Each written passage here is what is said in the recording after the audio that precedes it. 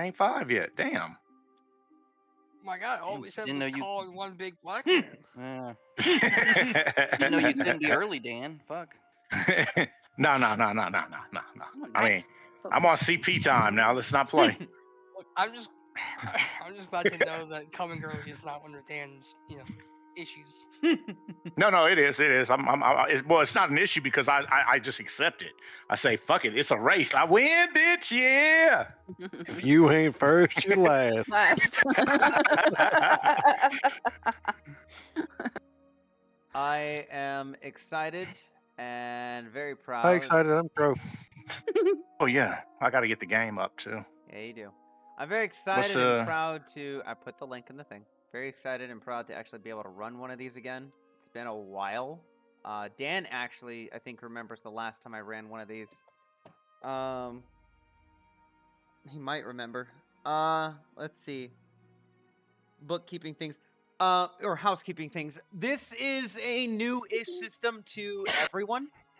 So we're all going to be learning this together. This is exciting. So chances are, if you have questions, I'm going to need some time to figure it out. I might just make a call. It's not a final ruling. Just have some grace. I'm figuring some things out myself. I know general ideas of how the system works, but we'll be flying this plane together as we're building it. Let's see. Dan, one thing that you missed that I was talking about in the journal section, so it's the 7th button from the top along the right side, you should see PF2E journals. And if you click on that folder, you'll see a number of things. The most important thing there is GM screen. This will give you access to any and all the rules that you might want or need. But if you want to really have a condensed version, you could choose player screen in that listing. And that will just give you everything from basic actions, skill actions, conditions, traits. If you want a suggestion, honestly, if you want to do something, just say you want to do it. I'll tell you what you need to roll. Don't try and figure it out if you need to. I can explain things as it goes.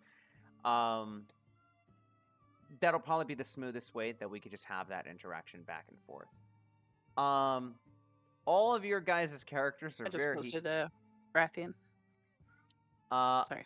No, you're good. All of your characters are extremely unique. Thank you guys for giving me the fucking challenge. Yes, sir. I appreciate and hate that at the same fucking time. The only characters I'm not super familiar with right now is Tyler's and Nick's, somewhat. I have an idea of how yours works. Nick, the thing I need to explain to you is that your animal companion will have a separate initiative, no matter what. Okay. And in order to command your animal, normally, I'm going to give you the normal rules first. To command an animal takes an action of yours, which you would then need to make a check against the animal's will DC to get it to do certain actions. Every action you want it to do costs an action of yours. Now, you, as a ranger, kind of break those rules a little bit, just as it is with most D&D characters. There's general rules, and then you break them. As a ranger, you do not need to make those rolls. Your animal companion has the animal and minion trait. Actually, so with that minion trait, I believe that means that your animal companion goes on the same initiative as you. I think that's something that does break that rule. Okay. I'm gonna double check here, but we'll figure that out. So in 2E, I could have had an animal companion for my ranger, but in 1E, I can't. That's fucked up. Okay, ignoring Dan. Minions are creatures that directly serve another creature. Your minion acts on your turn in combat. Okay, well there we go. You break that rule once too. per turn when you spend an action to issue a command. But I think with Ranger, that action goes away. Yeah. So what that does is when you use the command and animal action, it gains 2 actions during your turn. So this will replace the usual effects of command and animal where it's a 1-to-1. You get you use command and animal and it gains 2 actions. You also don't need to attempt a nature check. It just does what you want. Cool. it won't. There's no chance for it to not do what you want. Other than that, if your companion dies, you can spend a week of downtime to replace it. No cost, but you can only have one animal companion at a time. I know on your Chetamog it has an advanced maneuver called Scurry. You are aware you don't have that, right? Yep. Okay, cool. There's also not gonna lie, I put that in your DM, and I meant to put that into my other DM, but yeah. There's also support benefits. You ignore difficult terrain and greater difficult terrain from non-magical foliage. Support benefits need to be activated with a command the animal action. And it will use one of its own actions to support you, essentially, in doing that. We'll play that by ear as we go. Alright. Let's see. Any questions? I don't believe so. I was gonna Why did Iran create decide to reopen name. the close the Strait of Hormuz? Say again? I said, why did Iran decide to reclose the Strait of Hormuz? Ignoring Dan again. They got horny for explosions.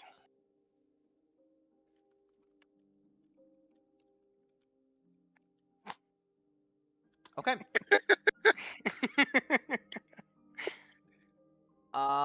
Sorry. You're fine. You're fine. Just adding in some notations here to kill you. All right. How are we feeling? Are you ready? We got like 6 rat brothers and sisters. I can just keep coming back. That's Remy, Rummy, Roomy, Dummy. I actually had a list of all the names somewhere. I don't remember where I put them. Think they're ready to eat? Yeah. Okay. Well then. Yeah. Sure. No, it's only 5. It's actually 5:09. 5:10 by my computer. Now it's 5:10. Oh my god, there's an arc fell down here. No. Okay. Are we ready? Yeah. No, I'm Crow. I appreciate you guys so much. Apparently, it's gonna be one of those kind of nights, Eli. Apparently. I'm gonna stop watching that stream. Okay. The coastal town of Sandpoint has faced few trials and dangers over the course of its 42-year history. But unfortunately, that's all about to change. If you don't want 3, put them up there.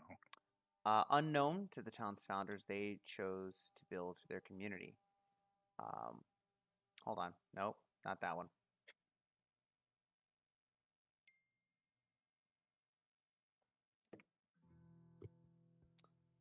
Sorry about that.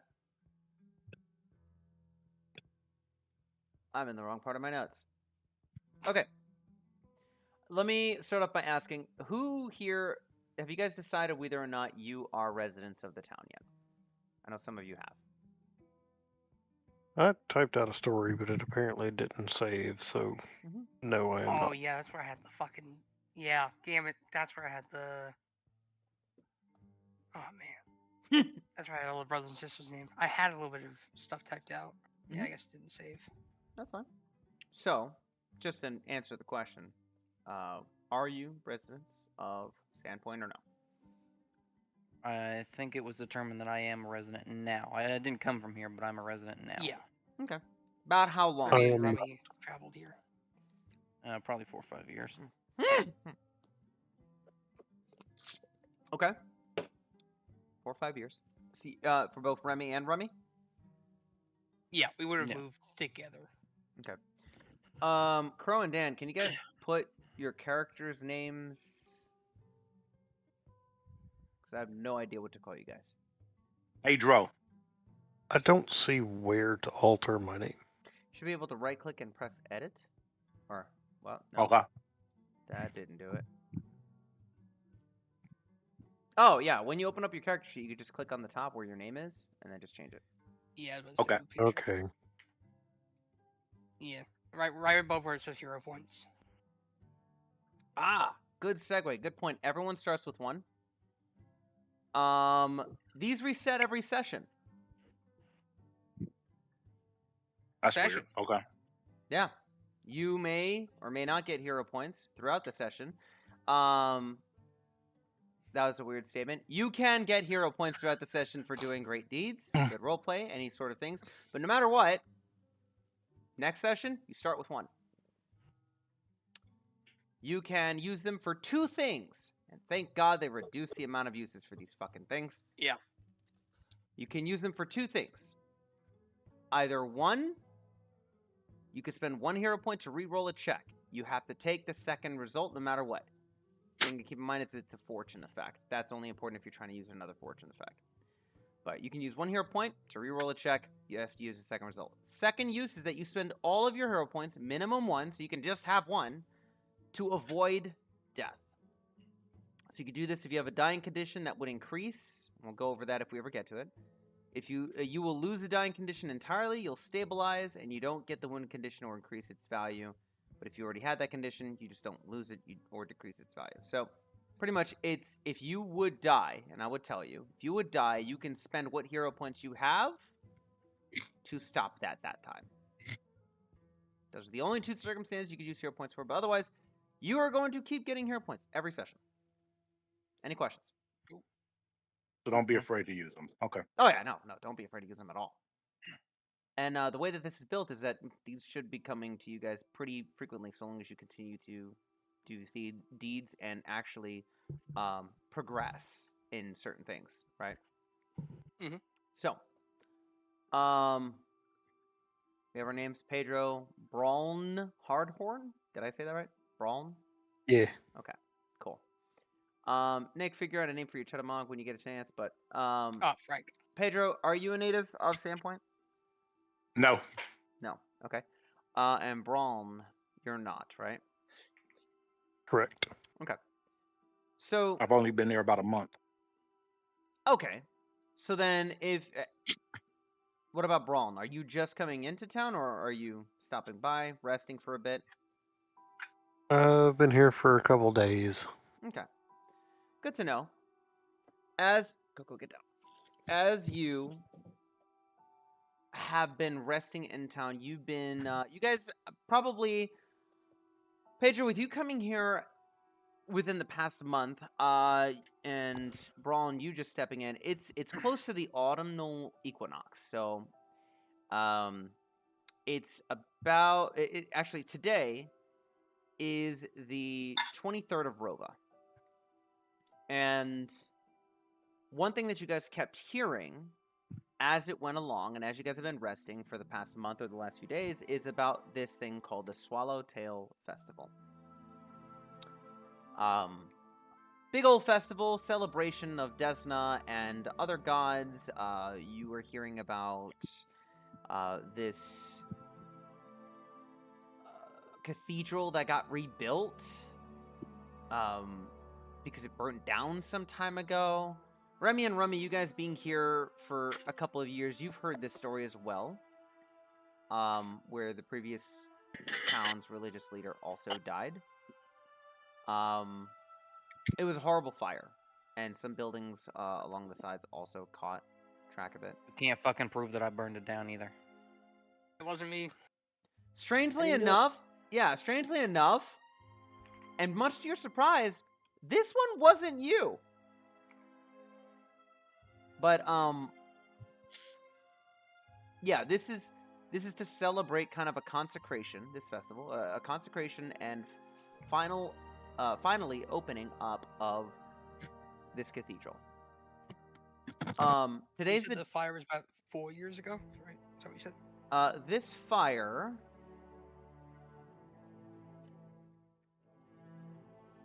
If I remember correctly, it was.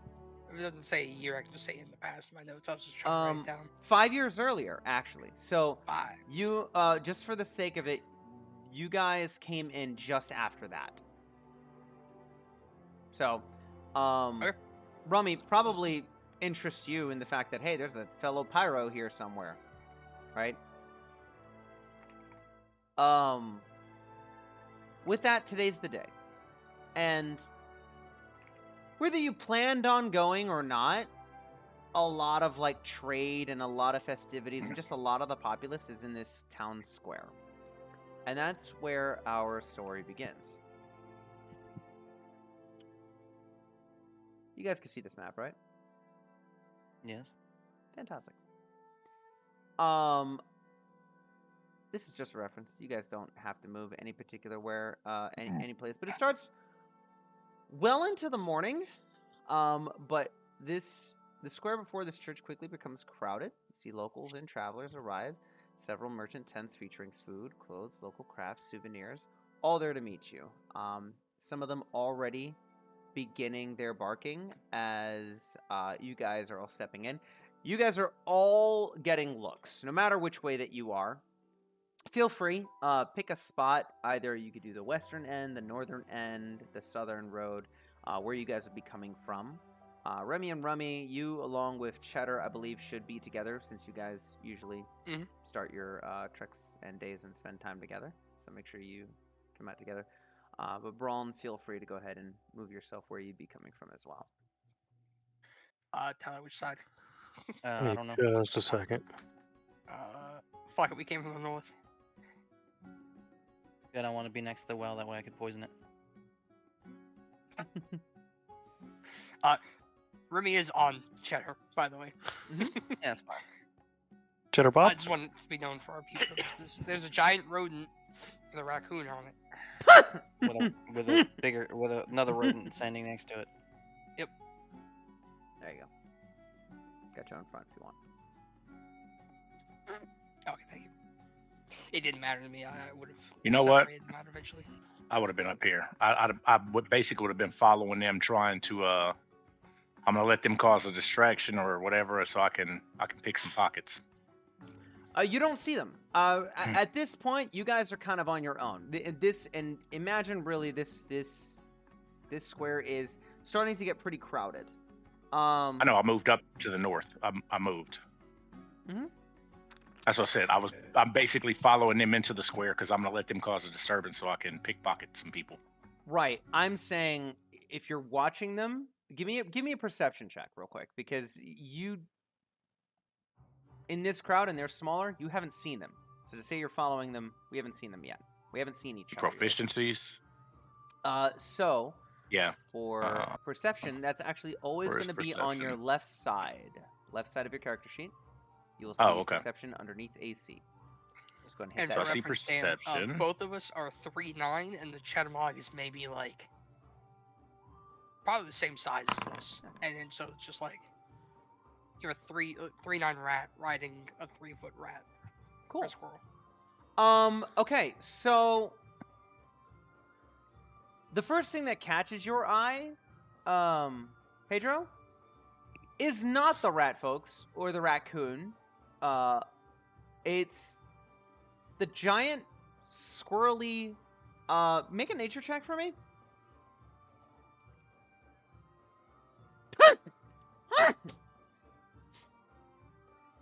They didn't have to roll perception. I'm asking you to roll nature. I'm telling you. Oh, you're asking me. Yes. I thought you said what they were seeing. And if nature, you're roll. Yeah. You don't know what it is, but it looks like a giant squirrel, like a big ass human-sized squirrel that people give a wide berth to. You see that first before you see the raccoon riding on it and the rat next to him. Since you're hiding, go ahead and give me a stealth check. Now, what I'm going to have you do for me is I'm going to make this a secret check, actually. And I have a feeling that you didn't understand what I was saying. I just followed them into the square because I was just following them because I figured that two walking rats are going to cause a disturbance amongst people. No, I understand. I was trying to determine whether you saw them or not in the first place to be able to follow them. Okay, so you're going to roll my stealth? Okay. No, what I'm going to have you do, because I'm going to get you guys used to doing this. When you go to your proficiencies, I want you to click the die icon for stealth. And where it says roll visibility, I want you to click on blind to game master. Blind to game master. Okay. Yes. Now I want you to roll. I couldn't even see my roll. Exactly. That's what that okay. means for you guys. This means if I ask for a secret roll or tell you that it is a secret, that means it is a secret to you. You don't know what you rolled. I do. And I can tell you. So tell me where to do that again. If you, on any die that you decide to roll, so if you go to proficiencies, and let's say you want to do, let's say survival, right? No shit, cool. Let's say you want to do survival. You're trying to make your way through the wild, but you're unsure of exactly where you're going. And I was like, all right, cool. Since you don't exactly know, we're going to have to see how well you do. Go and hit the die icon for survival. And where it says roll visibility, you would click on that and choose blind to game master. And I'm not going to be an asshole. I'd explain to you as far as why you wouldn't know the result until, say, like an hour goes past before you realize, oh shit, I'm lost. If you rolled low. If you rolled well, I would, of course, tell you what you found or what progress you've made. It's to keep the, I forget what the word is called, but it's to keep the impression that you will not have the intrigue. Yeah, you will not have perfect information all of the time until you see the result. Does that make sense? Yeah. Excellent. The mystery. Yes, exactly. Dan, you weave your way into the crowds, and you are watching and kind of following along. How far away would you say? How far back? I'd say about 15 feet back Sure. of them. Yeah. Okay. Until there's enough of a disturbance, like enough people are turning their heads to start looking at them and not paying attention. Sure, of course. To me, basically. Yeah, absolutely. Braun, what are you doing? You're kind of approaching in from the west side. You're seeing this gathering of folks. The festival seems to be well underway, but not quite. Some people are still setting up. People give you a wide berth as well. You are, as far as should. Yeah, as far as you know, you are the only Minotaur in this town that you've seen. I just heard the noise of people gathering and decided to come check it out. Sure. Yeah. Interestingly enough, you guys can all see what appear to be a number of games being set up, a number of foods. The scent of food in the air is almost intoxicating. People are either bringing already made meals. Some of them are cooking them fresh off the grills. None of this is quite open yet. It's about to hit that 8 o'clock in the morning feeling. But it's still quite a turnout, and it's very respectable. You can see the makings of some games, right? Kids are already playing. They're like hide and seek and tag. You see they're setting up for some sack races here and there. You do see that there's a weightlifting challenge, kind of different varieties with a cart. You see with hay bales. You see with just iron ingots. You see like a balance beam, some sort of like balance beam that they're setting up. You see a section for tug of war that's being set up. You see that there is a station for like puzzles and coloring and kind of like a cornhole type of thing. You know, your normal festive town event, right? As you guys enter in, the crowd starts to become a bit thicker. Again, quite respectful. Say again? Sorry, I thought I was muting. Sorry. Oh, you're good. Blended well into the crowd with what cover you're using. Pedro, you watch as this very odd trio of animals. What are you guys doing, Remy and Rummy?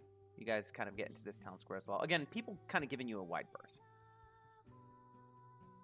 Even though people are giving him a wide berth, Rummy is still just kind of bitching and chattering. Get out of my fucking way, you smooth skins. Back up. Back the fuck up. I don't want y'all anywhere near me. Touch me with that smooth fucking skin. There is a child with matted, like, brownish hair that kind of approaches you. You actually recognize him. He was a kid that came to you about last week. Asked for some sort of help for his sick mother, and kind of just drops a small little pouch into your hand. Not afraid of you, Seeing as you're like snapping at the smooth skins, he just smiles, sniffles up a bit like a just snot that he has, wipes it with his forearm, says, "Thanks again, mister." Kind of pats Cheddar and runs away.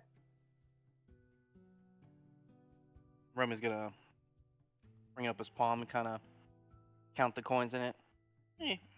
About All right, kid. About 3 copper. Feel free to add that.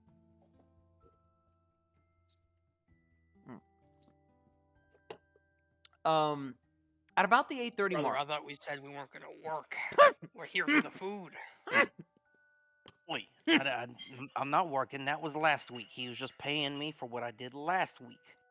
And it was money. You know how I feel about money. Yeah, okay. I heard there's supposed to be an all-you-can-eat kind of thing around here, so we need to find that.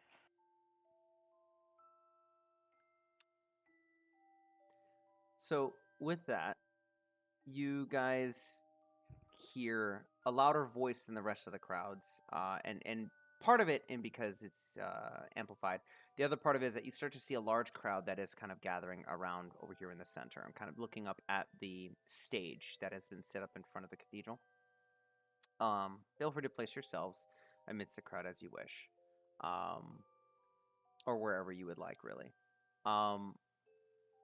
And are enough people not paying attention to me? Like, since there's a crowd gathering? looking around, you don't seem to have noticed anyone particularly watching you at the moment. Okay, I'm gonna try and pick me a pocket of somebody. I'm gonna like reach from behind somebody and pick a pocket. Cool. Excellent. Let me get a thievery check from you that is secret. Okay. While he's doing that, where is the meat cart? No, basically. cancel that. Yeah, we're gonna go ahead and place that right damn. down here with the green and yellow tent. Okay. Blind to game masters. Okay. Yes. Yeah, you go ahead and you slink your hand into a pocket of. Would you say that you're by the central crowd, or are you still up here? I'm no, I've moved down. I'm like I said, I was following them. So if they're in the central crowd, I'm not 10, 15 feet away from them. Okay. And where there's a couple people in between us, basically. Excellent. Yeah, you go ahead and you slink your hand inside of a pocket. You end up grabbing about 2 copper, along with a small polyhedral die, 8 sides, that seems to have like the sides of it rubbed off mostly, except for a 2 and a 5. Did I rob a fucking kid? No, looks to be Oh, okay, just good. a middle-aged man. With that, I'm gonna slide over about 10 feet. Yeah. Look, I may be a thief, but I have standards. Go ahead and give me another stealth check. That's secret.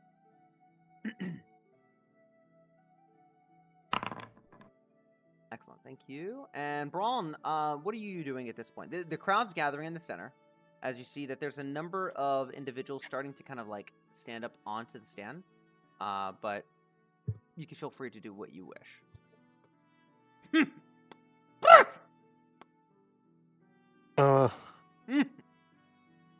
With that cart, with what it looks like it's got apples on it, would that be like a fruit vendor kind of thing? Yeah, Fruit sure. and vegetable? Yeah. Okay, I'm gonna go over there and pick up some apples and stuff to just munch on while I'm here. Yeah, sure. Waiting for everything to kick off. Are you looking for where it's like the all you can eat, or because there are some vendors here selling things as well? So are you looking more for like the all you can eat buffet type section?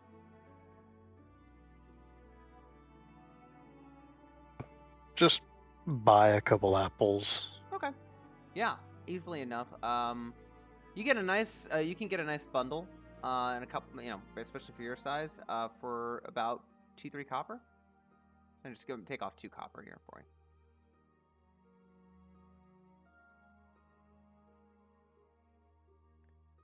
I'm trying to find this fucking. Does the Minotaur seem to draw more attention than the 2 rat folks or the 2 rodents? Yes. Okay. Yes. I changed my following target then.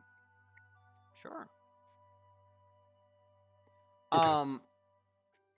At this point, you see what Remy, you guys recognize as Mayor Deverin, a auburn-haired, middle-aged woman, kind of more of a stout face, not necessarily square, not like a dwarf's, but she's short, stout, wears more reserved clothes, if anything, but she's, always been friendly that you've gotten to know her on. She has actually come to visit you guys a few times, especially in your first beginnings here. Partly because in making sure of who you are, who's entering your town, what's going on, things like that, but also in getting help as well for your tonics, having heard of your deeds and work so far. So, usually friendly disposition. She usually also tends to, along with the sheriff, dissuade people from causing trouble with you guys. So she's been a good person for you guys. Oh,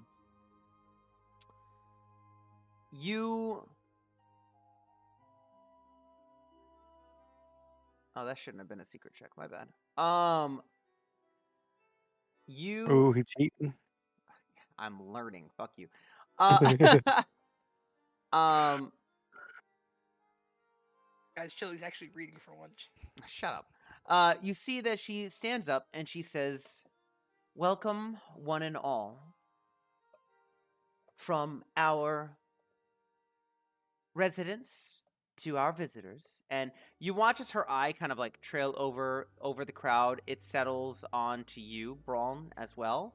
Her eyes kind of like widen just a little bit, like in a little bit of surprise, but she quickly like just recovers and she goes, and she's kind of looking over everybody and she says, "I couldn't be more excited to express my thanks, to express gratitude for all of our workers and laborers that have spent time on the cathedral, to all of our acolytes who, despite not having a home for many years, have made it their duty to continue to bring forth the different religions of our coast and to bring hope for those and our residents of Sandpoint. And I couldn't be more prouder of our hard workers like Lars Rovanki, our tanner, who we all know is a workaholic, to tear himself away from the tannery to attend." You see that there's some chuckles throughout the crowd. And she says, "I couldn't be happier to welcome everyone to the Swallowtail Festival and to continue festivities that have stopped after that horrible incident.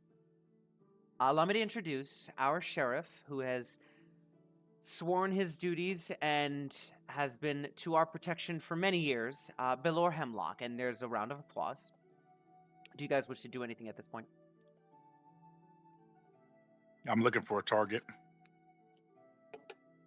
To steal from? Yep. Okay. I assume Remy and Remy made it to the food cart. Yes. Oh, yeah. However, they're still making preparations. They do greet you.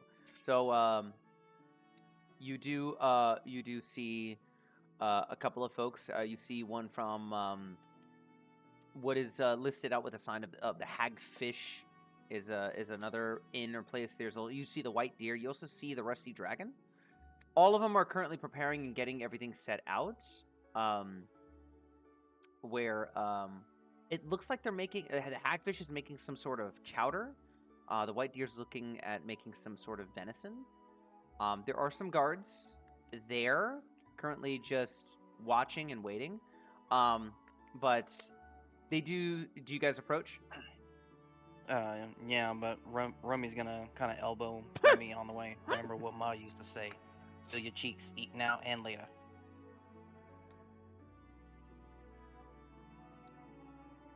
You see just a big grin creep across Remy's face.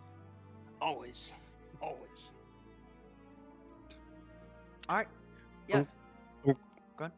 I'm gonna hang back at the back of the crowd to avoid any undue disturbance. Sure. Okay.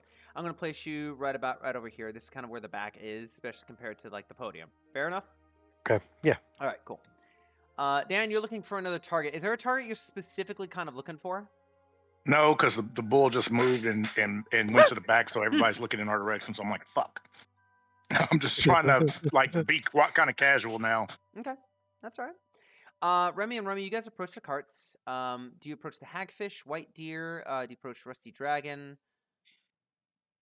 I say white deer for that venison. It won't matter to Rummy. Yeah. Oh. You approach the white deer, and it's currently being manned and set up. There is a woman that's currently getting all the table, like getting some of the tables ready, and then putting covers on some of the food. And she looks at you guys. There is a you don't frequent the white deer often, but there's just not a there's an immediate reaction that you guys are already used to of just like a surprise, and then a recuperation of just like yes, and it's seeing something you don't expect rather than a normal human, just to put it there. She goes, "Oh, hi. The food won't be ready until about lunchtime. Would you like a sample?"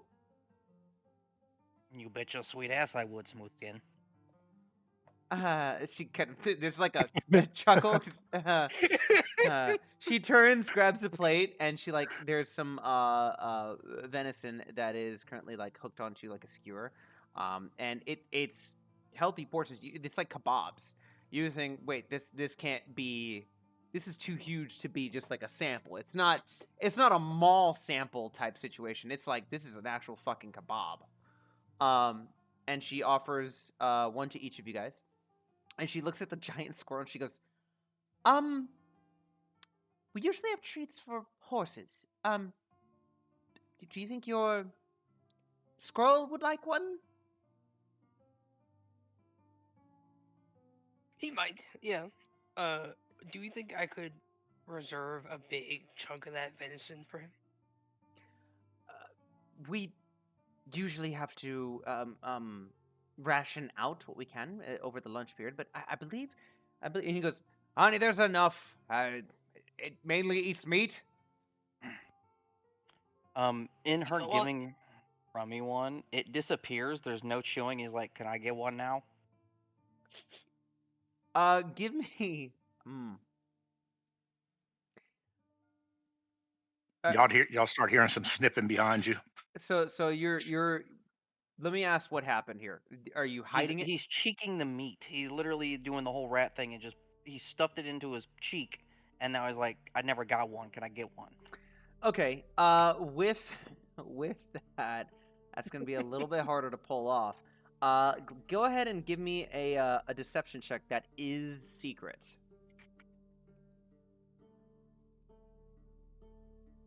As he's doing that, my character just walks up.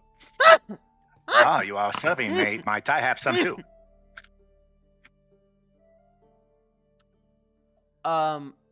She looks at you, looks down at the plate, starts counting.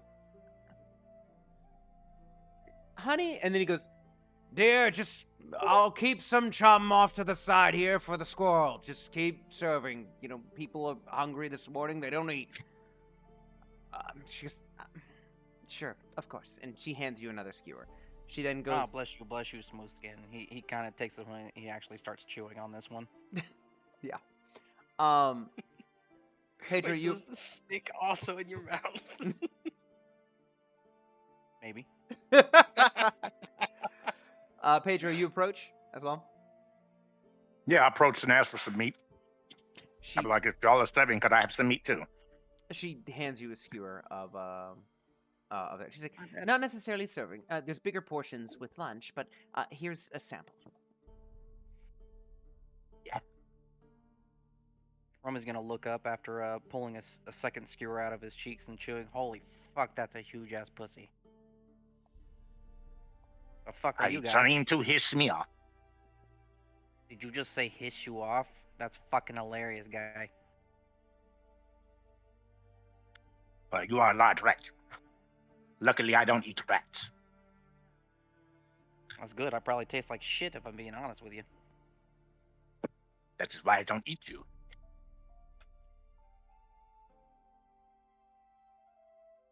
Me, on the other hand, I'm not exactly particular. I'll eat you fresh, rotten, cat, bird. Don't really care. But, what the fuck are you? I am Pedro. The fuck is a Pedro? Pedro is me. I am Pedro.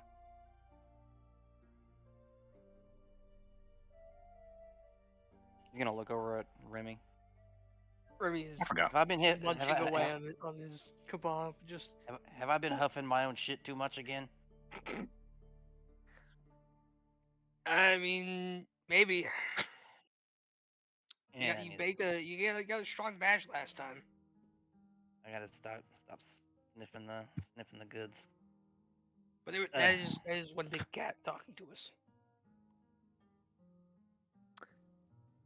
This meat fuck, is good. You saw the side of beef in the back, right? That motherfucker's huge. He's very good for distraction. Till he I moves. glance over and just chuff. The people around you, Braun, kind of like jump. Oh, they kind of like give another like 3-4 feet of like just burst away. You see, excellent for distraction, but he moves. He wants to hide in the back. It's with this. Sorry, go ahead. I go. was gonna say Remy gets another elbow. You think he'd be fucking offended if I went and found a slab of beef and offered it to him? No, I think you're fine. You probably laugh at it. With that, If not, I get to watch a funny interaction. I think you will hiss him off. And he is very large. You might not want to hiss him. With Pedro talking, Romy's gonna stop and be like, I swear he's fucking saying hissing him off. And if that's the case, I want to beat this guy with a fucking brick. Anywho, I'm going to go find a steak. I'll be right back.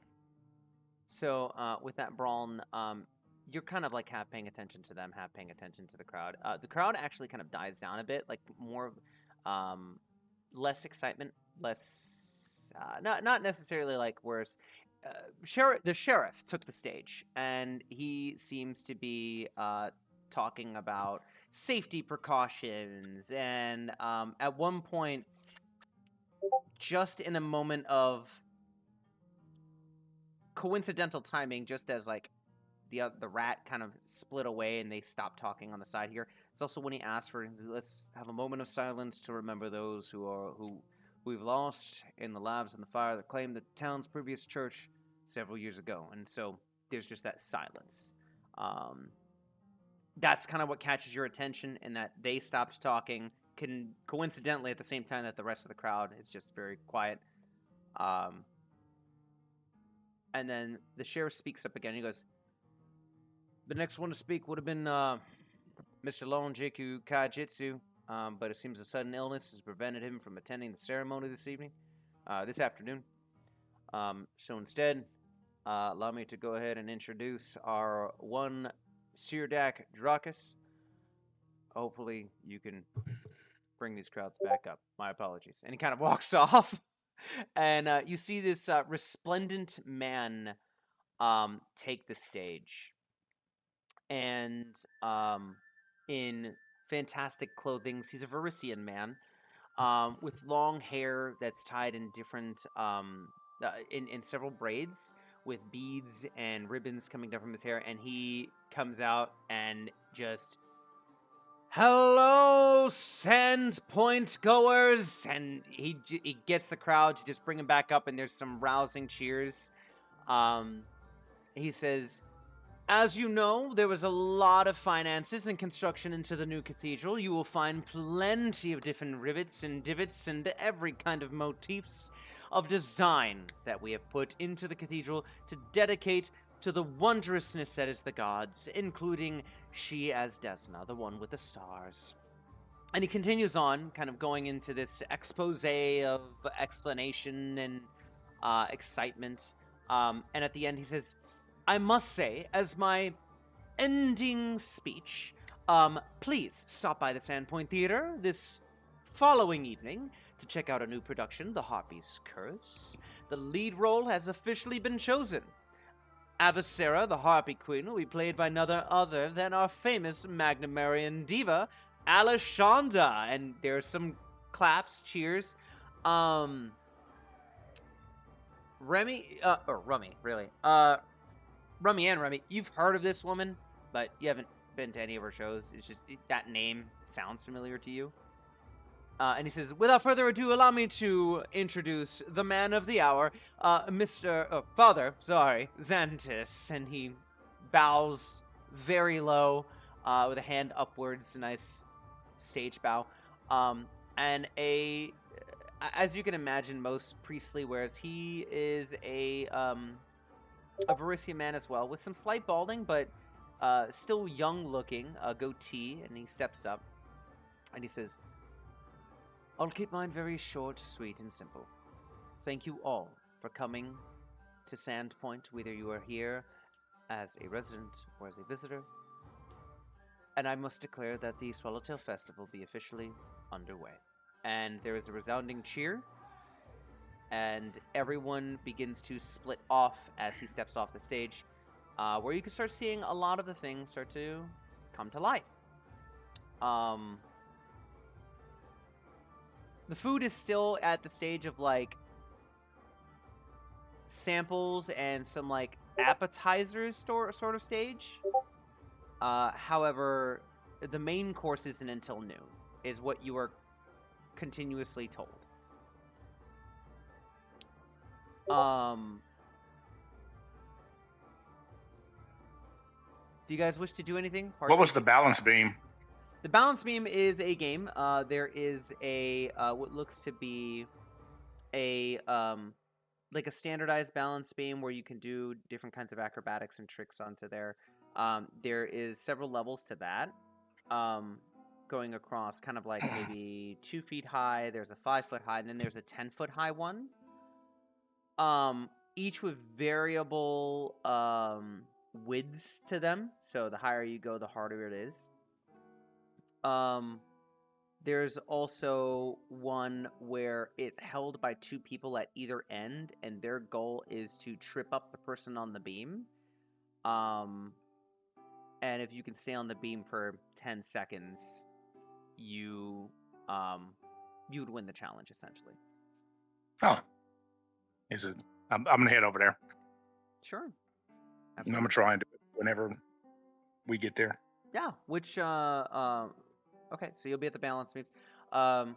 Braun, Remy, Rummy. What would you guys like to do? Remy's waiting for Rummy to get back with his piece of beef to hand to Braun, just to see how much of a shit show this turns into. Okay. Yeah, you do find a cart. It's not from any of the 3 main named inns, but you do find where there's like a piece of beef that you have as a sample. And with that, he's immediately just gonna. Whoop. Yeah. And the Minotaur is gonna feel a tug, probably around his thigh.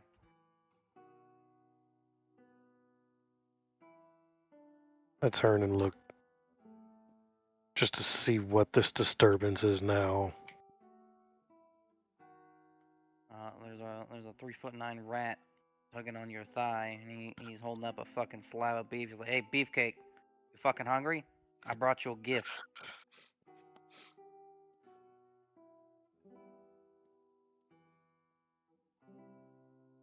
I stand there completely flabbergasted at the audacity of this minuscule little object trying to make a joke at my expense.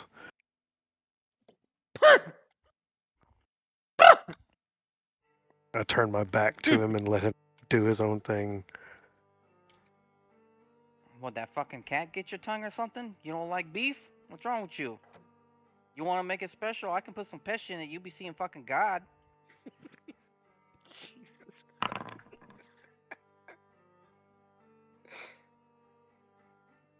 Well, fuck you then. Free fucking beef from me. And he stuffs it into his cheek. Come on, Remy. Let's get the fuck out of here. This guy's no fun. What do you want to do? You said I can't work, so I ain't gonna be slinging, but I don't know what the fuck to do around here. These people really ain't my kind of folk. You get along with them better than I do. Sorry, dog. Just fucking jumped up. Hey, can you not? Thank you. I was about to unmute, and he decided I'm gonna jump on the fucking table. Yeah, I didn't want you to work here because I knew you get distracted by it. I'm just saying, there's a lot of people here. I could be slinging, tonics. I could be slinging pesh. You don't know what these folks want. The guards are also here. It's not worth the risk. Ah, come on. It's not gonna be like that one time with the 5-year-old and the pesh. It'll be fine. We just had like a 12-year-old walk up to us, dude. He was paying for legitimate potion, okay? It's fine. Fine. Don't be selling in front of the guards. Deal. Alright. Define selling.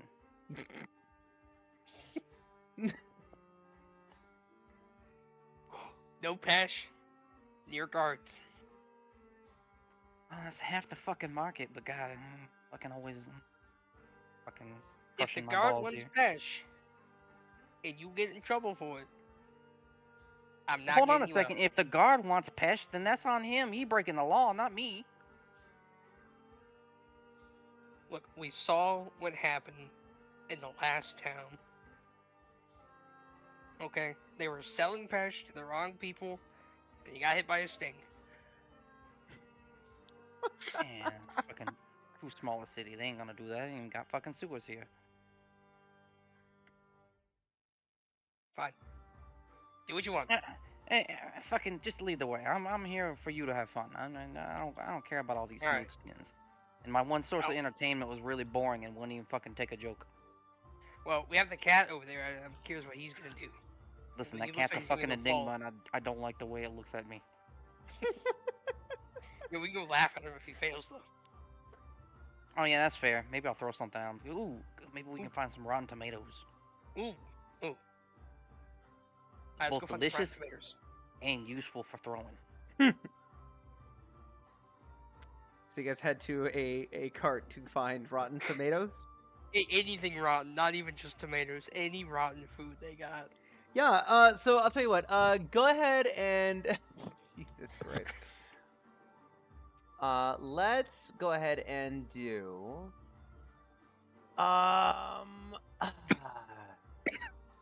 Let's go ahead and do a diplomacy. Both of you. This is not secret. You are going to clearly see what your result is. So, this is not secret. Alright. Fantastic.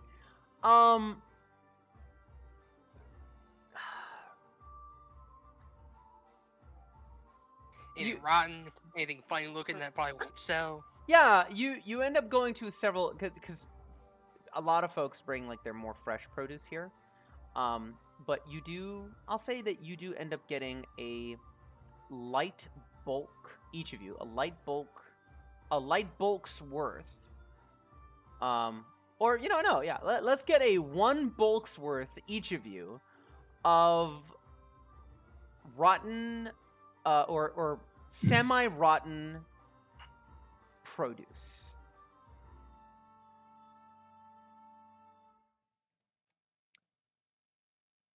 And so, yeah, let's go and you can add that to your inventories. So it's a bulk worth. It's a nice little sack that you've collected across several tables and stands. My question, Eli, is could I hear them earlier talking about drugs? No. Okay. I'm just gonna do. There's a sack of rocks somehow in the consumable section, but I'm just gonna mark it as treat unique and then just put in a bulk of. Yeah, that works. Yeah, since you've already determined you're heading over to the balance beams, and with the amount of crowd and just bustling that's happening, their conversation is just theirs. Yeah. The drugs are the only thing I was wondering if I heard about. I didn't think I heard about this. No.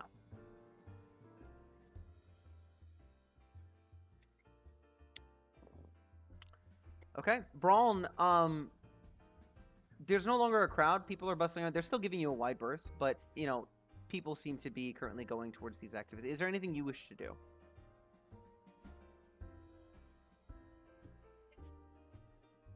What kind of strength activities are there? I don't remember what you said. Yeah, there's weightlifting challenges. There's tug of war as well. Those are the main ones. There is a tossing challenge, where it involves there is a variable, about 3 different options of just a weighted sack.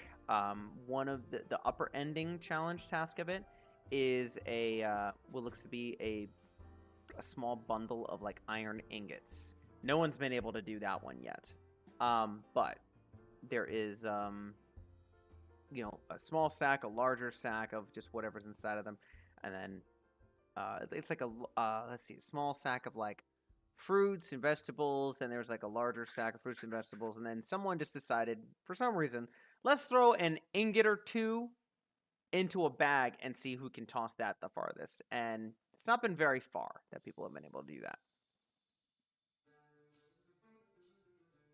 I'll do the toss. Which level would you say you want to do?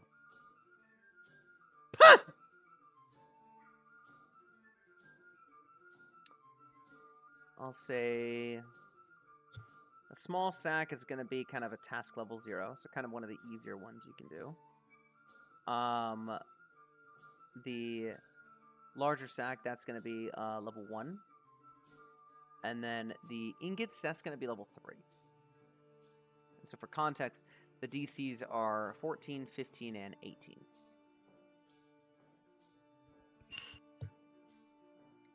Okay, I'll send it for level 3. Okay, fantastic. So this being more than just brute strength, we're going to throw athletics into there so that there's a bigger bonus there for you, right? Using your athletics, that is your +7. Go ahead and just roll a athletics check there for me.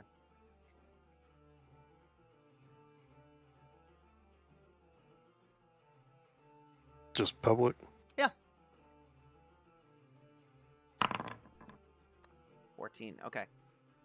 You toss the sack, and it goes about 4-ish feet. Further than anyone else has done, but not as far as you know you can throw.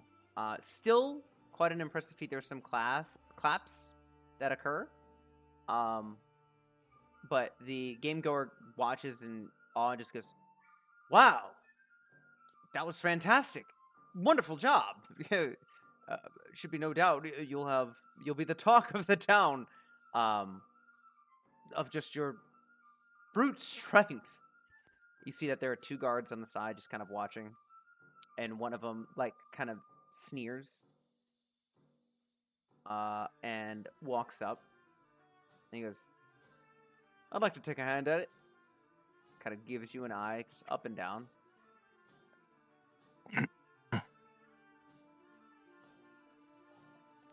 And so he will. Where is the? Here it is.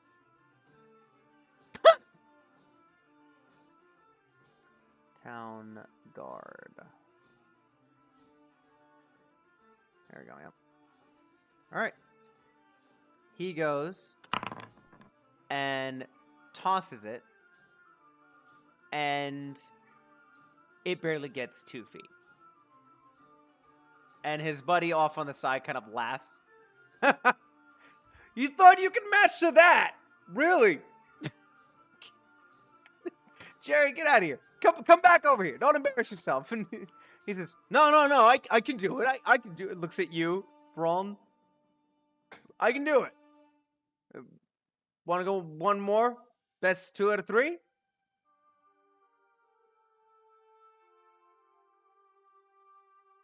I chortle and then reach my hand out.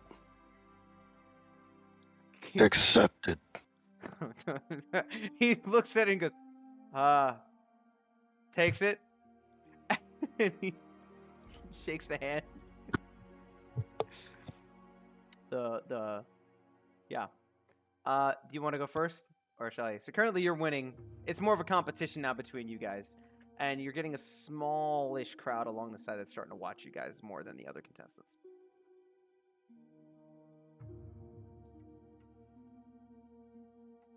I'll allow him to go first. He goes, all right, modest. I see. And he goes, and he throws it, and with a spin, he tosses it, and it's only a little bit off trajectory, not fully straight, but he tosses it, and he actually tosses it almost to the 6-foot mark.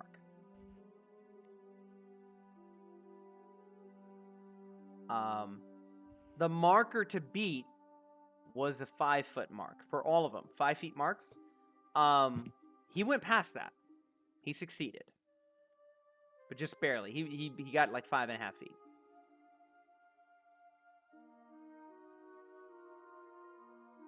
Okay, so my turn. Yes.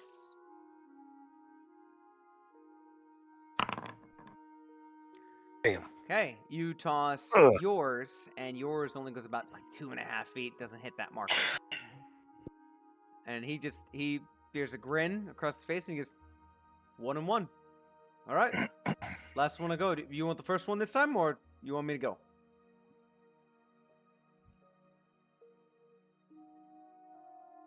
I slightly bow my head. Go ahead. He goes, all right. He does his spin again, and he tosses it.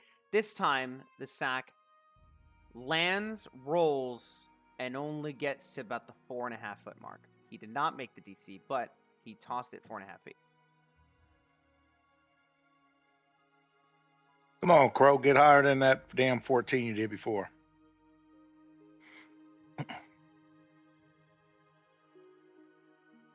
I mean, hit the correct thing. There we go. Yeah, there you go. So he That's what I'm tosses talking it, about, bro. and you know how like when you play cornhole and you like smack someone's the other sack like right where it is, you toss it and you hit straight, but end up pushing his off to the side. You hit that almost 6-foot mark. You're just a little bit beyond. But in this third round, you definitely won and pushed past that marker. And there's a cheer from the crowd that's around you, kind of clapping. And he says, oh. And there's like just a sigh of frustration, but he like turns, offers his hand, and he says, good game. I didn't catch your name. Mine's Jerry. Oh.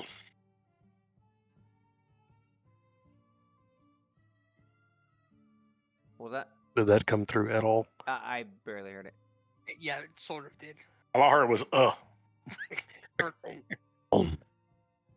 I heard again. I guess my mic's not picking it up. Brawn. Brawn. There you go. Okay. This is kind of like Brawn, but with an L. Okay. Nice to meet you, Brawn. You be good now. I gotta get back to my duty. And he goes over and he's like, Christian, you fucking idiot. Stop fucking cheering. Let's go. We have duties to attend to. And he's like, all right, you almost lost a big Minotaur with no surprise. Fucking, he just starts talking shit to his friend. But yeah. With that, Remy and Rummy, you guys have 2 sacks of variable amounts of vegetables and tomatoes. Vegetables and fruit. Get back just in time to see Pedro's turn. Pedro, which activity of the balance beams do you want? You want to go on the lower one, which will be task 0, higher one, the slightly higher one, the medium one, which is task level 1. The highest one is task level 2. The moving one is the highest one is going to be, yeah, that's going to be task level 2. The moving one is going to be a contested roll. Okay. How much can I get for going to any of them?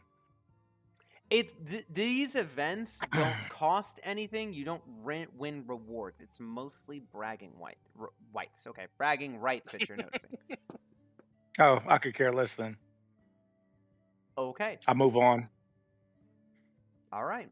Remy's gonna throw like a rotten banana at you.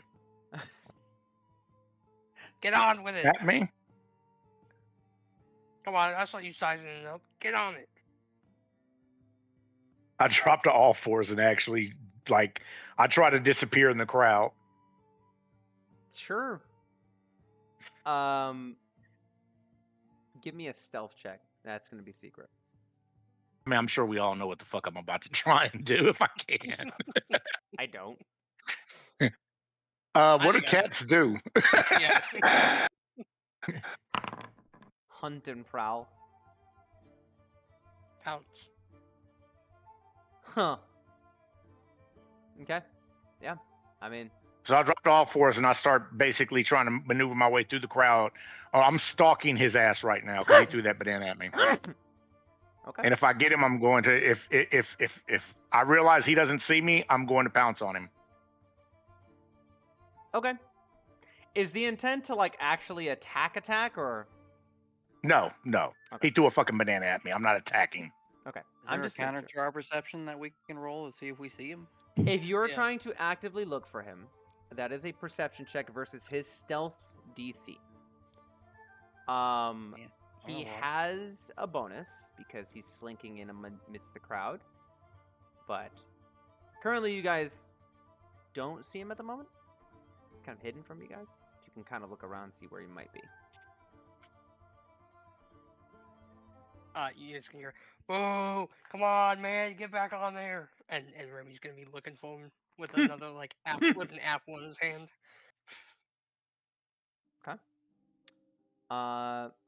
If you guys are looking for him, feel free to go ahead and make a. Let me know how much time I need, because then I'll tell you what I do. Yeah, I can tell you in just a moment. Secret or non-secret? Yeah, that's Y'all are having me fucking. I would say make it secret so that I don't know what you roll. Well, so hold on one I second. don't know what I roll, but yeah, Give me a second because. I don't want to know if I had a great ass roll. Like, ooh, got your ass.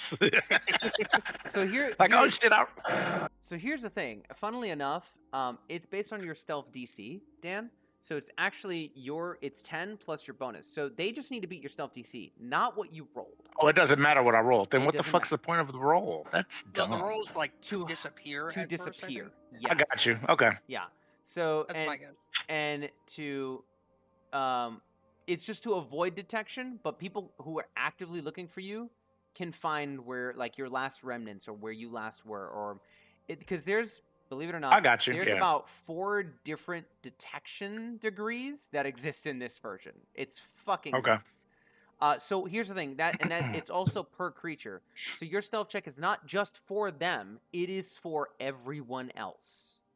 Gotcha. Right? So while they have their perception roll to beat your stealth DC and they could beat you, you would still be hidden or undetected by other people. Gotcha.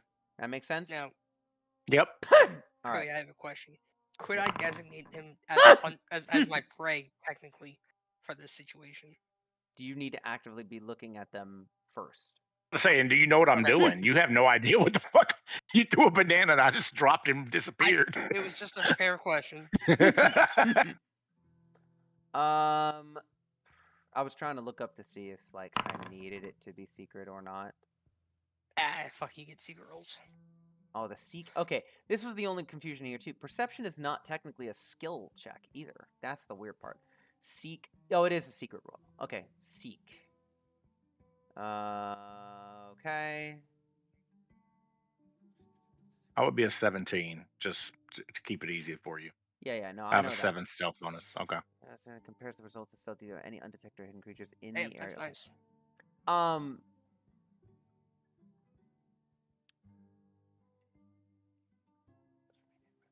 So with the crowd,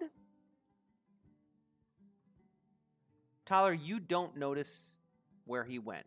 Nick, you catch sight of him for a split second amidst the crowd. He's moving, but then you lose him again.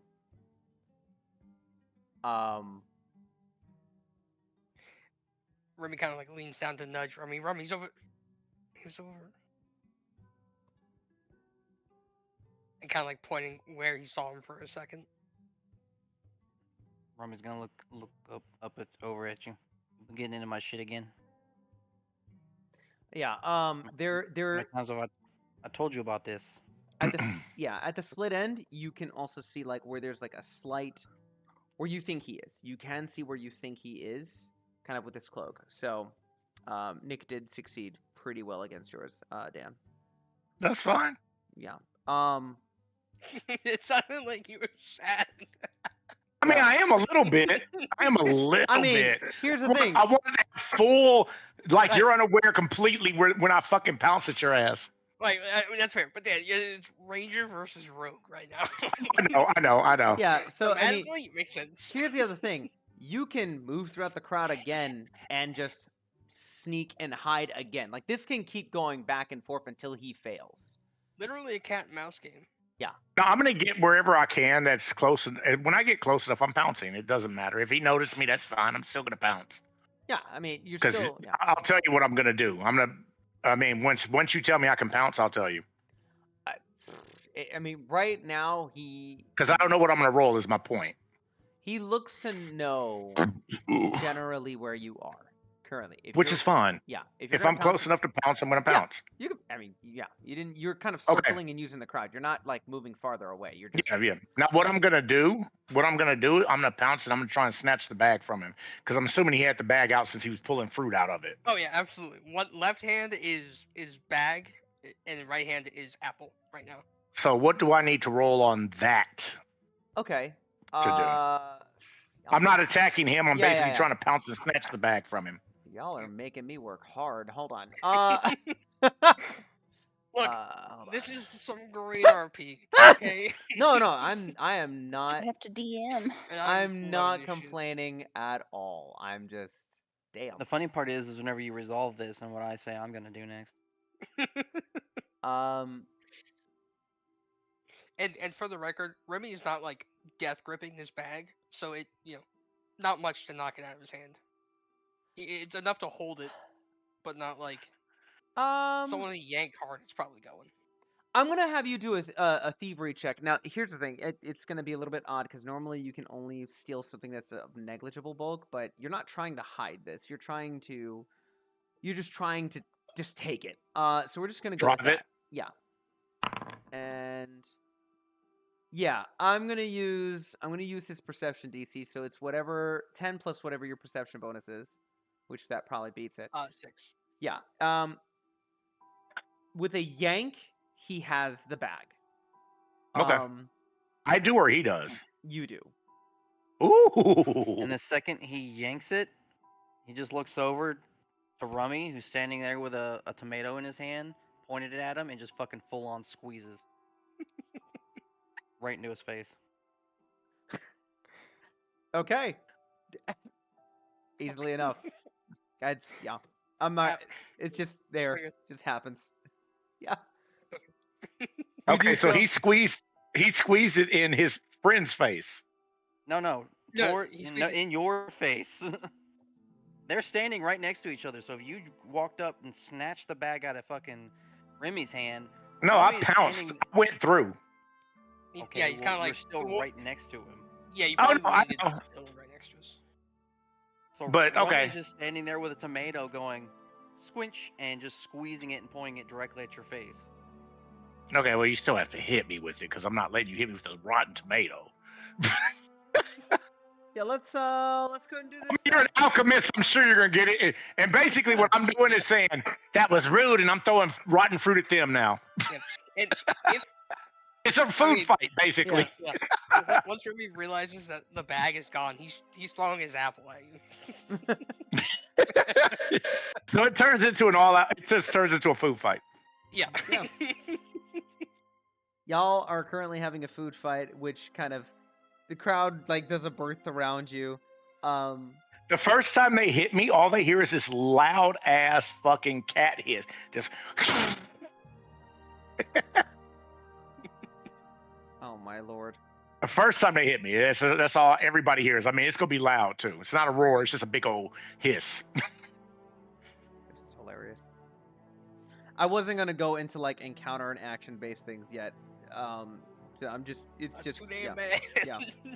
No, I'm saying like that way we don't go into the weeds too much with the order. We'll get into plenty of I that see. when Basically, we're just all gonna be stinky and covered in yeah, rotten exactly. food. And Hopefully we're all three laughing because I'll be laughing after the first one hits me. at a Yeah, certain Remy's point, really, like nudging Remy, like he gets it now. yeah, at a certain point, the two guards, Christian and Jerry, kind of walk up and they monitor and watch for a bit, just to make sure like this is not a fight, because it's hard to gauge, right? It's like a bunch of animals doing this, but it's at the same time like it's odd to judge. But they see the laughter and the tension. Like Brawl, you can see the tension that's with them is gone. They're just watching. And there's more of just an annoyance of like, there's gonna be a lot to clean up. This is gonna suck type shit, you know? But at a certain point, Christian does walk up and he goes, all right. We need to at least keep some grounds clean in some ways. Let's not make it too much for our cleaners to do. Remy's gonna reach into Remy's bag and just to see it's empty. Alright, fine. You see, and kind of within a matter of like about 10-ish minutes, you do see like some of the food starts to get cleaned up and everything like that. But, yeah, no, it's there. One thing that catches your guys' attention. This goes, whatever you guys want to do, and all these events, they go on until about noon. And you see Father Xantus again and his acolytes. They start to wheel a large covered wagon into the square, and he takes the stage again. And while not a crowd gathering in the center anymore, people do pay attention to him, and his voice resounds loud. Again, something amplifying his voice.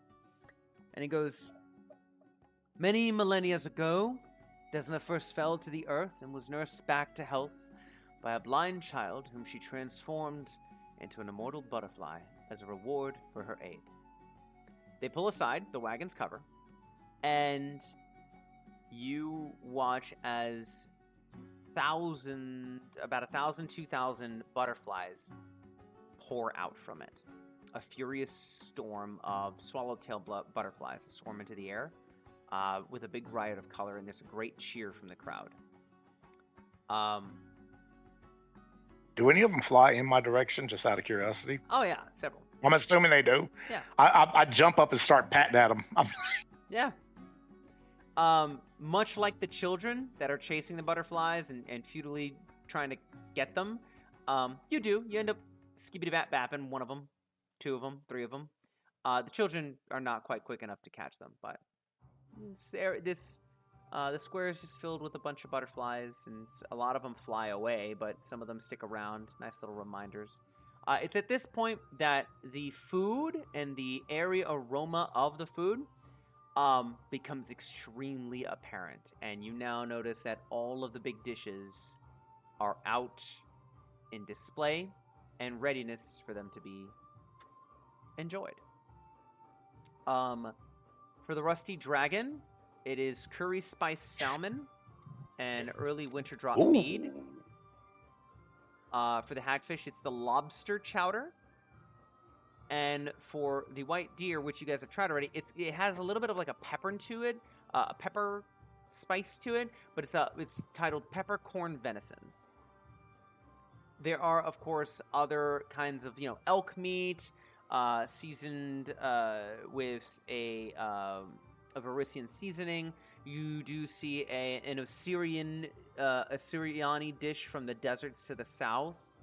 You see a Kadiran dish again from the nation of Garand, from another traveling peddler, but the food is there and very much apparent and ready to be enjoyed. I take it you all enjoy the food, of course. It's lunchtime. Oh yeah, Remy's going back for that big chunky reserve. Yes. Mac and cheeks. There is it's separate from like the venison itself, but it seems to be a bit more runny and more like chum based, like based for animals. He does pass them out for some dogs, and so he ends up getting out a huge chunk of that for you. For I run to the salmon cart. Remy's gonna grab some for himself as well. Hey, Remy, you got any of that spice that you brought from home? He's gonna pat various pouches before he pulls out a small one. Smell it before you actually sprinkle it on there. It might be arsenic. I'm not 100% sure. That's fucking crazy. It'll be fine. And then Remy's gonna go to like start sprinkling it on, and he goes, and he looks at Cheddar. Alright, I think it's good. And then sprinkles some on.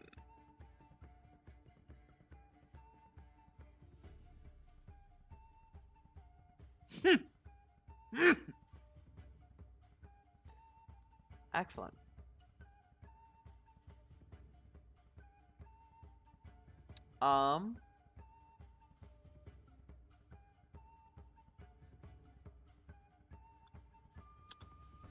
Interestingly enough, so the man that serves this is a Shawanti man, usually somber and quiet. He calls out to his wife to help out with the serving of it.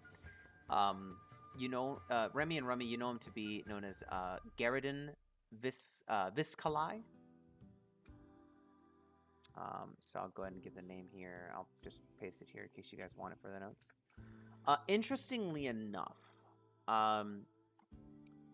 when the church burnt down 5 years ago, so was his inn. And so his new inn is a new grand affair. So this is kind of huge for him as well. But yeah, no, if you have any questions on that, let me know. He does call out and he says, we do have room and board, right? Just as easily matched by the Rusty Dragon there. And he goes, he seems like having trouble getting the words. He says, there's some modicum of protection. We're nearby the stables, too. Makes it easy for your squirrel. What is that? And he looks right at you, Remy. What is that? What do you call that?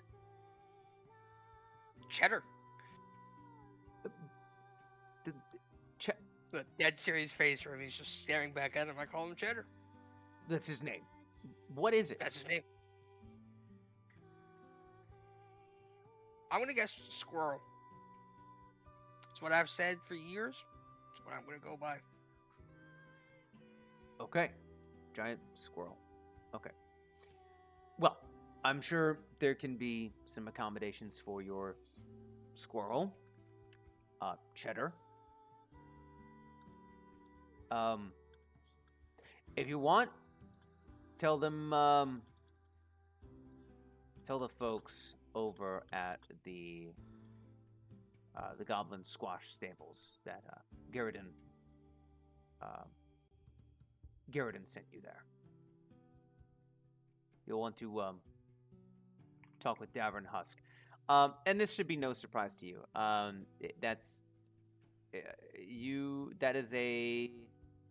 The Goblin Squash Stables is actually well known as one of the only stables in town. And it's owned by a particular hunter there, a retired hunter that absolutely hates goblins. Like, if only the name didn't give it away. yeah, 100%. The sign above that you recall, the door, it's one of what you would know as one of the greatest fears of a lowly goblin, pretty much being trampled underfoot by a horse. Because goblins fear horses and dogs. And over the entrance to that stables-covered barn is like just a collection of goblin ears that are preserved and nailed to 3 different rafters. Each with like the goblin's name burned into the leathery flesh. So,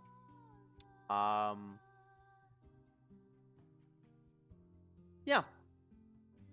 There you go. Cool. Got that written down. Yep. It doesn't take long before it becomes very apparent that the curry spice salmon and early winter drop mead, that is easily overshadowing the other offerings. And thankfully, even though that is super popular, it's not they're not running out anytime soon.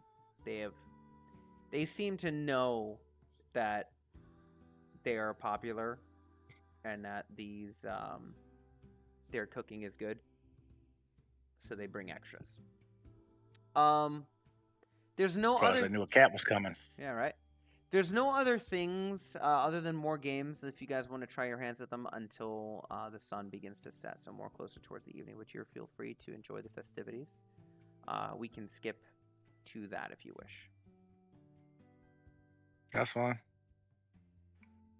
I mean, Rummy. Are there any other go. beast folks around us at all, by the way? Beast folks? No. Okay, just the bull, Yeah. who's not partaking. I mean, Braun? With us, I mean. With Well, us, yes. With Yeah, us. Braun, what would you say you were doing for the rest of the festival?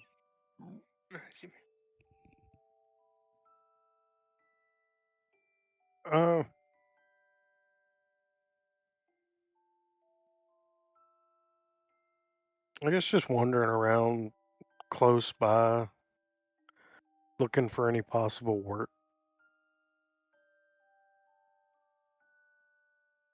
Okay. Yeah. Easily enough, you find that people need to move wagons, barrels,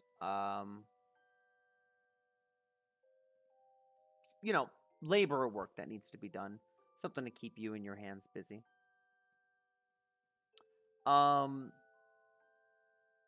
Okay. Well, finally, as the sun begins to set, you watch as Father Xantus begins to take the central podium. A good portion of the crowd starts to collect into the center. Do you guys do so as well? Hell no. No? Where would you be? Ooh, you brought me some, Still at the some food cake. cart? Thank you. Say again? Packing some cheeks. Still at the carts. Packing It's some carrot cheeks. cake. Mhm. Thank you. So I'll place you right back over here with these food carts. Is Remy with them? Oh yeah. Okay. Remy and Cheddar. We don't go far. I'm tagging along with them. And Braun, I you're like still- my reckless little friends. You find that there's a lot of movement and work with the food carts, Braun. So I'm going to place you over there as well, okay? Understood. So, a sharp retort, like the crack of a distant thunder, slices through the excited crowd as the sun's setting rays paint the western sky.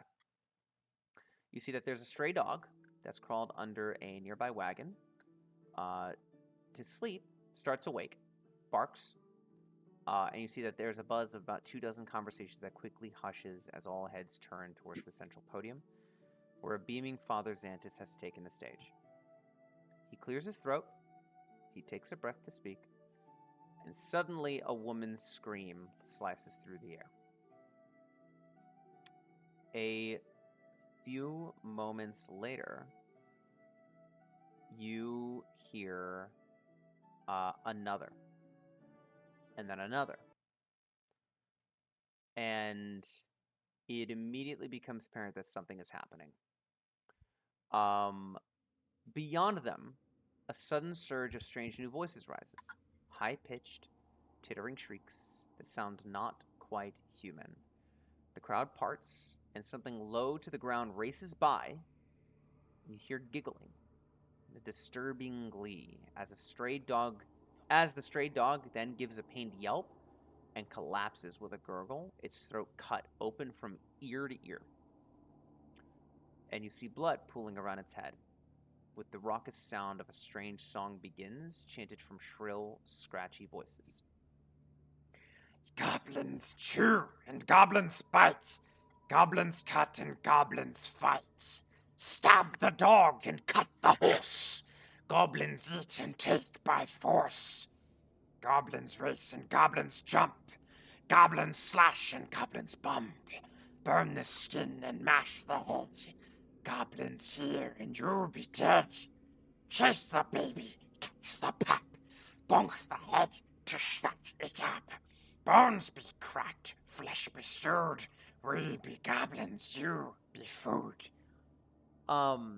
With that, I need all you guys to go ahead and roll perception checks for me real quick.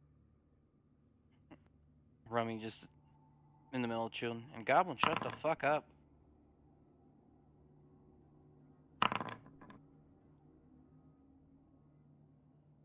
I'm too busy in my fucking salmon coma.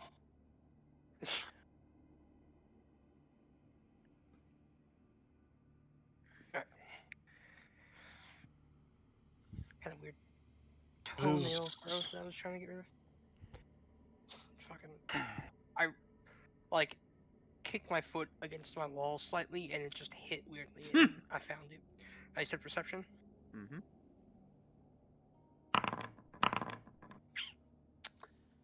Oh, Crow and Tyler, Roll well. you guys see that now hiding at the wagon's edge, a single goblin, licking the blood from its dog Slicer, is looking excitedly at the crowd. And you're hearing chantings, chitterings, excitements, and just as goblins start to appear here and there on roofs, amidst the wagons, in the trees, chasing children. At which point, you guys watch as 3 goblins appear on a wagon letting out just doing some sort of just rambunctious war cry, and causing ruckus and being the nearest ones that you can see to deal with. The crowd is going crazy and starting to spread out and panic. At this point, I'm not going to have you guys roll for initiative. Here's how this works. There is an initiative button right there for, let me see. Oh, that's weird. How's this going to work? I can do... Why do I only have 30 feet fucking movement? I thought I was running an animal, which gave me a bonus. Do I do this? Oh, there we go. Excluding minion cheddar from initiative. Oh, that's cool! All right. That's fantastic. Oh, and Tyler, don't forget to get rid of the bulk of rotten produce since we threw it all. But I got a free bag. Oh, you can keep the bag. All right. If you guys go ahead and open up the encounter window, says encounters on the in the second tab, you should be able to click on your initiative button.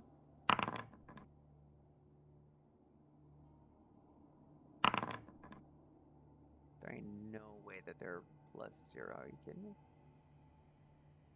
Wait, is that real? Baby Is what real? goblins. so am I hitting initiative? Yes, on that encounter button there. Yeah, their perception is 2, so.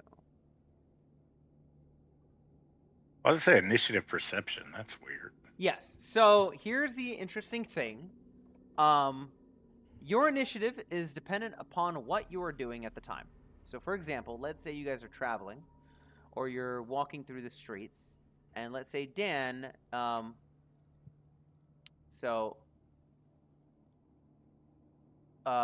Everyone should have started with this with no weapons drawn at this point because it's. I was trying to That's look okay. at something and Yeah. accidentally drew it. So. That's fine.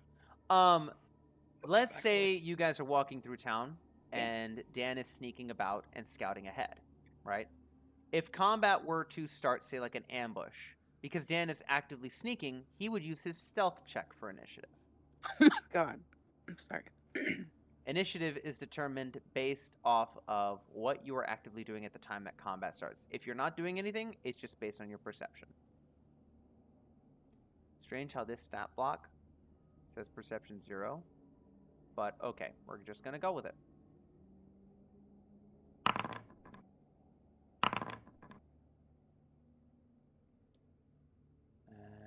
As such, I'm gonna guess I meant +0 okay. and it just got fucked up. What? Yours? No, you said the stat block said 0. Yep. I'm just gonna assume it's meant to say +0, not 0. Oh yeah. Okay, so Tyler, you're the first to go. How this works, guys? You have 3 actions and a reaction every turn. So do your enemies. Each of your things that you can do with your character is dependent upon. It tells you how many actions that it takes. Drawing a weapon, for example, takes 1 action. Striding up to your movement takes 1 action. Striking takes 1 action. You will have several different things that could take 2 actions or 3 actions, depending on what you want to do. But, Tyler, with that, what would you like to do for this round?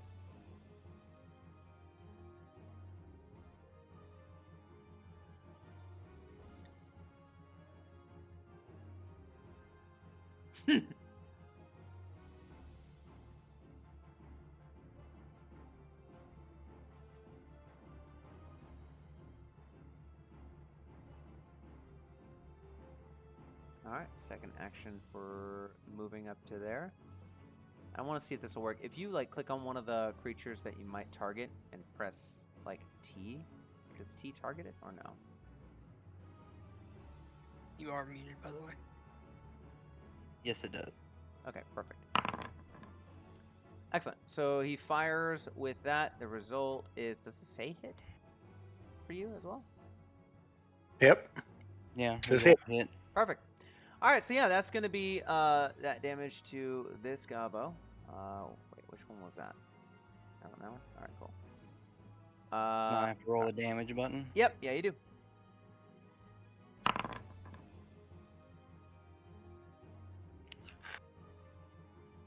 That was a Perfect. draw, a move, and a strike. So that was all 3 of mine. Yep, correct. And that's your turn. Now it is. Oh, I gotta go to the restroom, so hopefully just keep track for me and I'll be back as soon as possible. All good. The hand crossbow fires and hits that goblin, smacks him right in the shoulder. He goes, "Ah!" Kind of looks towards you guys, hisses. This one here kind of like took a sec. He's stuffing his mouth. He's taking like 2 actions now to just stuff his mouth filled with like fruits, vegetables, kind of like jerky. Strangely enough, the cart of vegetables, I said vegetables, sorry. The cart of vegetables, box of vegetables, not being touched. He's just taking meat, fruit, sweets, just everything into his mouth. The last action he's going to take is he's just going to pull out a short bow that he has, look at you and go, mouth full of food, you can't understand what the fuck he's saying. Nick, you are up. Okay. I'm assuming dismounting would be an action. Correct.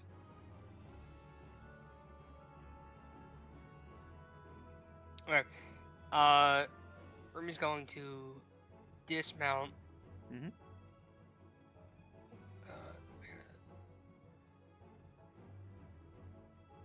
Yeah. Trying to. Did you tie them together or something? There you go. There we go. Okay. I guess, yeah, it was being weird. I'm gonna draw my longbow, and I'm gonna fire Okay. at this one. Okay.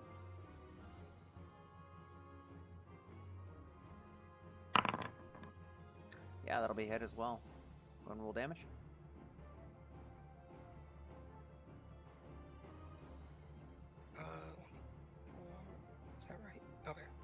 You have a damage button No, on your attack. attack. Yeah, I was trying to make sure I wasn't adding anything extra by it. Oh, Okay. Yeah. You'll see when you do it. gotcha. That longbow strikes into the neck of the goblin and sends it down. So that one's now dead. And then is it?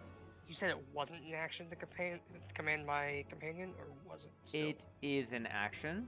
Okay, it's still sorry. Yeah. All right, no so problem. You don't have another action to use. Yeah, I couldn't remember what you had said before, so.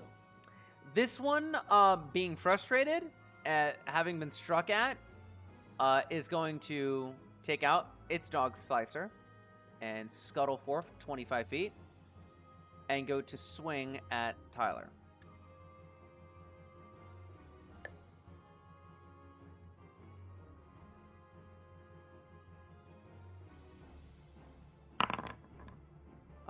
I think a 13 is going to miss Tyler. He's in the toilet. Let me see. His AC is 15. Yeah, so the goblin swings and misses, where Rummy is able to deftly dodge. Crow, you're up next. Let's go, cow. Okay, so there's one there. Is that the only one? There's That two. is- So yeah. there's one right here, and one right here. Okay, I see it now. Yeah, On the there's cart, a third, there's but I another just one. killed him. So. Only thing I did was sheath your great, and I stated that no one would have weapons out at this point, at least for their first turn.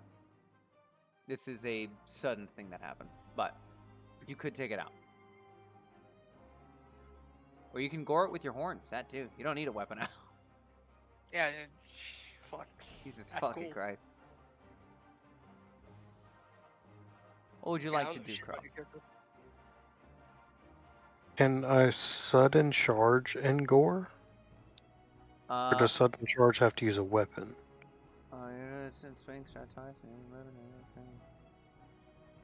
Just as a melee attack. So yeah, you can take 2 actions to do sudden charge and then gore at the enemy. Yeah.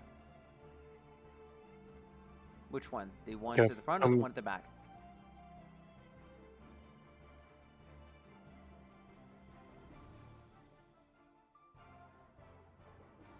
How far can I go? So your Just- your movement is 25 feet with each stride action. This allows you to stride twice, so you can go up to 50 feet and then swing, so long as you end your movement. In that case, I am going to stride to this one. Okay. And gore. Sure. Yeah. Go ahead and use your horn strike. So go ahead and click on the Goblin Warrior and press T to target it. And then you Okay. can go ahead and choose your horns strike.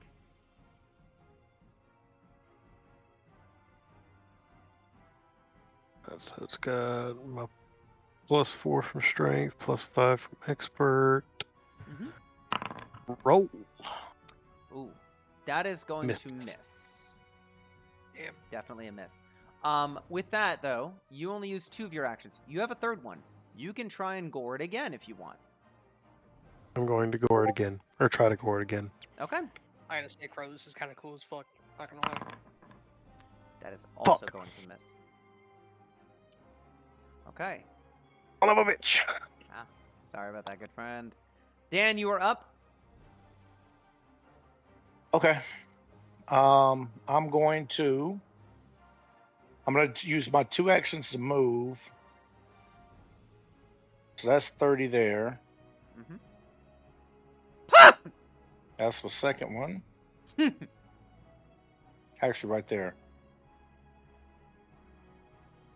And I will claw attack. How do I add my sneak attack to it?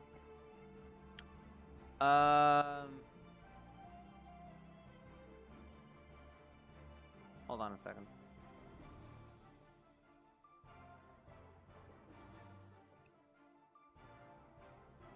Or how do I add, I guess, the flanking bonus or whatever is, I guess, what I'm trying to do. I haven't hit yet, so. Strike a creature that has the off guard condition. Hold on a second.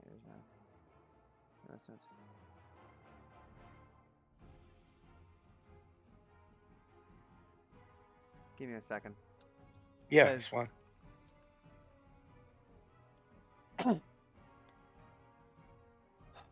When you and ally flank, it is harder to creatures off guard take a -2 penalty to AC to melee attacks of creatures that are flanking it to flank a foe. Okay. Okay. Okay. Okay.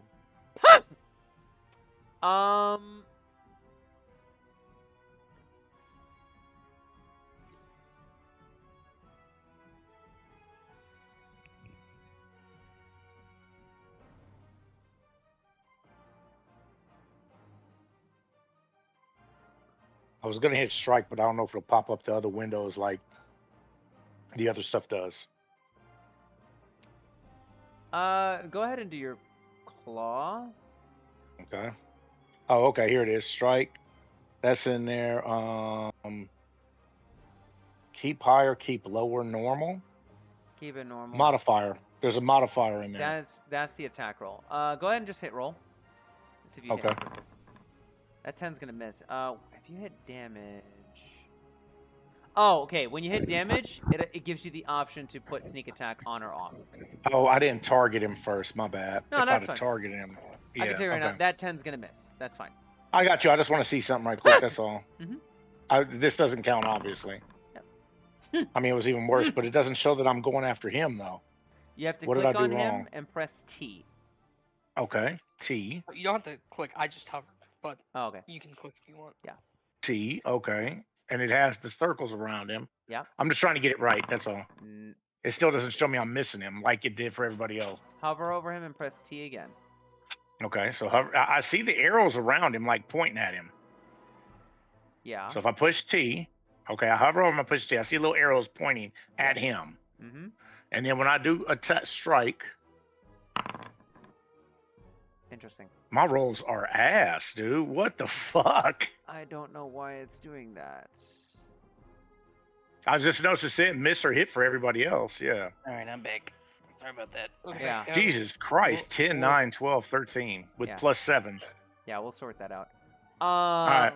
Yeah, we'll figure that out.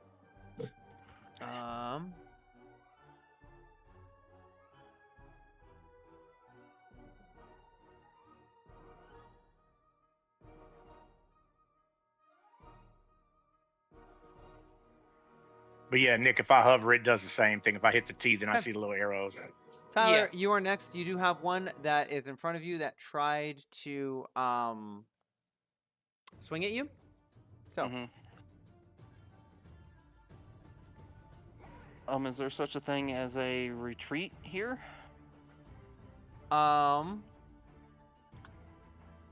there is not. There's only striding.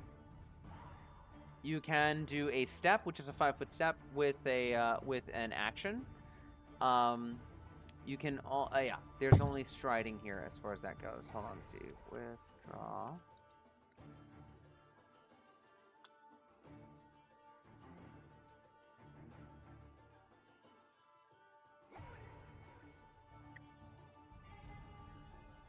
Okay, so how that would work is that you would disengage from melee using the 3-action system. You'd step away, 5-foot move, to not provoke attacks of opportunity, and then you would use other strides to move how you want. Okay, so 5-foot step is just a movement action in this case? It is an action, yes. So it takes one of your 3.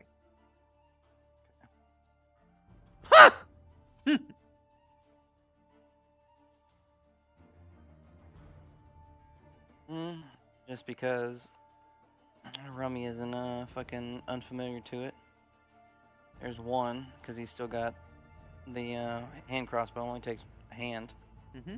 And then the dagger. Come in.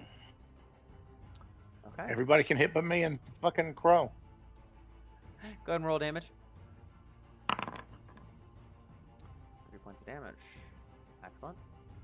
That one, just dead from a quick slice across the throat. And then with my last action, resheathing it. Okay. Your hand crossbow is still unloaded, just letting you know. Yep, Okay. I know. Alright, excellent. That is your turn. Next one here is, now with its bow, it's going to screech. It's going to take out It's Get 'em. Dog Slicer. Get him. Just hold the short bow in its hand. He's gonna swing at you once, Crow.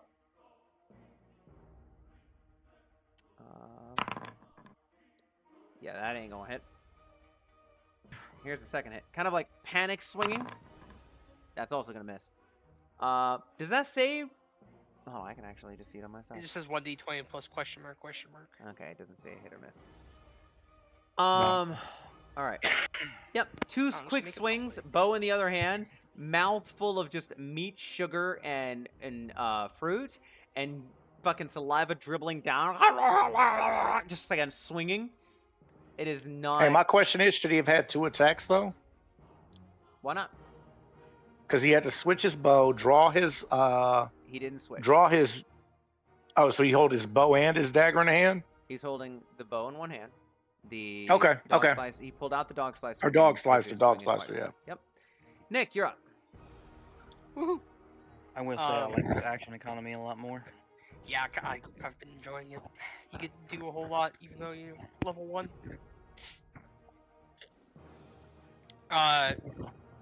Remy's gonna just kind of focus on him for a second and just unleash multiple attacks. On this one right here? Yep, on that Okay. one. Alright, go for it. So first shot. Come on. That will hit. Let's see. 6 damage. Okay. First shot knocks it dead immediately. Remy's Just- going to pull up another one and just sees it falls over dead and is going, oh. Yep. Okay. Excellent.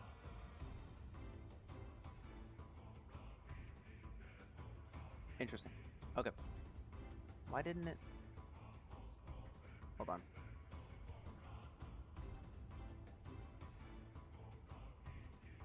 I thought it was spin. Track resource.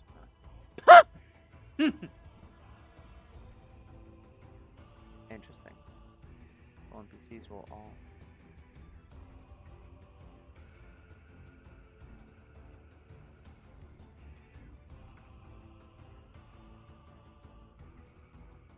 That sucks. What? Fuck. I don't have.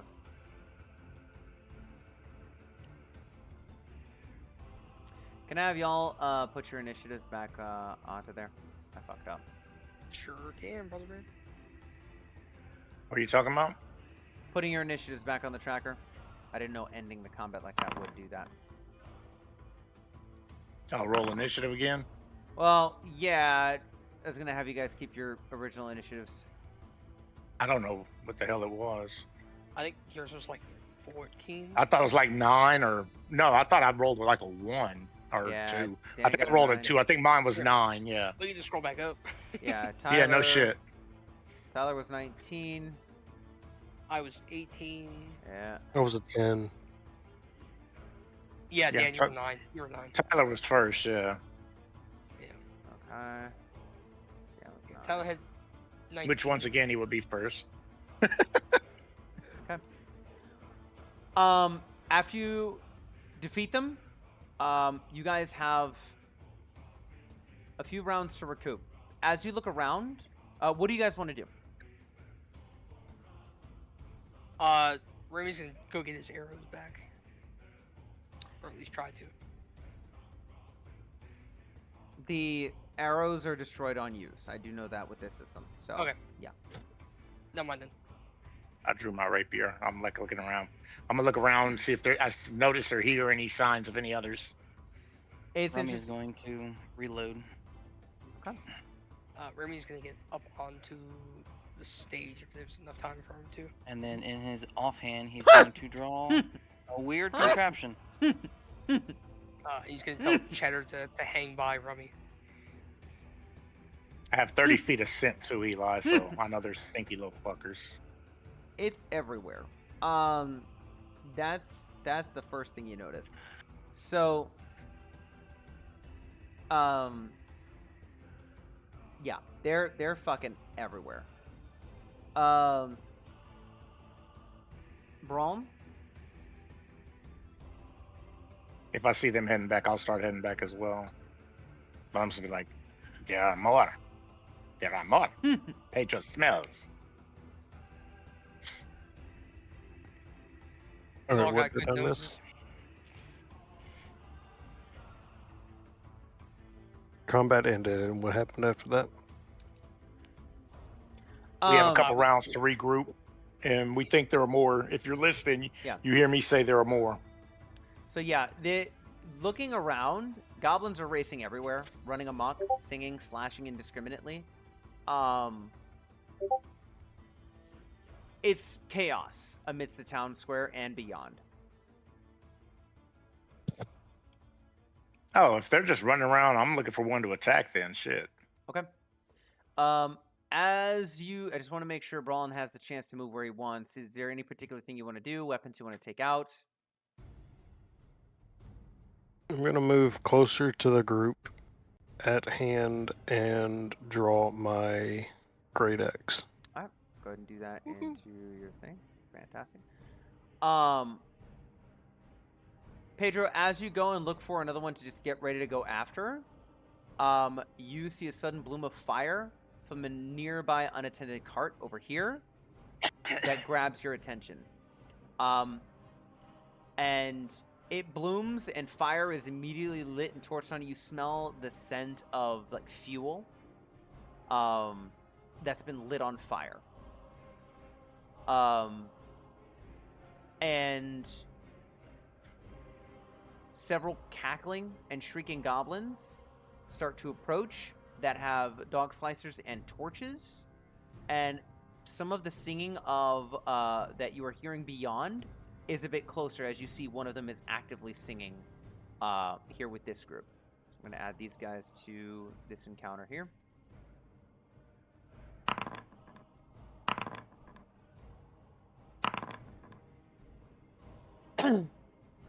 And with that, they notice you, shriek, and appear to look to attack you. They currently have burning torches in their hands as well. So, with that being said, Tyler, what do you wish to do? Question: are diagonals in 2E still progressively worse? Yes. Yes, they are.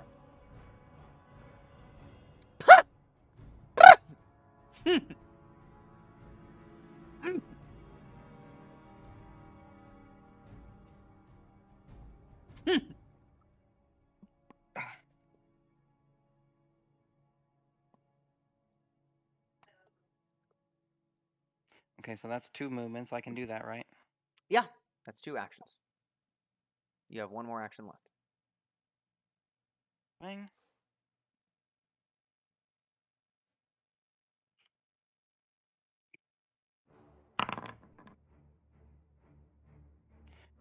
Blood bomb. Okay.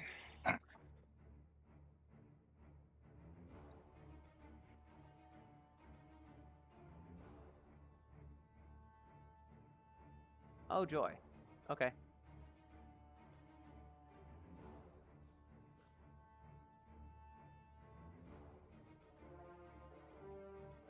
Okay. Okay. Okay.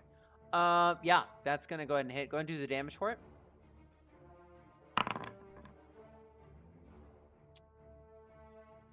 Okay, so it takes that much damage.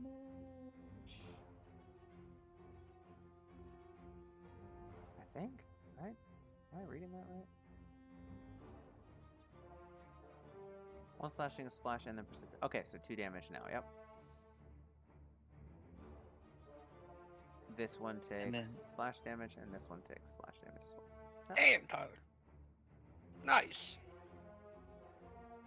Of course, I am putting myself right up front in them, but It's okay. Don't worry. I told Cheddar to protect you, so he's help. Help is on the way. Help is on the way, dear! Way.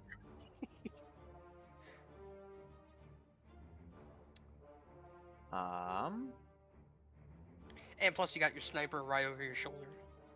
Right. Just fucking Okay. nailed 2 of them. That's your turn, right? So, yeah, so the other two only take the splash slice damage. They don't take the persistent as well. Correct. Okay, that's fine. I mean, that dude's dead. Oh, we'll Eventually. see. Yeah, we'll see. We'll see. We'll see if an arrow hits him or Okay. Let's see something here.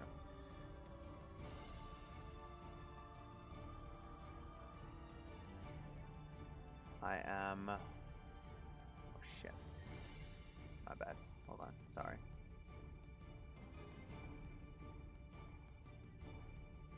So. Oh god. Okay. Sorry. This thing is just not being friendly.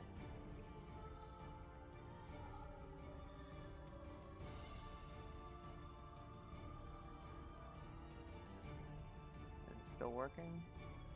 Okay, it is. Alright. So this is what it says it does. Alright, alright, okay, alright, okay. Kill me. Sorry about that, I'm learning it too. Okay. The War Chanter looks to be casting a spell. So it will take 2 actions to do that.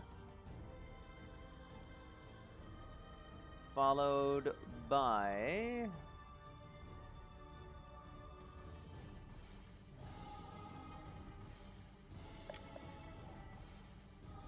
it starts to ramshackle that song that they've been singing out. Louder and more intentional. So it gets to make a performance check against the will DCs of up to 2 enemies within 30 feet. That is... I am 40 feet from it. So you will not be affected. It'll just be Rummy. Okay.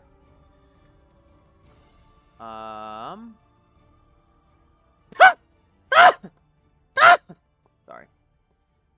Let's see.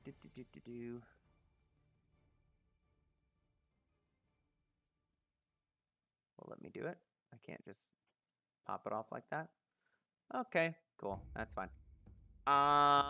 Here's a performance check against your will DC. Your will DC is going to be whatever your will. It's 10 plus whatever your will bonus is. So I rolled a 13. My will DC is 14. Okay, so it will simply fail. All right, it doesn't work on you. That is its turn. Does it do the damage automatically? It does! Holy shit, that's great. Hey! 4 points of damage. And every persistent damage gets a recovery check. You notice that the bleed starts to taper and taper off, so it no longer has the persistent damage anymore. Yeah, so just to explain, every for persistent damage, after every turn, after it takes the damage, each turn, it gets a flat check of DC 15, so that means nothing's added to it. Just a 20-sided die, and on a 15 or higher, the persistent damage stops. If not, it continues. Okay, I mean that's as rare as it fucking can be. Like they got a 25% chance to recover from it. Yeah, exactly. Okay, Nick, it is your turn. All right, now I have a question. Since I told Cheddar to protect Rummy before the fight started, do I have to issue another command? I will allow 2 actions as part of that. Okay. Like 2 actions from Cheddar? Yes. Alright. Then Cheddar's gonna move all the way up next to Rummy. And first, and we'll get actually in front of him. Yeah, as the second. Just to get all the way over here. Yeah, with the minion trait, it limits it how many actions it can get. So you can't, like, say, 3 commanded animals to get 6 actions. A minion can only gain actions once a turn. So, yeah.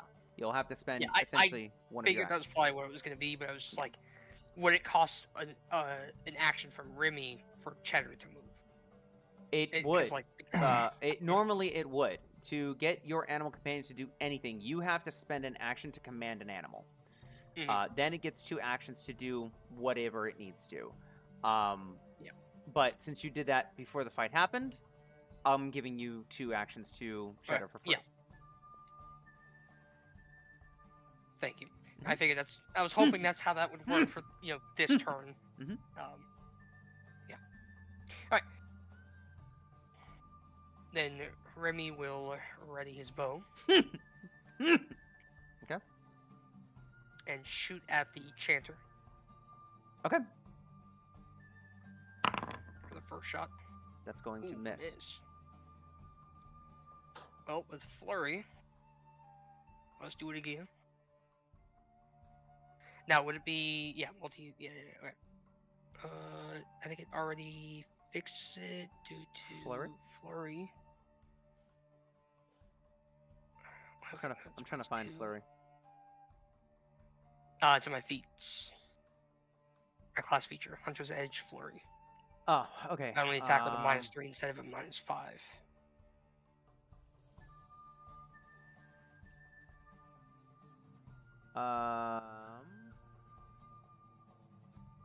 That's not applied. Upon your prey. So. Oh, right. Upon prey. Right. You have to hunt prey on it. Yeah. Well, now we'll quickly hunt prey on him. All right. If you have him target it and then use it, is that? Yeah. Let's sang it.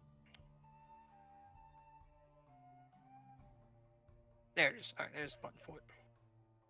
Okay. Alright, And now hit apply the effect. second one. Hit apply effect real quick. Okay. I did. And it popped up text above my head. Okay. Okay. Alright. And then attack. Yep, okay, there we go. Now it's showing flurry. Alright, cool. Excellent. Second one hits. Cool. And then damage. 7. Still up. Alright. Well, that is the end of my turn.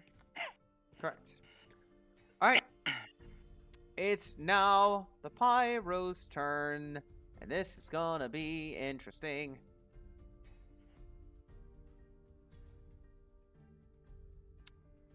Ooh.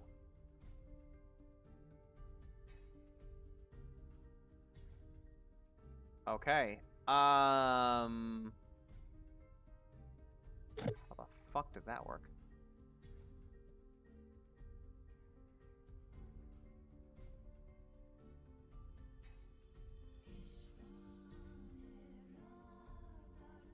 Okay, cool. This one is going to step up here. And then do...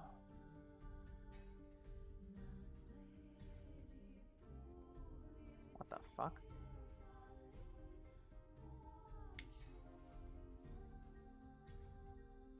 I think this is it?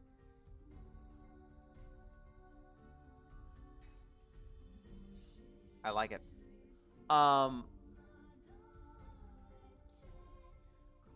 Let's see. How the fuck do I do this?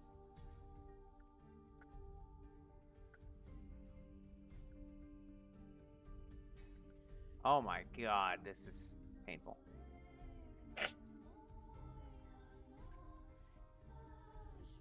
Like, annoying painful, or like, it's bad as fuck? Annoying painful. Oh, damn. Hold on. That's right. Sorry guys, give me a second. Strangely enough. Oh, it doesn't need to... It doesn't need to move. There we go. Do you see that? It's like a striped green background. Mm-hmm. Yeah, cone. All right, cool. It opens up its mouth and lets out a loud burp with the torch in front of its mouth and belches, shooting out a gout of flame. I need reflex saving throws. Yeah, I need a reflex saving throw from both Rummy and Cheddar.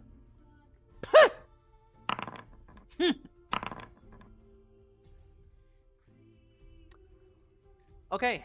So yeah, you both save and succeed. So you will take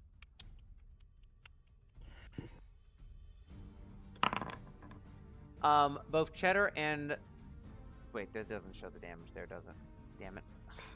No, but can you make that like public? It might let us. Yes, again. There you go. Yeah, there we go. So go ahead and make sure you click on your, or actually, I don't think you need to click on yourselves. You could just press half, and that should take away your guys' health. For Nick, you may want to click on Cheddar. I clicked on Cheddar just to make sure. Perfect. That is one of the Goblin Pyros casting that, and then it's going to.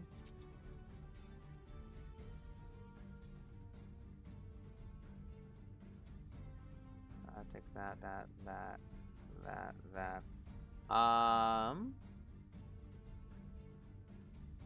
It's actually, yeah, it is gonna hop up right onto here. It's not too tall. It's just gonna go ahead and hop up onto there.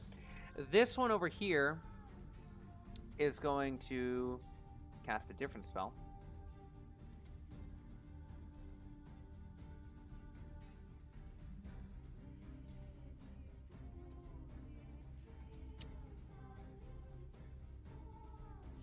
This guy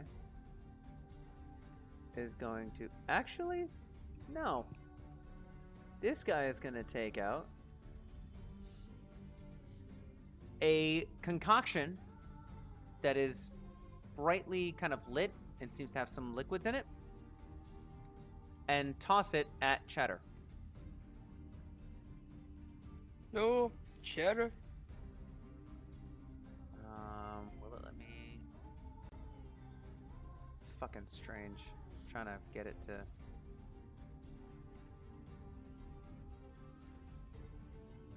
Generate attack. Will it let me? Oh, it will. There it is. Towards Cheddar. 14. So that is going to miss. So what that will mean is that the splash damage, the base damage is missed, but the splash damage. So, for the bottom portion, Cheddar and Rummy, you'll both just take that splash damage.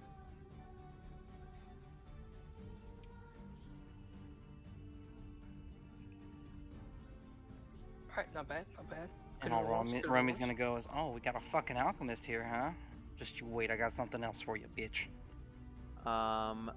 It's then going to, for its third action. I'm taking a while, guys. Where the fuck is its speed on this thing? Oh, there it is. Okay. It's then going to kind of shift up over here. And just because you're above, but it has some distance, this guy has cover from you, Remy. Okay. Yeah, that's fine. Crow, you are up next.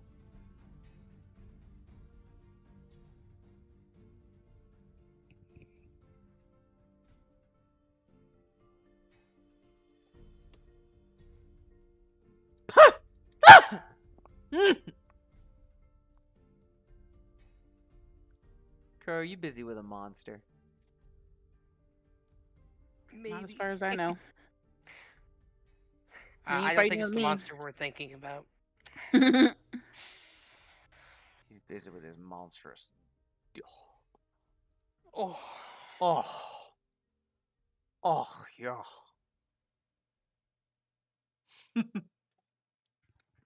Need to stop this guy. It's Pride Month. It's okay. You afraid a little bit of the bromance? I'm used to it by now, in all honesty. I think we all are. Feel free to say hi to my brother, y'all.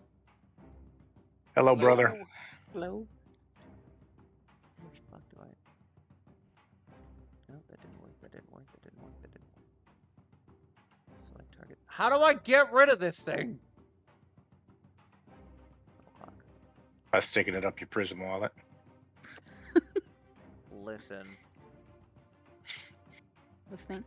Don't you tempt me with a good time there, Mr. Mitchell.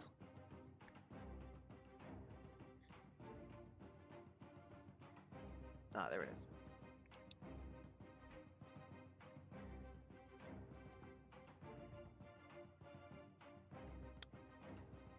There's Crow. I see him moving. Crow! Crow! That's 45 feet. That's 70.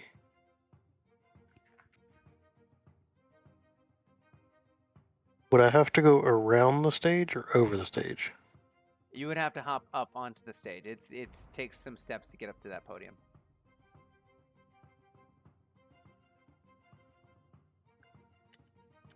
I didn't mean to do that. Is it control or is it space to do the or alt or something to get the? Yeah, how'd you do that, Crow? Well, I didn't do that. that's me. Oh, For sorry, ruler, you're dragging and you're holding control, and you'll control click. Okay. Yeah. Thank you. I was trying to figure it out where Looper couldn't.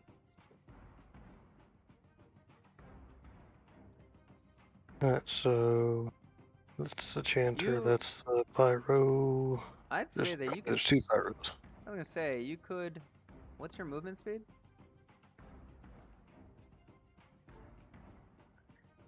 25 feet. Ah, damn. Okay, yeah. No, the sudden charge won't be enough to get even to that one.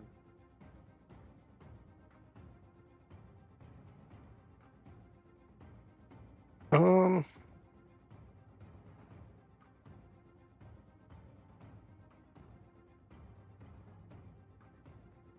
I'll do 2 sudden charges. So you may not be able to do that. You only have 3 actions. Each sudden charge takes 2 actions. So are you saying you're going to stride twice? Here's the other option that you can do. You have 3 actions, right? So what you could do, as an example, is that you can say, all right, I'm going to move 25 feet down here, and then sudden charge at this bitch. Or this one. Because what sudden charge allows you to do is stride 2 more times and then swing so long as you end your turn next to somebody. Or I end your... forgot about the flourish. Yeah. So you could take So- one of your actions to move down 25 feet. And then you can sudden charge your ass over to one of these guys if you want. I couldn't move to there. You could. That's 25 And then- feet. Yeah, you can do that. You can get to either one of them with sudden charge now. Okay, I want to go for the war chanter. Sure. Okay. Place yourself there. And go ahead and And make a then- strike with whatever weapon you want. I got my axe out, so I'm a swing. Okay. Try to lop this little bastard's head off and shut it up. Ooh. Unfortunately, Maybe not. its AC is 17. So you go forth, you kind of angle yourself, and you rush forward, and you swing to lop its head off, and it's just able to fucking dodge just at the last second. Well, I did say try. I love it. Dan, you're up. Do any of these look fucked up? War Chanter looks pretty bad.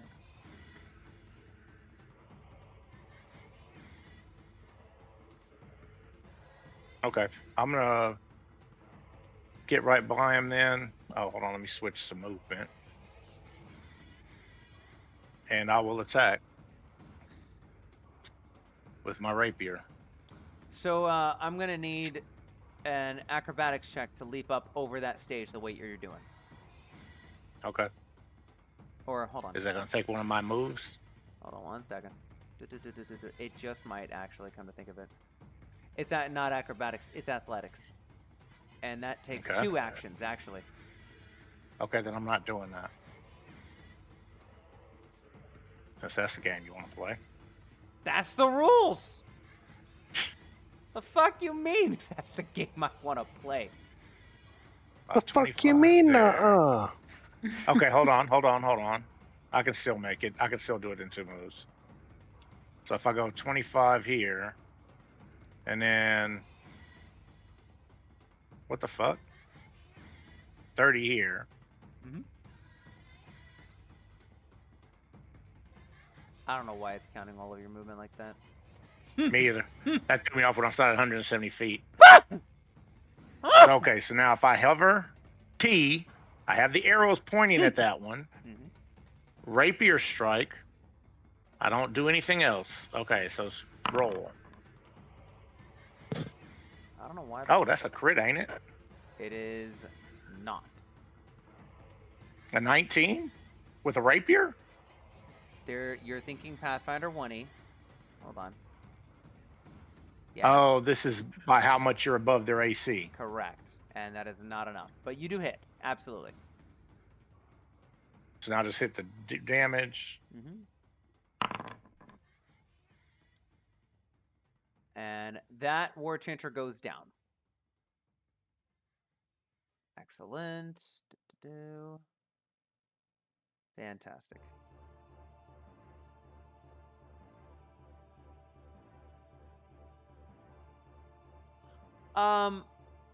I made a mistake. So this one that threw the Alchemist Fire should have had a +1, which is a 15, which I believe would have hit Cheddar. What did you throw? What was the original? The attack roll would have been a 15, and it was an Alchemist Fire. Right. Cheddar's AC is 16. Really? Oh, wait, no, my Yeah. target was Tyler. Sorry. Shit. Then Tyler, your AC would have... Yeah, it would have hit with an AC of 15. Well, you said you were targeting Cheddar the whole fucking time, so you were fucked up on both accounts. Did I? You did Fuck. say that. Okay. You did say Yeah. you were Never mind. targeting Cheddar. Then ignore me. Dickhead. My fucking target did not do it. This is weird, doing the fucking Yep, automation. just make sure you All right. update it, because Yep. I did that earlier. Yep. All right, cool. That is Jan's turn. Tyler, it's yours.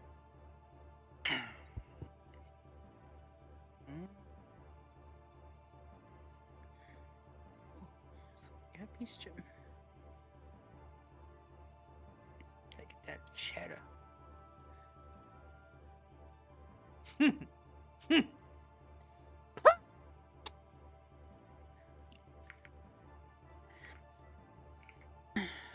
Going to... It's gone, so it's not actually sheathing it, but... drawing out the pressure bomb first. Stepping right here. Mm-hmm.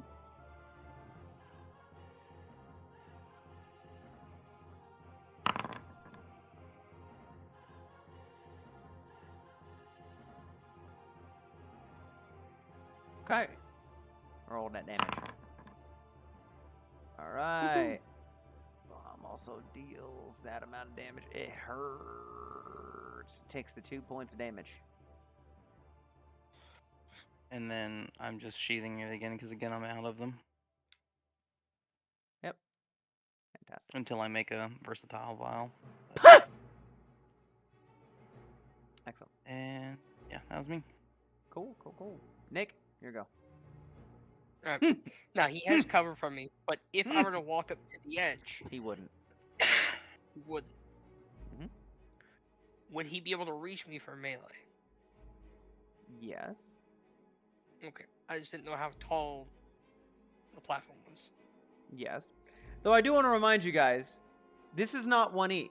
Not everybody has attacks of opportunity. Crow does. That's fine. I just didn't want to be fucking shanked immediately after my turn. It's all good. Listen, we're learning a lot of new shit in this whole thing. It's we okay. Are, we are. Yeah. Okay. I, aka Remy, I'm gonna tell Cheddar to come up and swing at this guy.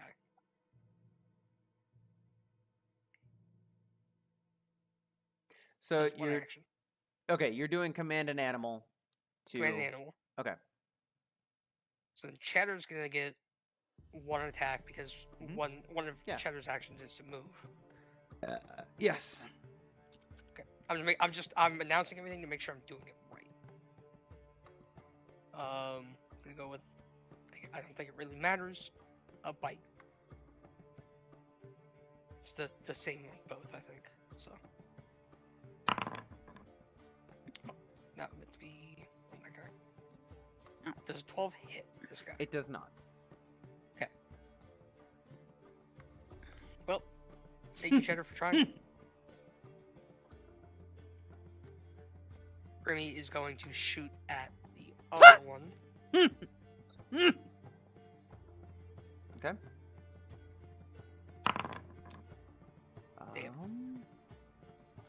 And then, if I remember correctly, the prey is a single creature, not type, so I'd have to change it back to this guy. I'd have to change it to this guy if I were to do flurry. Correct. Then I'm just gonna take the full -5 then. Okay. Shoot again. Damn. Roll a 1. Yeah, that's definitely a critical miss. So, also, thing I want to have you keep in mind, it says volley 30 feet with the longbow.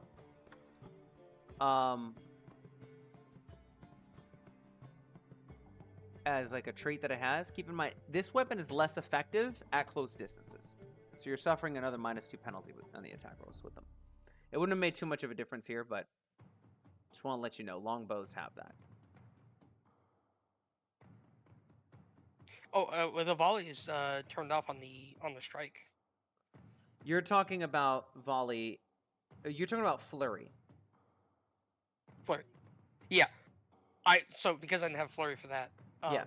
I had to eat the full -5 Yes, for the second attack. the volley is a property of the longbow itself. I'm just reading up on this too, because I was trying to see if there's any effects or anything you have to worry about being close to melee with a longbow, and there is. Yeah, so if I shot at this first guy underneath me, I'd have to deal with the volley penalty.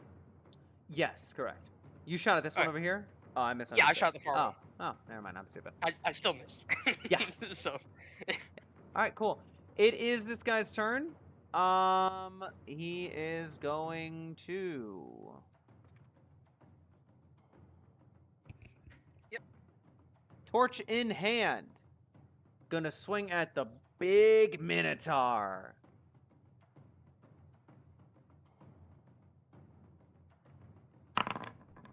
And miss. Horribly. Is gonna swing a second time at the big Minotaur. And miss horribly. He's then going to go ahead and scuttle his ass over here. Which Crow? Does that bring it to my turn? No.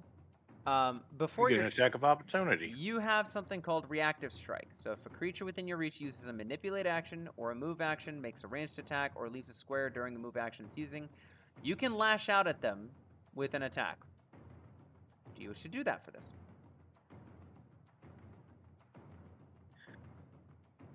In this case, yes, I want to drop down on my hands and knees and lunge forward with my motherfucking horns. All right. Try to stab this bitch. Go ahead and do a strike with your horns. It's your standard strike. There's no multiple attack penalty here, so just your strike here with your horns. Yeah, that's gonna hit it. Go and roll for damage. The fucking window just went away. What the fuck? On the right side, it should say like damage or critical. Just damage. Oh, mine actually said it underneath my attack. Yeah, like over in the chat box. Yeah. Yeah. It's also on where you hit your attack too. You can see it at the end of that line. Mm-hmm. I don't see it. Yeah, look on your character sheet where you press horns, and it should have like strike plus whatever map, and then damage. Okay. Hit damage there, yeah. Okay. It's still Stab alive. that bitch. But you fucking gore the shit out of it as it goes, nah, nah, and kind of gets on all fours, torch in one hand, it's kind of on all threes, really. And you gore it right in the gut. And its blood just trickling on as it goes forth. Wait, so where's Crow standing right now, then? Right here. Oh, wait, no, it was an attack of opportunity. Right, Yes. right. This I was like, goblin wait, it's his turn, why isn't he moving? is going to take a step here as part of a reaction it has whenever a goblin steps next to its ally. But Crow, now it's your turn. And since I used that reaction, I have 2 actions, correct? No, your reaction's regenerated now. You get 1 reaction a round. It doesn't take up actions. So every round you get recharged 3 actions and a reaction. But the reaction usually happens somewhere around Okay. someone else's turn. And it just so happened that you were next in line, so it just instantly came back. Mm-hmm. Okay, I was under the understanding that the reactive was one of my 3 actions, Nope. so that's my misunderstanding. Okay. Well, hey, even if it did count, that was fucking sick. Alright, Hey, give me Coheed, just a second. the splash damage only work in the 4 cardinal directions of the thing that you target, or is it generally all around? I believe it's create hold on. I a believe little it's bit of all space real adjacent quick. squares, but I'm gonna double check that. Back in 1E, all squares. I want It was space, like damn it. 3. To all other creatures within 5 feet of the target on a success or critical success. So it hits all squares around that target. Gotcha. Okay. Just wanted to be sure before I did something. Hey, look, if you hit cheddar, you hit cheddar. It is what it is. Hit cheddar. He'll think it. Alright, Hit cheddar. so Hit cheddar. which one did I just gore? Was it this one? Yes, it was. Alright, I'm going to move to that one, 1 action. and I'm going to swing my axe. Okay. 2nd action.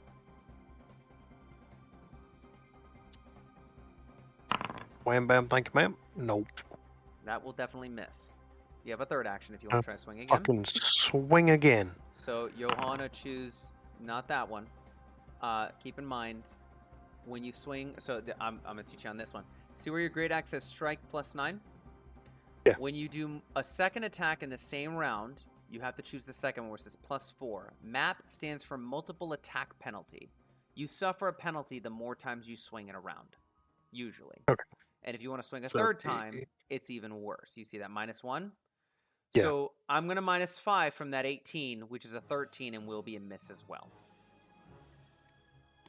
Okay.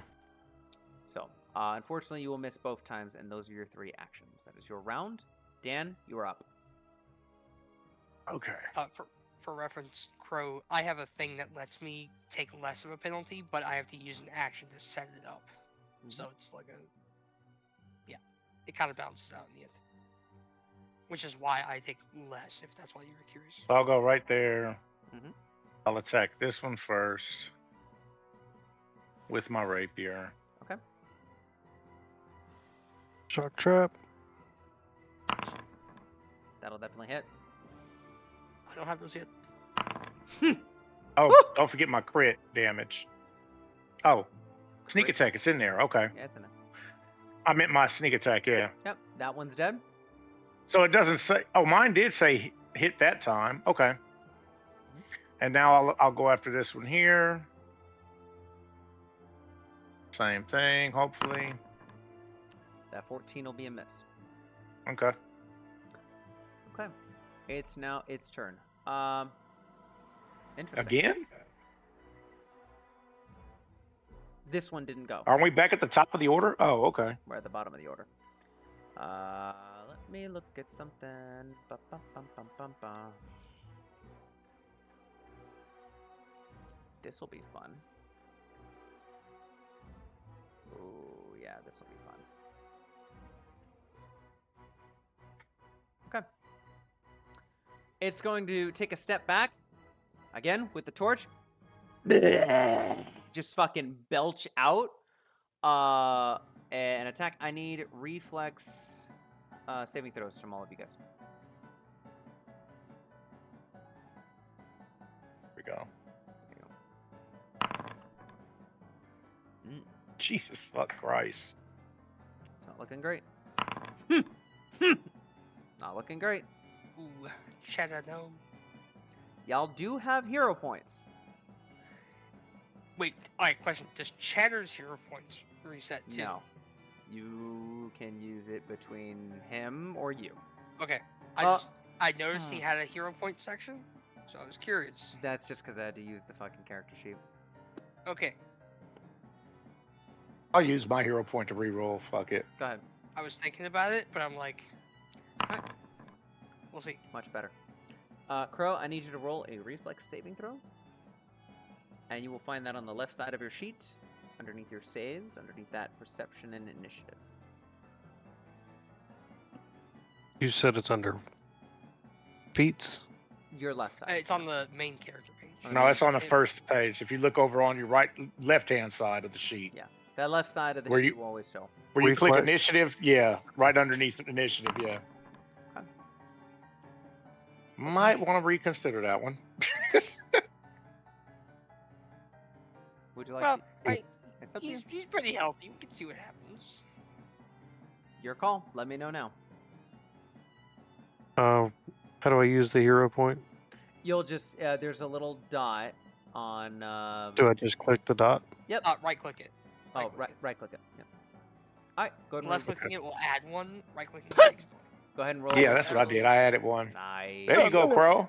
And Hey, I bro. believe with that. Oh, you guys are gonna like this. I'm having cheddar. Just Critical success. Yeah.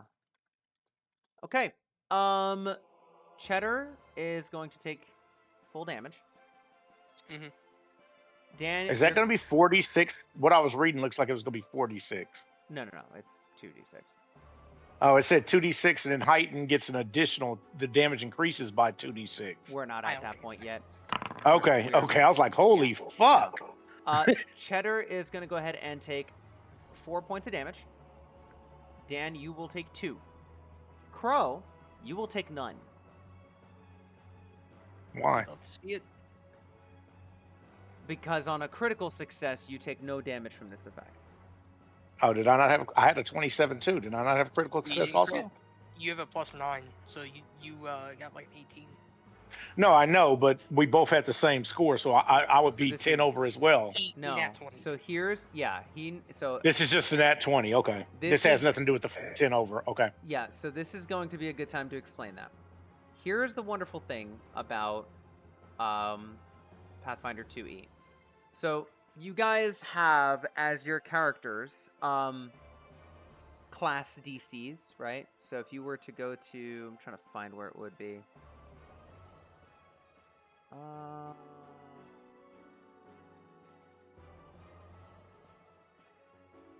Shit. Where the fuck would it be? It's not. Yeah, every character gets a class DC, but I don't know where to find it here. Okay, let's just say, if at any point you roll an attack roll, if you roll any check, a 20-sided die, right? If you succeed and beat the DC, you succeed. If you don't beat the DC, it's a failure. But there are 2 more possibilities that you can get. You can get a critical failure or a critical success. We already know this from natural 1s and natural 20s, right? However, doesn't quite work like that with Pathfinder 2e. If you roll a natural 20, what it says is you automatically go 1 degree higher than what you would normally get. With natural 20s, that usually means a critical success. If you get a natural 1, it takes you 1 degree lower. So there's the possibility where you could succeed at something, but because you got a natural 1, it gets the result of a failure, something like that. The secondary rule is, if you for some reason get 10 above what the check requires, it is 1 degree higher as well, like a critical success. The DC for this is 16, so Dan rolled a 27. He wasn't that 10 higher to get that critical success marker. But because Crow... Yes, he was. I'm talking about you, Dan. I'm talking about you. Yeah. Yeah. Wait a minute. So I got the critical. I did. That's what Oh, I'm saying. I got shit. the critical success. My math is dumb. I thought 9. I saw 27. My brain went 9 instead of 11. then yeah, Dingleberry. Yeah, it's me. you take no damage as well then. Yeah. I was like, I know we got the same number. That's why I Yeah. was confused. But I thought the 20 might have came into play for his. The That's what I thought you were The saying. 20 absolutely came into play for his. Okay. But even for this example, let's say he rolled a 19 and got a 26, he would still be considered a critical success since he is 10 above the DC. Right. Does that make sense? Yeah. All right. Dan said, "You gonna give me my shit?" My bad. Hey. Hey, it's my bad. All right. It was a question more than anything. I knew you had a 20 though, but I also knew about the +10 rule or -10 also. But Absolutely. Okay, yeah, it's Tyler's turn. Sorry about that, guys. All good. We all learn together. Hey, fuckhead. Remember what I said about another alchemist? Hold this for me.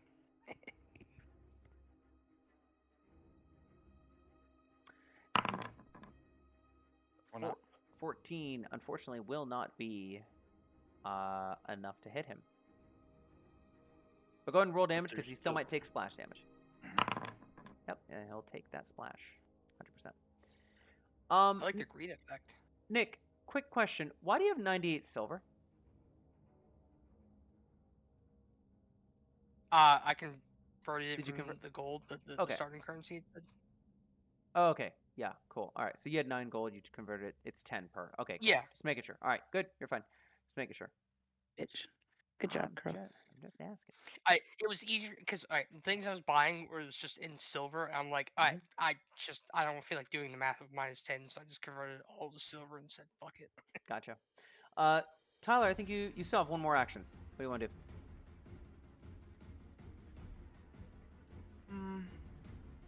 Oh shit, yeah, I do still have one more action. It's like, the fuck are you talking about, Eli? Oh, wait. That's right. Miss. That will miss, yes. And this is just gone. No problem. Thank you for communicating that. Nick, you're up.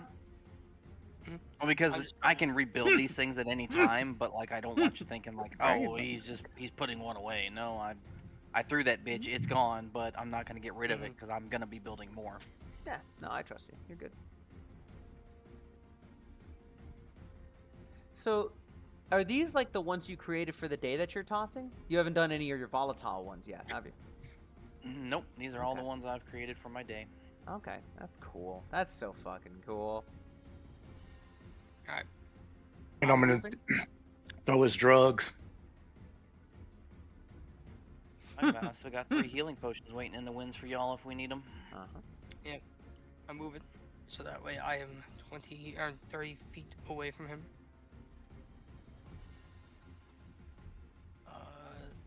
And then I'm shooting. Okay. Is that 30 feet? It is based off the ruler. All right, cool.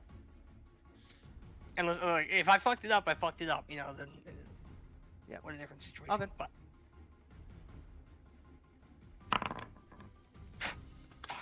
Yeah, that's definitely gonna miss, brother. Sorry. yeah, All right. Oh. Oh. oh, That hits. and it's big money, no whammies. All right, in the middle. Like dead in the fucking middle Nope, too. not dead. Yeah. I just think it's No, funny. you're saying the 4 is dead in the middle. So I was like, Go ahead, Tyler. I was saying, I just think it's funny. I literally did an attack and my brain went, well, you did your one attack for the round, that's it. I was like, there's nothing else to do. 1E has fucked me. Oh yeah, you could have thrown it. Well, you could have pulled out another one and thrown another one, I guess. No, just one more. Okay. I found the class DCs. It's in proficiencies. If you scroll all the way down, you'll see class DC Alchemist or class DC Ranger. This DC is important for like non-spell casting related things to your class, but it's good to know where it is. Sorry. Where's that? If you go to your proficiencies and scroll all the way down. Crow, you are up, my good friend. Oh yeah, my DC is 17. Same here. Is this motherfucker wearing red? Because I'm about to fight. All right. Alright, so I can just walk over the corpse, correct? I ain't Mhm. gotta fucking go around it or nothing like that. Yeah, you good. All right, I stomp on that bitch as I go past him, Alright. and then I am going to. I'm gonna swing my axe at him. Okay. Go for it. Oh, right on the money. That's gonna hit. All that damage. And he is barely holding on. Hit him again! Hit him again, Now- Crow! Do we get? Oh, If I use my horns, do I also have to use the penalty? Yes, you do. Shit. Okay, so I'll just swing the axe any then. extra attack. Yeah. Any extra attack. Actually, no, I am going to use the horn because I get a smaller penalty. Yep. What do you get? What do you get? Oh. I will miss. Alright. Solid turn though. Dan, you're up. Alright. Let's go on and swing over here. And I did not go through his space. I just went around, just to clarify. I don't want to have to fucking do anything and lose another action. And I'll rapier strike his ass twice if I need to. Oh, I didn't target him. My bad. Oh, he okay. was targeted. When moving Okay. your token, you can use control as well. Yeah, that hits, and he's gonna be dead with this one. Yeah, 100%. Excellent. This goblin goes down. Any questions on what we've gone through so far, as far as like combat goes? Because shit's about to get real, niggas. No, Not I really. I think I'm more- pretty comfortable with combat now. But I do have a question for post-combat once it's all taken care of. Well, you guys have yet another few rounds. This time, Father Xantus comes up to you all, looks you over, and goes, "Didn't think I'd see heroes in my lifetime. Seen travelers and many capable fighters, but..." He looks you all over. "Anyone need some healing?" Is he let like me- next to the group or like? Someone has? Yes, we can. Supposed to be like, maybe some blessings. Rummy will be like, I'll take some healing. Cheddar. Cheddar looks kind of beat up. I think he really used some. He'll say, "I need to I had to use some of my other abilities to be able to get people out of the way, protect and block an attack. But let me see what I can do about these wounds of yours. So no blessings for Pedro. Not at this time, but I Pedro starts this move. How about some pesh? You want some pesh? I can give you some pesh. That'll do you some good. Nope, I run off and I start looting. I start rummaging through the body of the cast of the what's my face guy, cool. That's good to No, know. Chancer. the Okay. war chanter. Yeah. So with that, hold on 1 second because this is 3rd level heal. I don't know what this means. Oh, it's automatically heightened. Oh my god.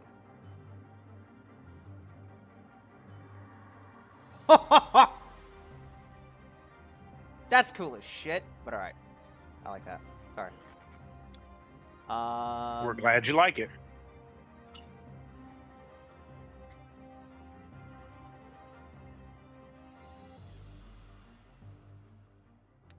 Okay, well, he is going to cast a spell. And in a 30-foot emanation, everyone heals 15. I was only down 4. Damn.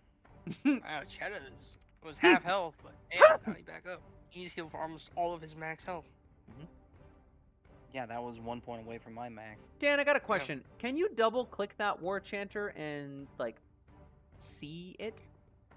Oh, I can Yeah. see the stuff on it, the torch and the alchemist fire. Ooh, actually. get Dog that- slicers, short bow, leather armor, arrows. Yeah.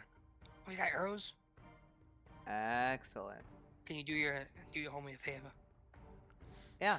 So, Yeah, I was about to ask. Can I go start looking for arrows? yeah, so I will say, you guys have a couple rounds. You can go to and click on Oh, some of that's these cool. bodies to grab what you want. You can drag and drop and it will remove it from their corpse. Yes. Oh, wow, sweet. sick. So I'm gonna ask that you guys be cognizant that you're not gonna be able to loot all the bodies at once. So please move to. I'll give you Challenge guys. accepted. I'll give you guys the rounds now that you can go and just take what you want. If you want the arrows, go on and get them. I just did. Because I'm not taking them. Yeah, I This is- mean, I'm not taking the arrows. Rummy just took the 2 alchemist fires off of these 2 guys. He's not worried about the going to find the others. Thing is, they were just right here. He just went, "Oop, yep, I know what the fuck this is. Oop, yep, I know what the fuck this is." Maybe Pedro just held up the arrows and Remy just comes running over like, ooh, and grabs them. There's no way for me to like, as an alchemist, to fucking like analyze something and get the fucking crafting components from it, right? Like realize adding it to my my list of things I can craft. That is possible. That is called reverse engineering a formula, an item, and we can talk about that in downtime, which I will give you guys a little bit after you guys are heroes of Sandpoint. But yes, you can do that. I will say in this do you have Alchemist Fire in your formula book? Not currently, no. So okay, we'll go through with that, and we're gonna sort that out. Okay. That's Nick, if that you is want to go something- loot the other ones, they have arrows too. If you want Yeah, to I'm go gonna loot make them sure he boogers. holds on to one just so he can study it, because he's gonna look at it and be like, I don't know how to make this. I'm gonna figure it the fuck out. I just don't think we have enough time for you, Dan. It was just one body. Let me go grab some arrows. No, Yeah, same here. I'm allowed. Like I said, I'm allowing you guys to go ahead and look at the bodies, take what you want. You have a couple of rounds before the next part starts. Okay. Where do I see my weight and inventory? I'm guessing. In inventory at the Yeah, bottom. it's also why I'm hesitant to take Alright. the arrows. Yeah, at the bottom you see where it says bulk. Dan, you are encumbered at 5, 6 7, bulk. You're at 5 and 7 light items of bulk. If you get 3 more light items, you will be encumbered, which is bad for you. So okay, I'm not encumbered yet. No, not yet. Okay, good. So what's it mean by bulk 2, encumbered 5? I'm encumbered at 5 bulk? Correct. Yeah, I was confused too. Probably. A lot of your items, Tyler, are very light bulk or very negligible, right? The elixirs, the refined pesh, that is, those are light. Your bombs, let me see, let me just put one in there. Yeah, your bomb. So all of your vials and shit, like of actually made shit, are going to be light. So you're really going to be packing light. It also helps that your backpack, if you look down at your backpack for containers, that is currently, it takes up to 4 bulk of things that are that you put in there. So that's been helping you a lot.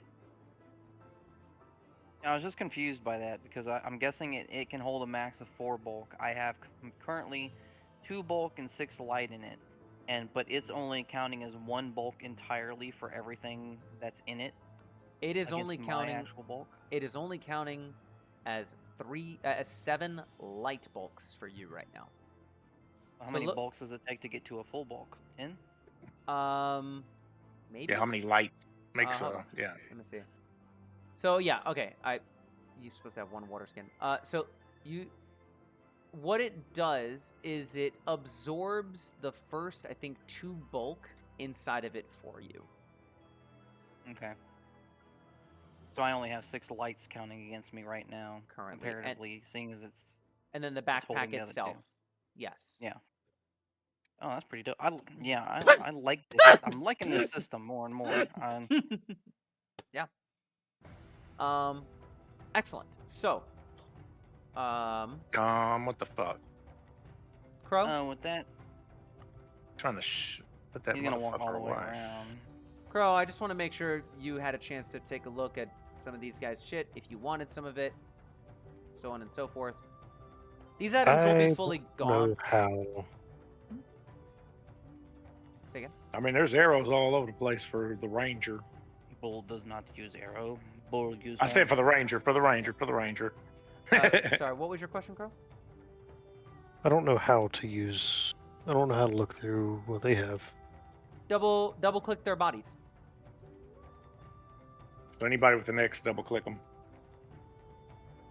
So on this pyro beneath you, there's a torch left. On the one above you is a torch left. But if you look at these like warrior bodies, like right over here, you'll see he has a dog slicer and leather armor still on him. This other one up here has a short bow, arrows, dog slicer. dog slicer, short bow, leather armor. So you can take these items and drag them onto your sheet if you want them. I will say also, just because you don't loot these guys here, I assume you guys are going to loot them and take them for selling purposes too later. So I'm going to keep these guys to the side so you can take the rest of their shit after combat. It's just right now we are... I was going to ask about that, as well as healing, but then the healing got taken care of. So I was going to ask, can we, like, move these bodies? Like, can we come back and loot these bodies after? I'm moving them. And, you know, that may not be the case in every circumstance, but in this one, you can. I'm going to just move these guys to the side. Rummy is going to walk up to... I'm leaving him here, but he's going to walk up to both the cat and the boar. I'm sorry. The cat and the fucking minotaur. And is there any way I can give these to y'all? What? I'm going to hand them each an elixir of life. Okay. Are these the ones that you made? Yes, these are my daily made ones, so they have a lifespan of 24 hours after I make them. So this morning, still got plenty of time, and they work as a healing potion. And these aren't my vials, so. Yeah, I think unlike alchemy before, where you need to like invest in being able to give them out, you can. Yeah, that was one of the issues with Remy way back when. I had to like level up 3 times before I could have healing potions I could hand out. But, so he can't share his potions, is what you're saying? No, he can. Oh, okay. I can't open y'all's page and give it to you. Yeah, that was. Could you drag and drop one of them in each of their inventories, and I'll put myself down to 1? Yeah, I can do that for you. Who are you giving them to? I'm giving 1 to Crow and then 1 to Dan. Okay. And Rummy's just gonna look at you as he hands it. If you get fucking hurt bad enough, swallow it. You okay, honey? Shit, no, actually, add those 2. You said, I'm sorry, you said 1 to Remy and 1 to... No, 1 to Dan, 1 to Crow. Okay, put those 2 back in your inventory, because when I move them over, it's going to take it out. Transfer 1, transfer 1. There you go. Alright. Ocean Diagus. Okay. With that, the festival itself, mostly in this area, has calmed down. You do see sounds of battle, clanging swords, calls for support by the town guard, and shrieking and singing goblins that echo through the streets. But at the festival itself, most of the citizens have fled. You see 1 or 2 goblins that remain behind. One's kind of scavenging food, and the moment, like, you look at it and it notices you looked at it, it fucking skitters away. You see that there's many more that lie dead here, along with a few unfortunate citizens. This fight has moved on, which becomes extremely noticeable once you hear the sound of a scream up north, and there's frantic barking coming from there. What do you guys want to do?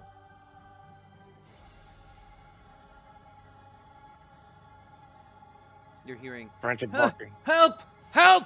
Someone! Guards! Where's it coming from? to the north. I'll take off to the north. I'm going to quick alchemy. Make another blood bomb. Okay. And then Can I get on Hand top of the cart? hand top of the- crossbow and blood bomb. I in just need to hand. know what you're doing. I'm gonna pause it here. You're heading off to the north. Remy, you're working on some. Yeah, he pulled out a vial. Fucking, he spit in it.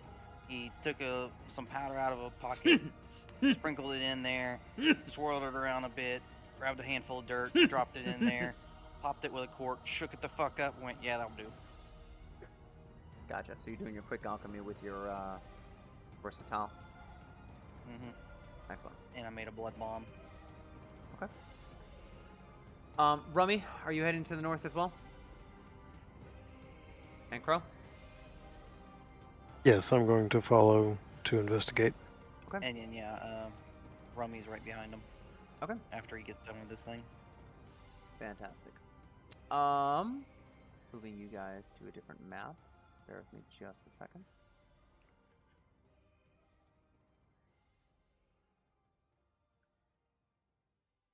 I've gone blind. It was only a matter of time with what I'm doing, but okay, there we go.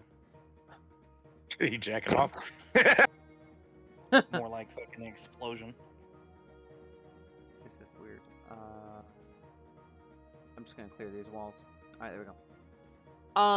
You guys are far enough to be able to see what's happening, but you see just east of the newly built White Deer, right in front of the Sandpoint's north gate, you see that there is a goblin currently with an elongated blade that's mounted on a rat-looking dog.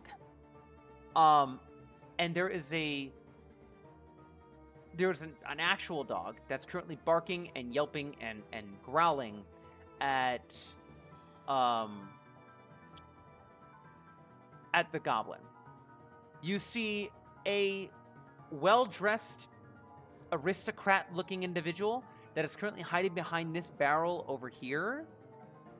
And he looks at you and he goes, "Somebody help!" As you guys approach, you see just in time where the goblin on the rat-looking dog cuts down the other dog with a yelp. And there's a resounding cheer from a couple of other goblins that were also hiding. They seem to be relishing in their killing of this dog and don't seem to notice you. They seem pretty distracted. What do you guys wish to do?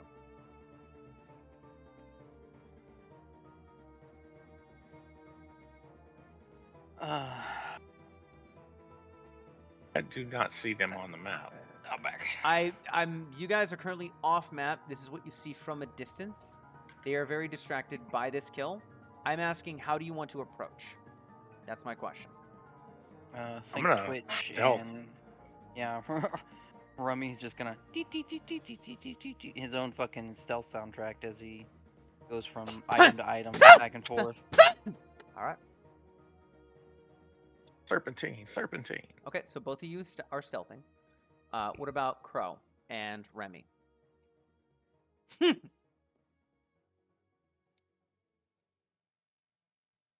I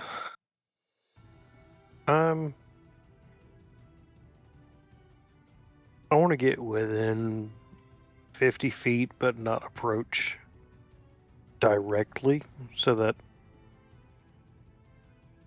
when this kicks off, I can engage in a timely manner. Yeah, sure thing. You're gonna follow along with the rest of these guys as well, kind of sneaking off to the side? Yeah. Okay. And Dan. I told you what I'm doing. Right, you are all sneaking. Okay, so here's what I'm gonna need you guys to do. I need stealth checks from all of you. This is just to maneuver around and get close enough. I'm going to take the stealth checks, and if you're high enough, I'll allow you guys to start essentially within 50 feet from any direction. Oh, we forgot to make it secret. That's fine.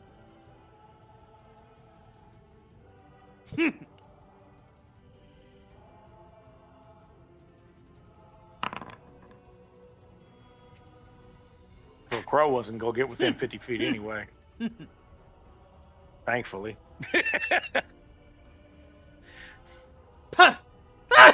Did Nick go drop a dupe?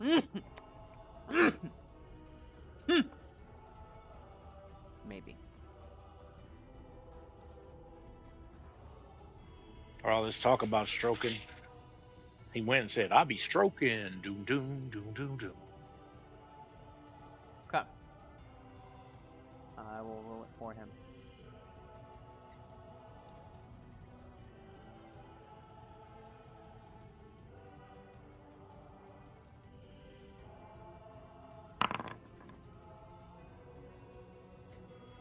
Okay. You guys get around the corner. I'll allow you guys to start. You can start up either getting close enough using the shadows of the buildings to get where you want. Sorry. No, you're good. To get where you want here, here. You can even come up from up here if you want, from the top, or kind of more along the bushes and grass here. Want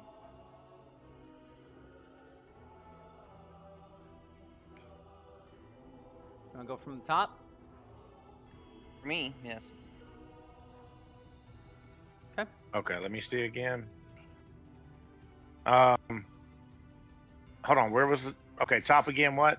You can either Okay, up you can start there. up top. You can use kind of like the buildings as kind of like cover to start anywhere around here, or you can come I'll around use the this building. end. Okay. I'll use the building. Just I want to be close though, since I snuck up pretty good. I think, obviously. You definitely get there. Crow, would you have wanted to approach from the top, bottom, center?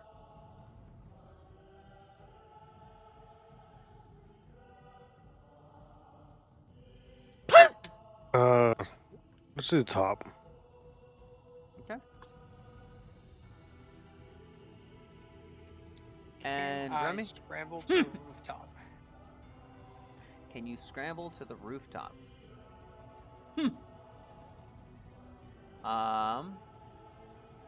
Yes.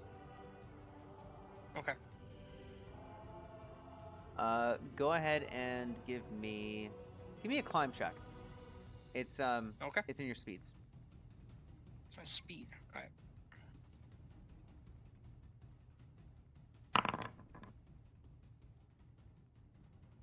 Okay. Yeah, easily able to scamper up the building. Okay.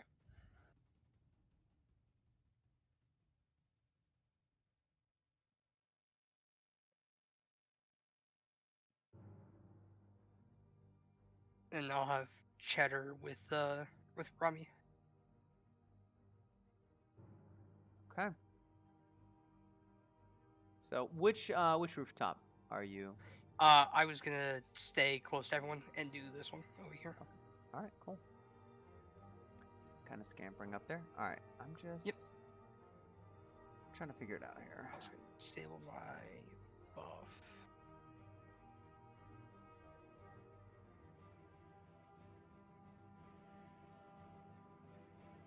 How do I Okay. turn that off? I think I understand how this works. All right. As this combat starts, I'm gonna have everybody roll for initiative. What I'm gonna do though, instead of, I need you guys to set, when you choose to roll initiative, set it to stealth.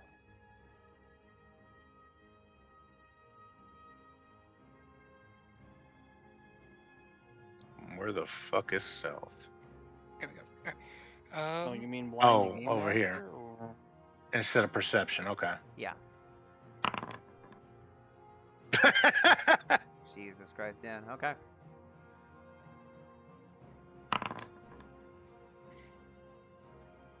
My fucking Fuck stealth was a 26, but I rolled. initiative. No surprise round for me. So believe, 26 stealth. I can't surprise the motherfucker. I'm trying to. So how do I roll that? Because I clicked the little roll initiative thing, and I. Oh no, don't so understand. where it says perception, click that. Right next to it. You have to click that and change it to stealth. Yeah, with the initiative. I'm sorry. Hold on, wait. Because here's the thing: there is no surprise round in 2E, so I'm having to figure out how this works.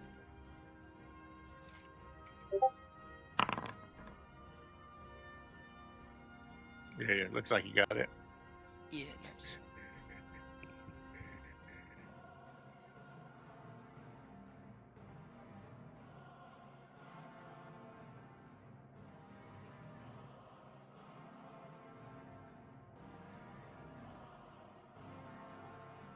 Okay.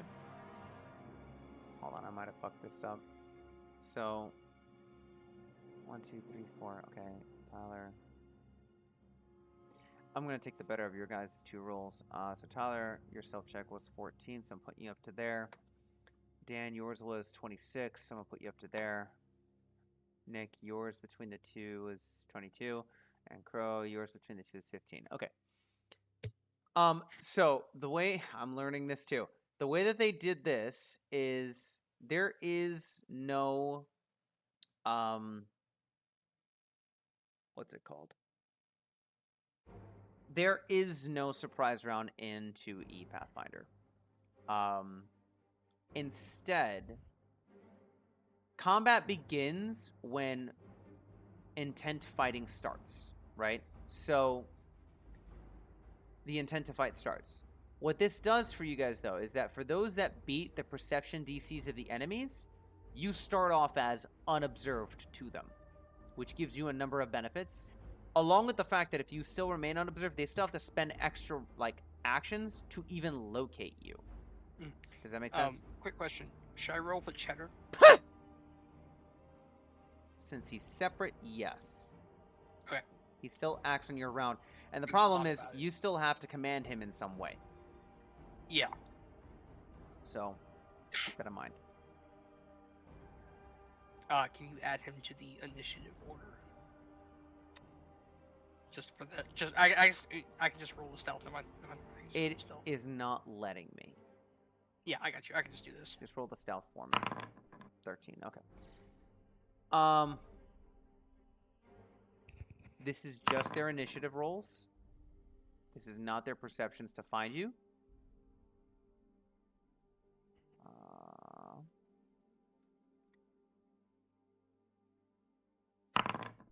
Jesus fucking Christ. Okay. Alright. Blech. I'll be at yours when I'm done with mine.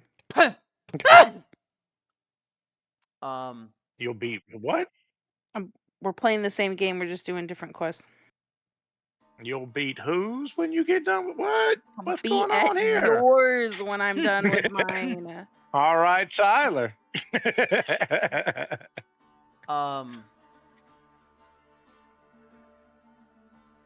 Tyler. Y'all leaving? All right.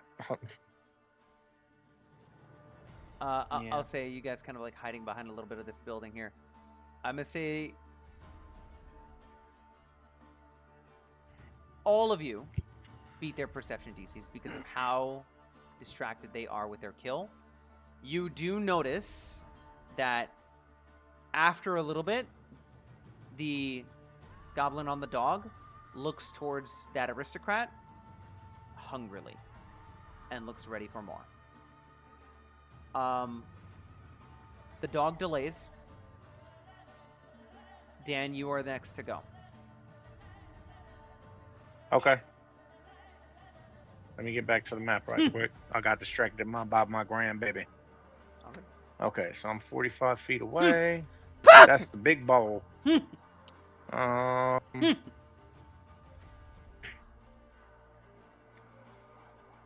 Okay, I guess shit.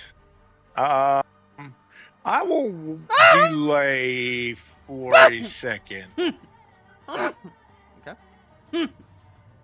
I want to delay until somebody engages, basically. Okay. I'm just going to stay hidden. Okay. The commando ushers in action to move the dog.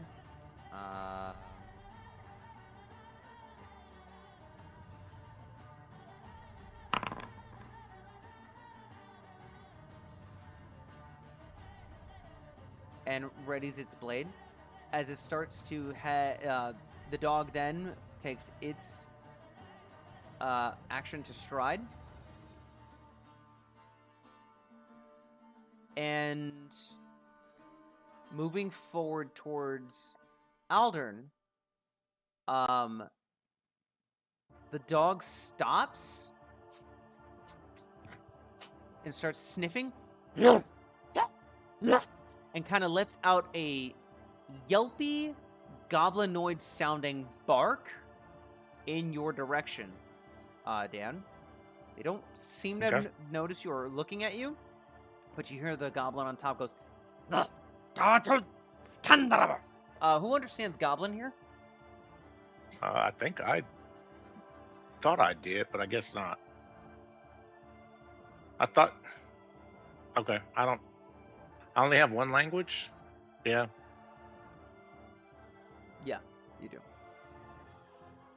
I do not. Nor do I. I am unable to check just this second. Okay. Don't think I do though. Okay. You just hear Chata! Chata! Yamakuto! it barks out an order, and the dog is going to seek. Which is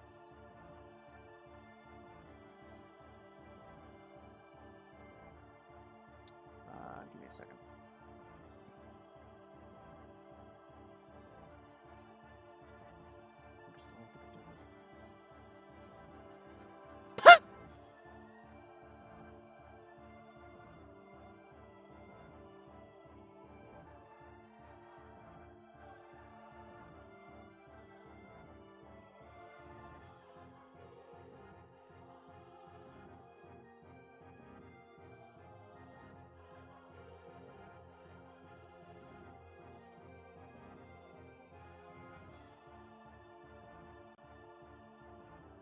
Hold on. Sorry.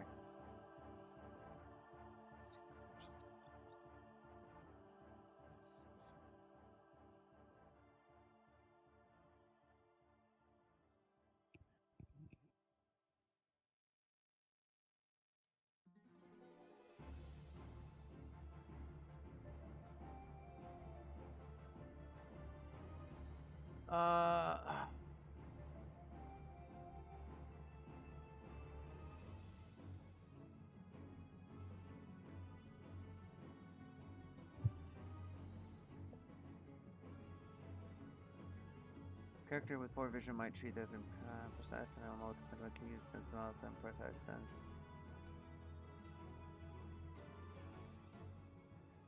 Okay.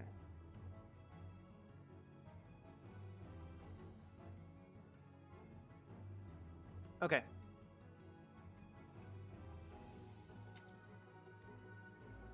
Sorry about that. It's sniffing and still just doing that yelping bark. But it cannot seem to locate you, Dan. The commando then kind of catches the attention of the other goblins, which are still relishing in the kill, Konosati Salamakata! and it kind of looks back down at Aldern. And Aldern gets up and starts to like inch towards to run, and the commando just corners him at that point.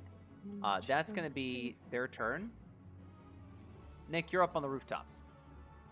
Correct. Okay. What do you want to do? All Kind right, of I'm perched just on gonna equip top, this. looking at that range, you should be able to see it. Yeah, I was gonna ask. Also, does the height also come into play with the range for this? If we're talking about that longbow 30-foot range, I'll say you're fine for this. All right, because he's at 25 feet. Mhm. So I was curious if the height would help with just that. Mhm. If not, I did pick up a short bow. I could. Yeah. Alright. I am going to mark him as my prey. That wrong. Sorry.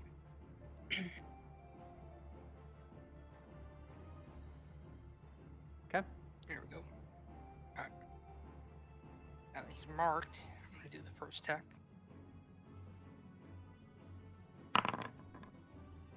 And you're striking at which one? The commander. Okay. Commando. Okay. Yeah, that'll hit. 4 damage. Okay. And then I'm gonna call out for Cheddar to move in. Okay. As my third action. Okay. So Cheddar now gets 2 actions. You can use control to. Yeah. So it's first set. Mm, uh,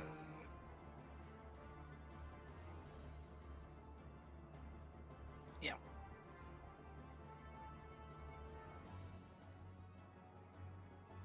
Cheddar's gonna get in. And that's my turn. Okay. Crow, you are up. What was Dan's condition again? Or is he? No, he was. He said he delayed, right? He said he delayed, so. Alright. I thought he'd said something about it. I just couldn't remember. No. Dan?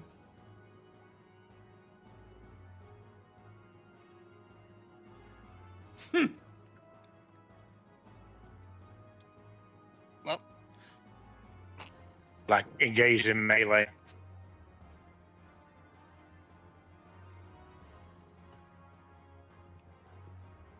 Sorry, I can hardly hear you. Say it again.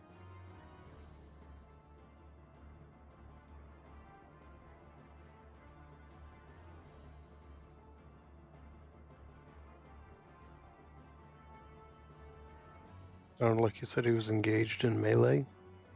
yeah, something about engaged in melee. So there is a difference between delaying and readying an action. So that's what I need you to clarify for me.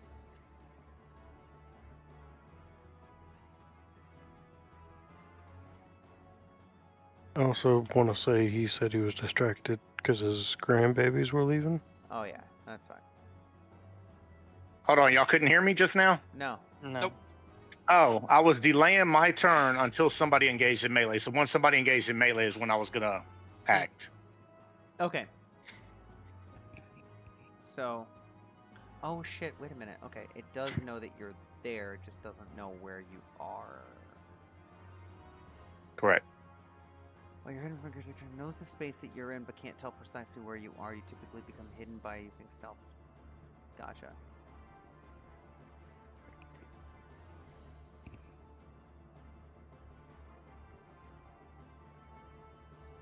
Okay. So I guess just let me know when it's my turn then. After whoever goes. I mean, you've delayed, so you can take your turn at any time after someone goes. So you need to tell me Okay. when you want to go. I mean, since the squirrel is there, then I'll go on and take my turn now and just move in and attack. Okay. What? By the end of any other creature's turn. Yeah. All right. So then let me put you right after Nick. So then Crow, he's gonna go before you essentially. And so you're gonna go up. Go ahead and take your turn.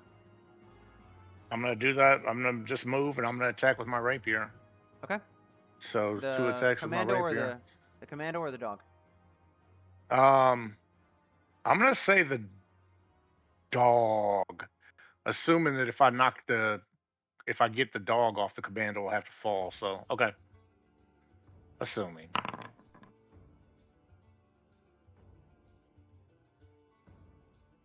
Is that a crit on the dog? Is that a crit hit? Let me find out. I don't know how to separate the two, so. That is. Woo! Crit hit on the dog. Yep.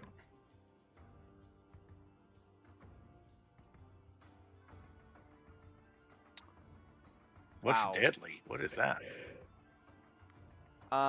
Deadly means that when you crit with the weapon, it deals an additional die of damage. Damn. But a higher. I didn't die do of much. damage. It does a D8 instead of a D6. What? Yeah, it has the D8. That's a lot. Okay. But I didn't do much with it because it was double and I only did 20. Fuck. Well, Dog down. that dog is down. Yes. And did he fall? Is he prone or anything like that? I'm working on it. Hold on. Alright, this goblin is going to make an acrobatics check. Oh, yeah, no, he's not prone, but he does get down from the dog. Okay. Then I'll do my next strike on him. Okay. 17 on the commando. That'll hit. Yes. Good night, guys. Have a good evening. Good Happy night. Father's Day. Have a great night. Good night. Thank you. You're welcome. Enjoy You have the a good evening too. Thanks. He's pretty hurt. Excellent. Crow, it is your turn. You moved up with 2 actions, 50 feet. No, I moved I did my sudden charge to get here, and then I'm going to move here so that I can attack.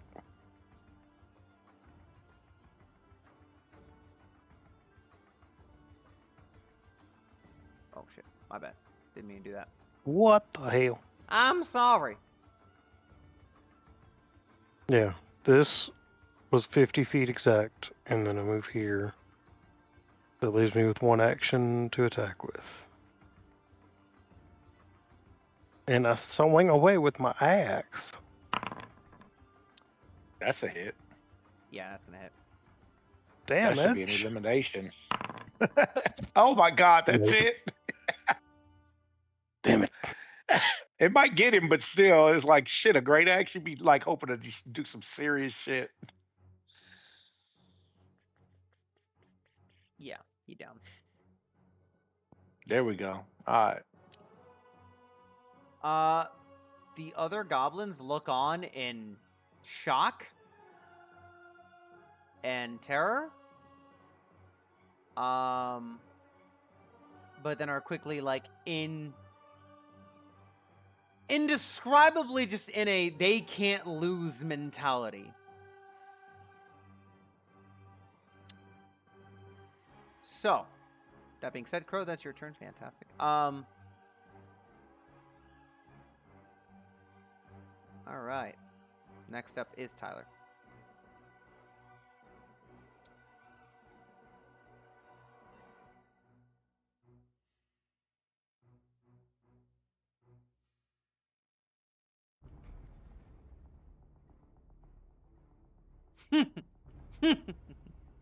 Pah! Ah!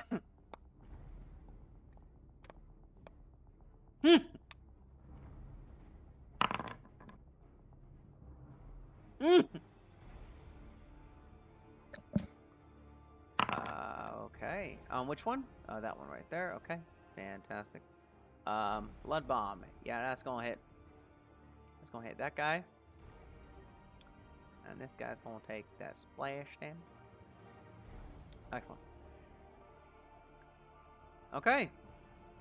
It's now Goblin Warrior's turns, right? Mm-hmm. These Yeah, 'cause I guys. did 2 moves in a throw. Yeah. Okay. This one is going to fire at Cheddar.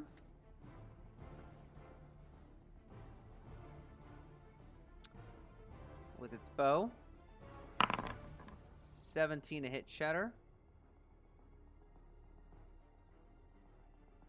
So then the damage to Cheddar is 5. It's then going to fire a second arrow.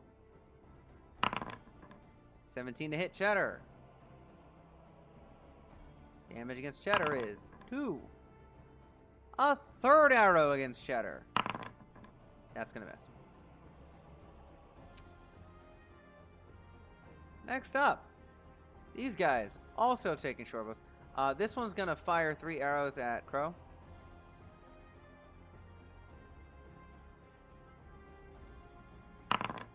$22 to hit. 1 point of damage. 11 to hit, which will miss. And finally, a -1 to hit.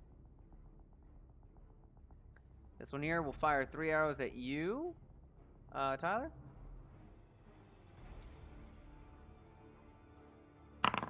13 to hit, which misses. Nope. 12. And 2.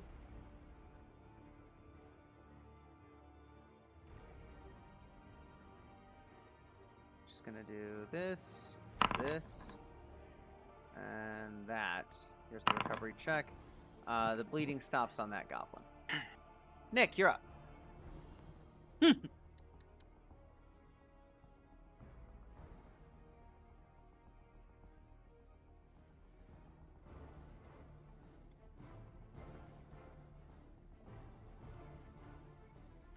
Nick. Ah! Ah!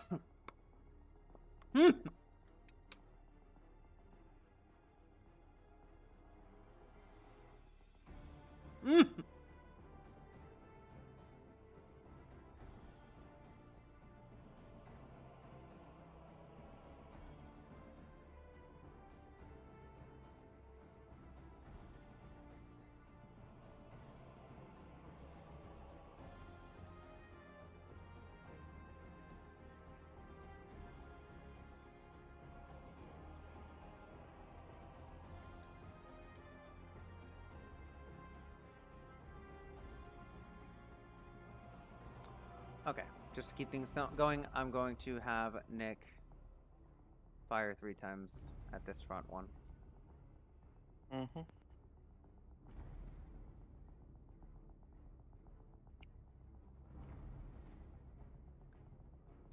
Fire the laser. Yeah, that'll hit. 5 points of damage to that guy, which kills him. Second arrow is going to be against that one. Ah! Ah! 18 to hit. 8 points of damage for that guy, which kills that one. And he's actually going to usher a command to Cheddar to have Cheddar rush over and attack the Goblin Warrior with a Jaws attack. 16 to hit. Damage. 5. Excellent. All right, Dan, you're up. Ah. Let's see how far I got to go. The fuck? God damn it. Sorry. What? I flipped my damn thing over and it's not working like it should. How do I get from under there? Okay. Oh, there we go. Thank you. Mhm. Okay, so that was already 10, so I can move here to 55. And I'll go on and try and stab that one with my rapier. Okay. Oh, hold on. Let me target. Ah, Yep. fuck. What a... I don't know why Okay. it's not fully working all the time. It's fine. No, I actually messed up. I can't... I was surprised what happened, so... All good. That goblin is killed as well. And with that, you watch as Aldern, having backed into the corner, peeks his head back out, looks around, and he goes, "Thank you. Thank you so much." And he kind of looks at his dog, and he says, "Oh, my Bessie. What did they do to my Bessie?" And he runs over to his dog, kind of cries for a little bit, and he goes, "I'll make sure you're buried properly, next to the family estate." Kind of lifts his dog as he's like looking at the rest of you, and he goes, "Thank you. Thank all of you so much. You are unprecedented skill and unorthodox looks." He kind of looks at the Minotaur, looks at the raccoon on the roof, looks at Tyler, looks at fucking Rummy, and looks at fucking Pedro, and goes, I am in your debt, all of you, especially you." And he looks over at Pedro, and he goes, "Your skill with the rapier, it's quite amazing. And he kind of looks at the rest of you and goes, "I'll be in town a few more days. I'm staying at the Rusty Dragon to the south. And when you get a chance, I'd love to speak with you more and reward you properly for saving my life. For now, I'm going to make sure this little guy is buried properly as well. Thank you again." And he gives you guys one last Coin for look. Pedro. Say again? I was just coin for Pedro. Yes, I'll keep that in mind. And he rushes off.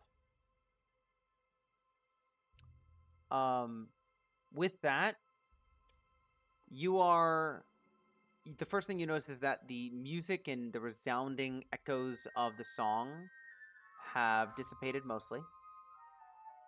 The starts of fires have died down from the efforts of the town's guard and whatever's need be, but there is still an eerie quiet to the town. There's echoed voices. But one thing is for sure is that most of the goblins have left in droves.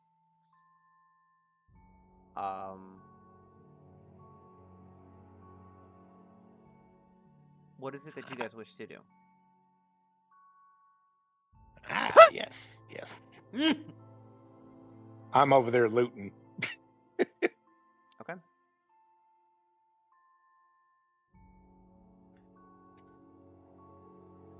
What is this weapon potency? Is that a potion? No. That is a rune that could be Oh. etched on a weapon. Oh. Well, I took it. Mm-hmm. Where's my inventory? Rummy's gonna look around and go, so you think there's gonna be like a monetary reward for doing all this? Cause killing goblins wasn't on my agenda for today. Yes, rich man. Rich man should pay coin. Coin for Pedro.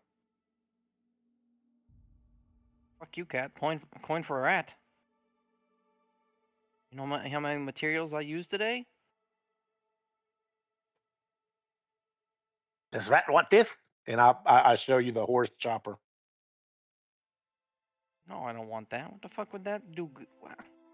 Guy, you've seen me throwing fucking vials and shit. Why would I be using some fucking axe? You can sell. Yeah, fuck that shit. If Remy wants to Pedro. carry it, he can carry it. Pedro sell.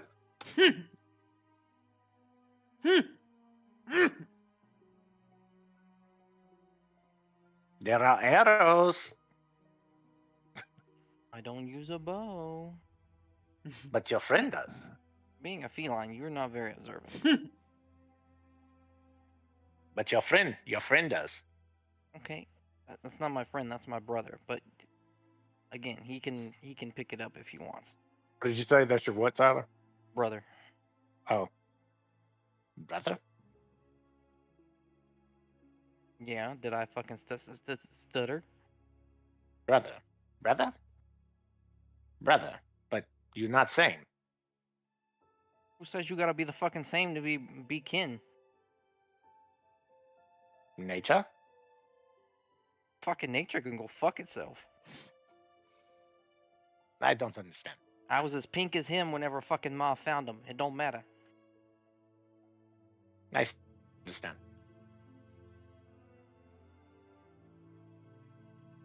He's a rat fucking through and through. Even if he don't look it. He's just a little odd. Okay.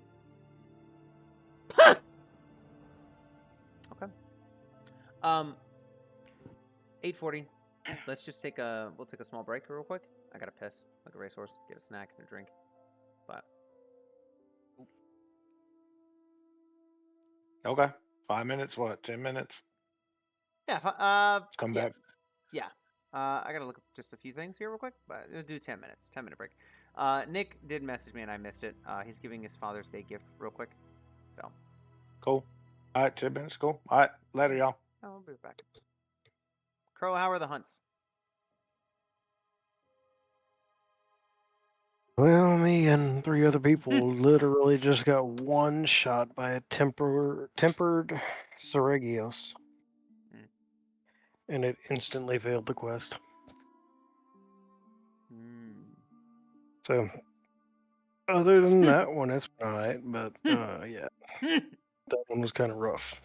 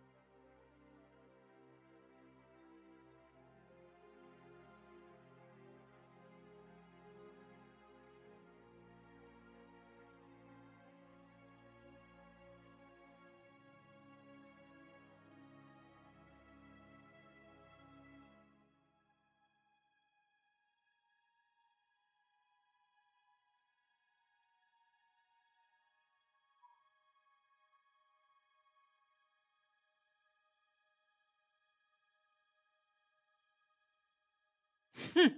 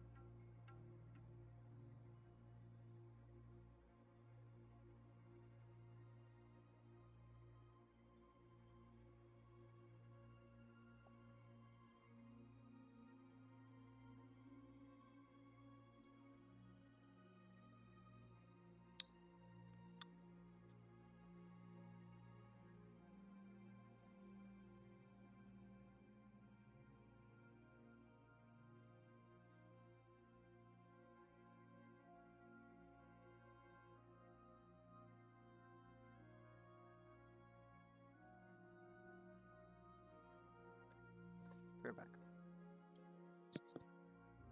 Okay.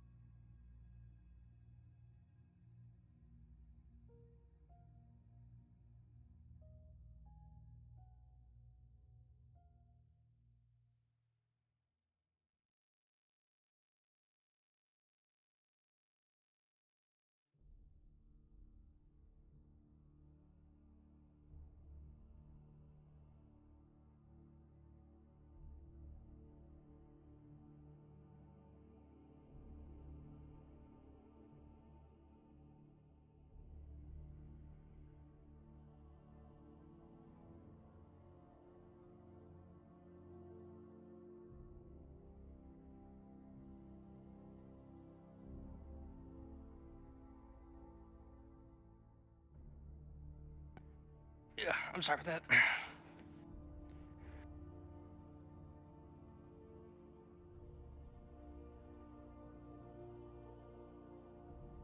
I think We're it all on take a as long.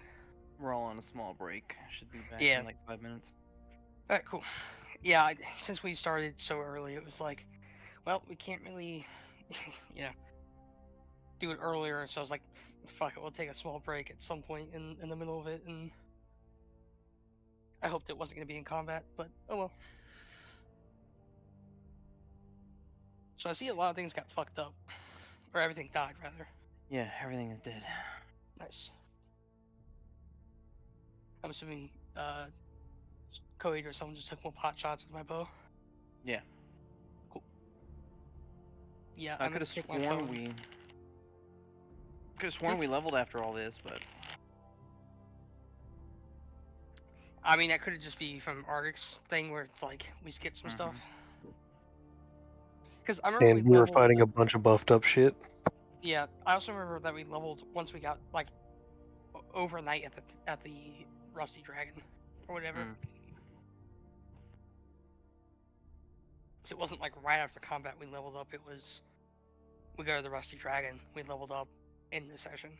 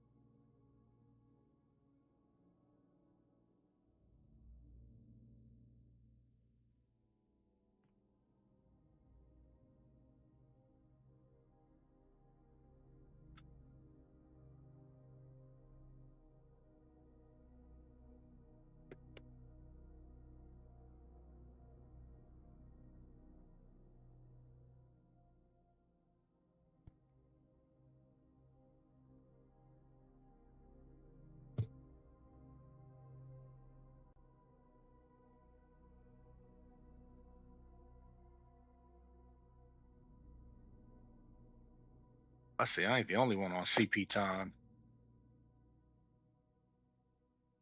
I mean, I'm back. That nigga said 5-10 minutes. It's 10 minutes. Where you at?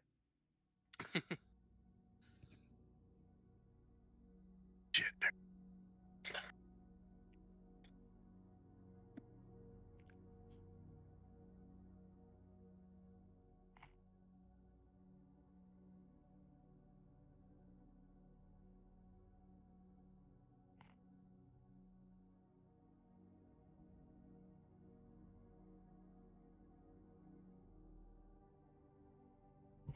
I'm watching the Dead Man All Stars fucking finale.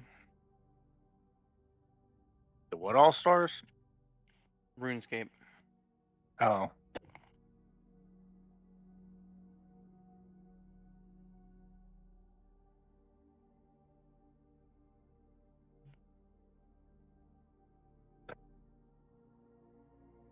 Hmm.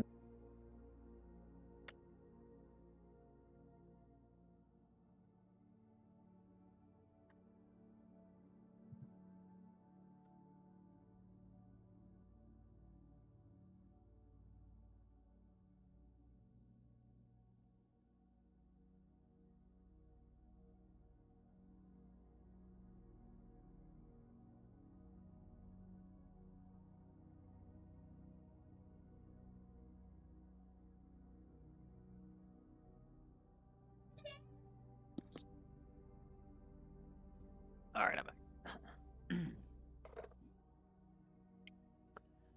All right.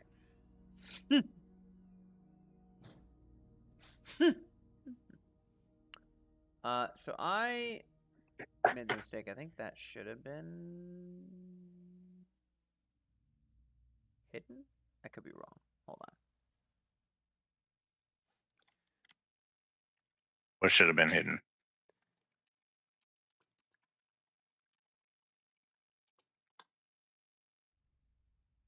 Talk about me looting? No, just the rune itself. Oh. Should be mystified. And sorry about that delay. Good. No, you're fine. I took your turn. Yeah, I figured my character's easy. Just shoot guy I marked, and then good to go. Yeah.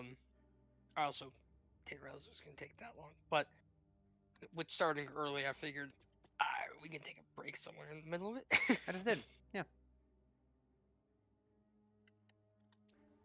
Um.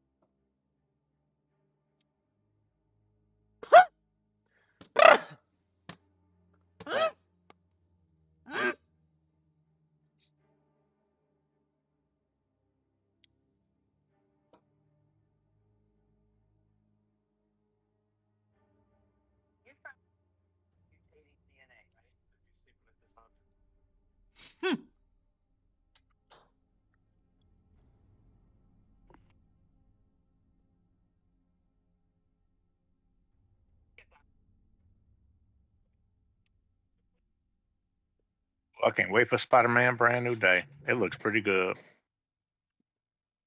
It is exciting. Okay. What am I thinking of? All right. Do we have everybody here? Yep. Yeah. Aye. Aye. So. Hell no. Damn. I'm sorry to hear that. I'm gonna bring the bodies from the Swallowtail Festival over here. If there's any other last things you guys want to loot off of these guys, feel free to.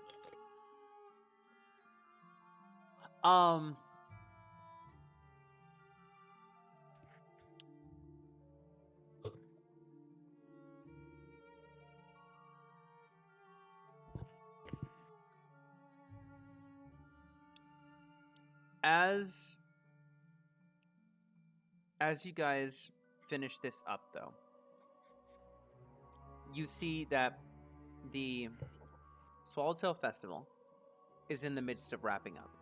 It seems that when an attack happens on a town during a celebration, most people aren't in the mood to really finish that celebration. But one thing is very clear.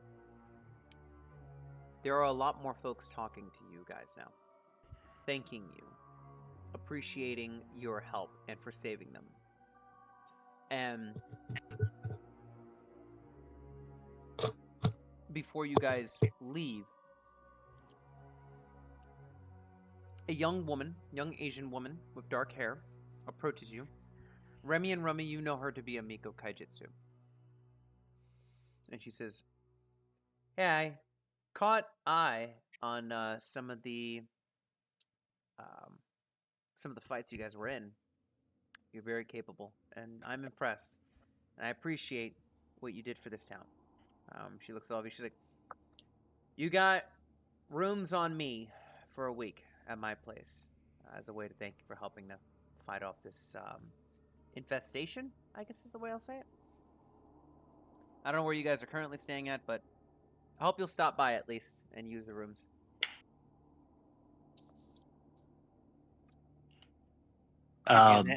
Remy, we actually got clean fucking sheets. Holy shit!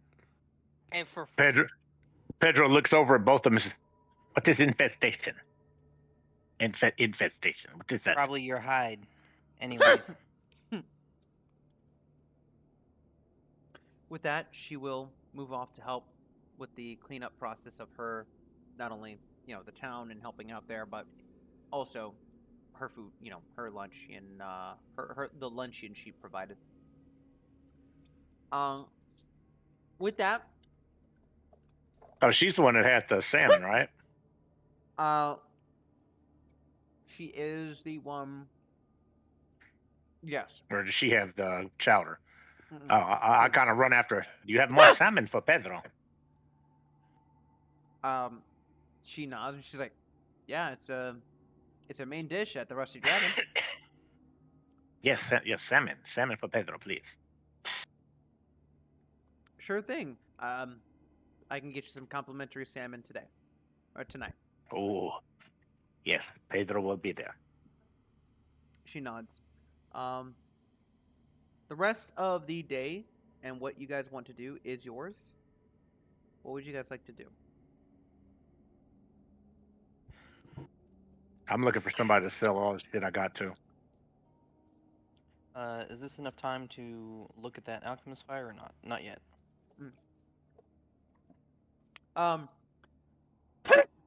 So how it works, Tyler?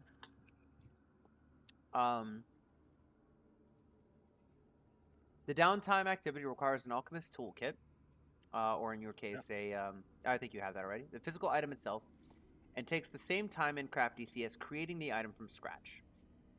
So, how this works? Hold on a second. Good lord. How this works is.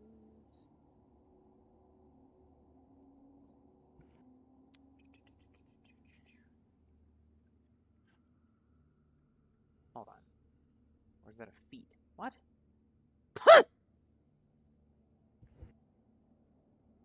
I was gonna try and identify my little rock since you hid it from me. You are not able to. You Okay. yourself, you can't. Okay. Why the fuck is?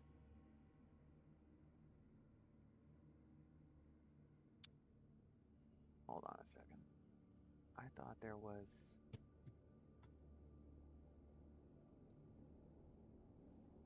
Okay.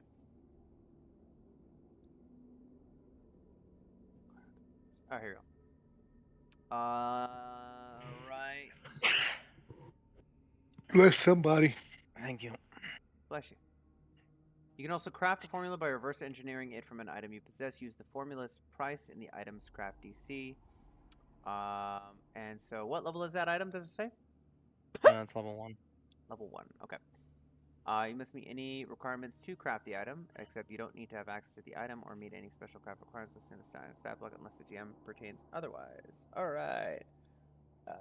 So with that,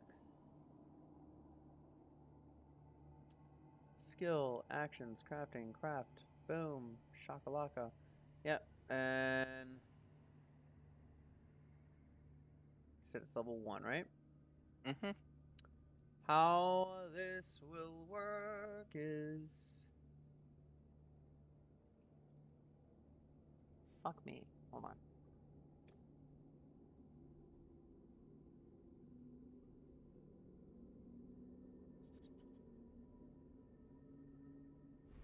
Formula price 1 gold piece.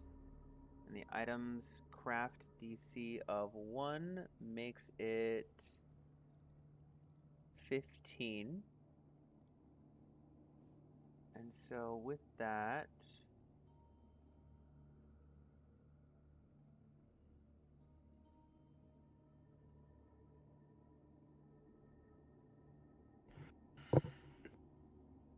All it would take would be time. So how this would work is after 2 days of work setting up, or 1 day if you have the items formula, which you don't, you attempt a crafting check. And if your attempt to craft the item is successful, you expend the raw materials you supply, which is half the price. So in this case, 5 silver. And you can pay the remaining portion of the item's price to complete the item immediately. So you could just spend the 1 gold. Or you can spend additional downtime days working on it. For each additional day spent, you reduce the value of the materials you need to expend to complete the item. It's determined by the income earned table, which is... I gotta find that. Give me a second. So yeah, it starts off. You pay half the price of what the formula price is, which would be 5 silver. You do that at day number 2. You make the check, and then you just say how many additional days you would want to spend doing it. Which let me see here. Not earn income tasks. I just want the fucking thing. I'll find it, but that's all that's required. Oh well, I guess I'll start working on that tonight then. Yeah. All right. So here we go. You are trained. Task level 1. So go ahead and just so we know what happens over the next 2 days. Over the next 2 days, you'll get to work on that, and give me a craft check.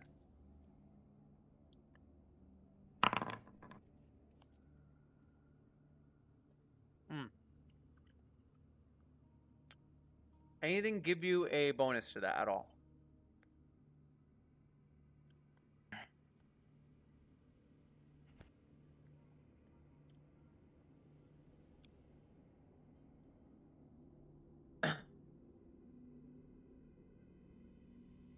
Oh, and for saving the town, everybody gets a hero point. Yeah, boy. Oh, I guess I don't have anything that gives me +1. I mean, I've got 2 of them to study, but Right now, that's looking like a fail, which is why I'm asking. You need 15.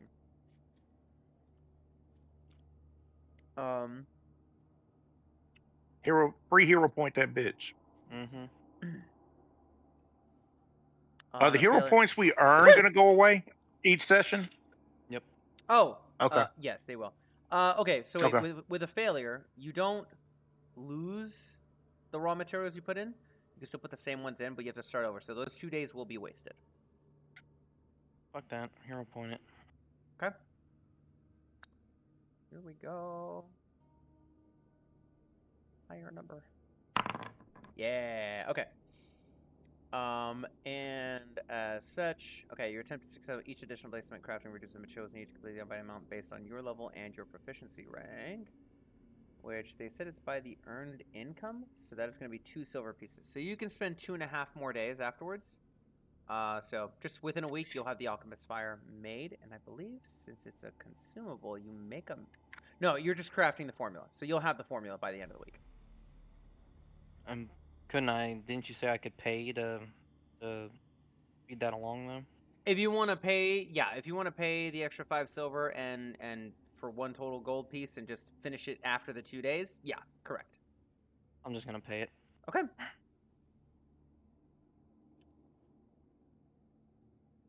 All right, I guess let me know whenever I can add that formula to my list. Yeah, go ahead and add it. You have it now for Alchemist Fire. Ravioli, ravioli. Give me the formula.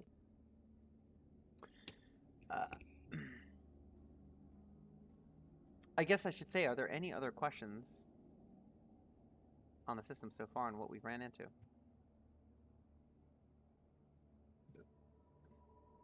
Why can't I figure out? Oh, because I don't have Arcana, I'm guessing. Yes, you don't have a means to be able to identify magic. Okay.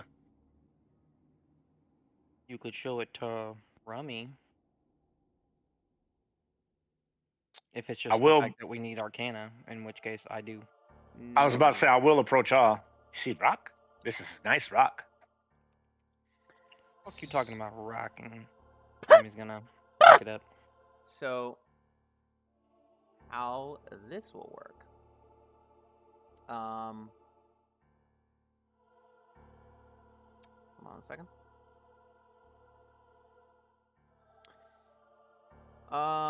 Identify magic requires it to be trained. Each magical tradition has a corresponding skill. As shown on the table below, you must have the trained proficiency rank in the skill to use to identify magic or learn spell. Something without a specific tradition, such as an item with the magical tree, can be identified using any of these skills. Okay.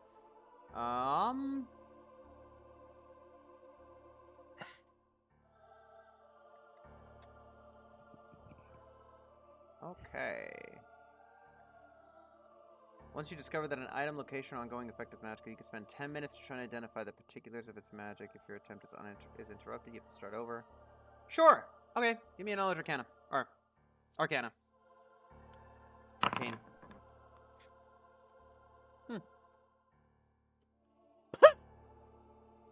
Let me see. Oh. Oh.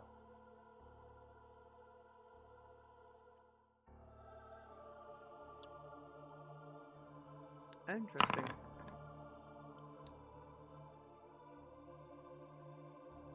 Alright, cool. Yeah, that's identified. Oh, it's that easy. Cool.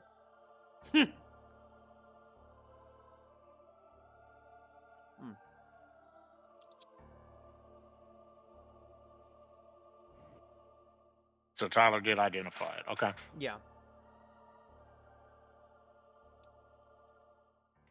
You're gonna see Rummy take out a pair of like fucking spectacles with like, it's one of those contraptions you see in movies where like fucking it's got 3 other lenses that you can push down Ooh, for him he's to look working at it. magic again.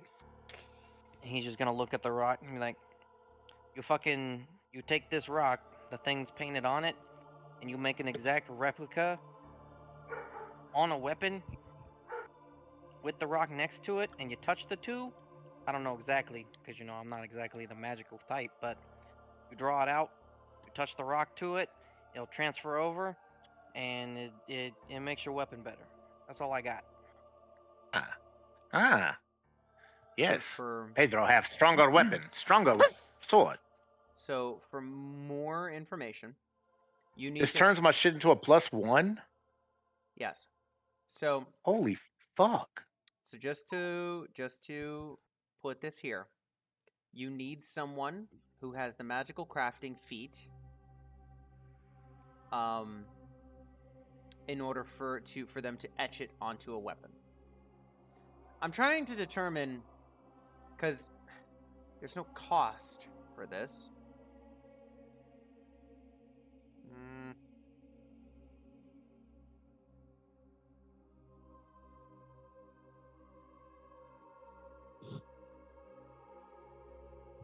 Yeah, that's the thing I need to figure out.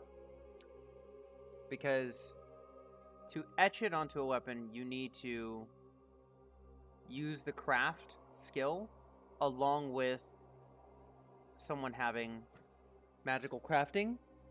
Stop it. For them to do that. So etching a rune onto an item follows the same process as using craft activity to make an item. You must be able to craft magic items, have the item you're adding the rune in your possession throughout the etching process, and meet any special craft requirements. It has no effect until you complete the craft activity. You can etch only 1 rune at a time. Then it talks about transferring runes from one to the other. So, the only thing I haven't figured out yet, though, is the cost of etching a rune onto a weapon. That isn't clear. But you need to find somebody who can do that. Pedro goes to sell. I shall return.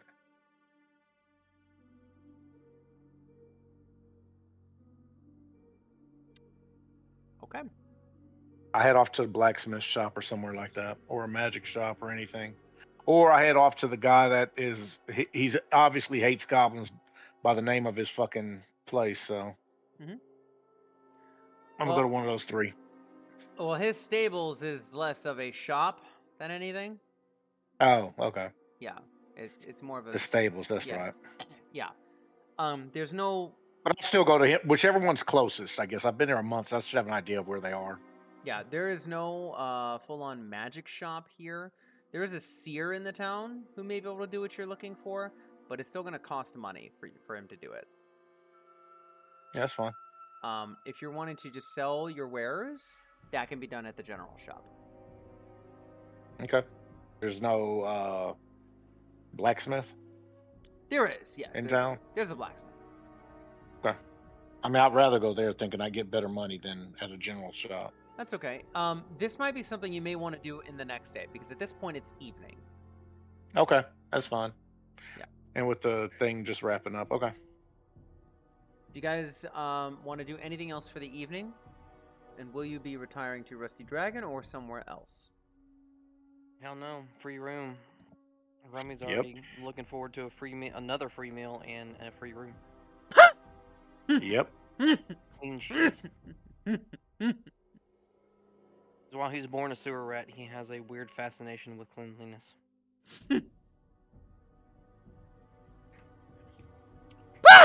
Remy just likes to dirty things up, so having a new object to dirty up is nice.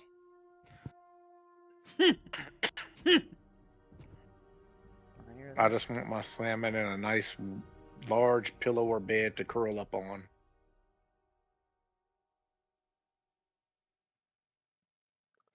I don't know why these have exclamation points, but we will go from there. Crow, are you still with me, man? Yeah. Okay, fantastic. I'm bringing you guys to the Rusty Dragon Inn.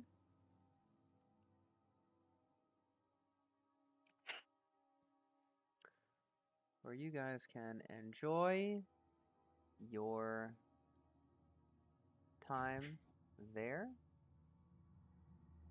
If we can see. I guess I'm glad I got night vision. You should be able to see. I cannot. Oh, well, His token's not here. I forgot you. Oh, okay, that's why. There you go. Ha Okay. Sorry, that was loud. So, with that, there is a resounding cheer as you guys enter in, where they end up buying you a round of drinks in thanks.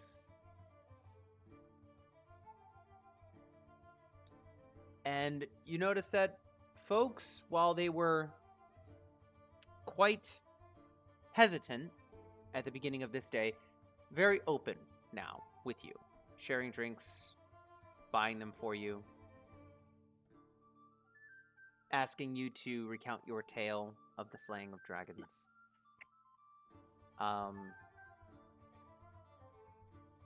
There is a woman named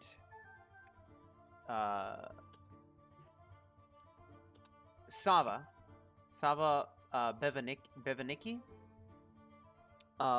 who's a well-known weapons and armor smith who approaches you guys, tankard high, and she says, "To the heroes of Sandpoint." And there's, again, another cheer. And she heads down to you guys at head level and says, "Anything in stock, 20% off. Whatever you guys want."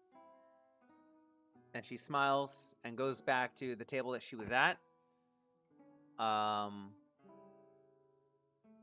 There's a very big welcoming vibe that you guys are not privy to normally, but is there now. I bet. Can you top this off? I'll top it off for you, big boy. And I'll give you seconds. I'll be happy with all that. During the chanting and the dancing and everything like that, anytime there's a recanting of tales, Remy is going to be standing on top of Cheddar and, mug raised high, just spewing out whatever he feels like. Might not even be related to the goblin attack. Rummy's gonna be in the corner watching his brother, just going, he always likes to talk.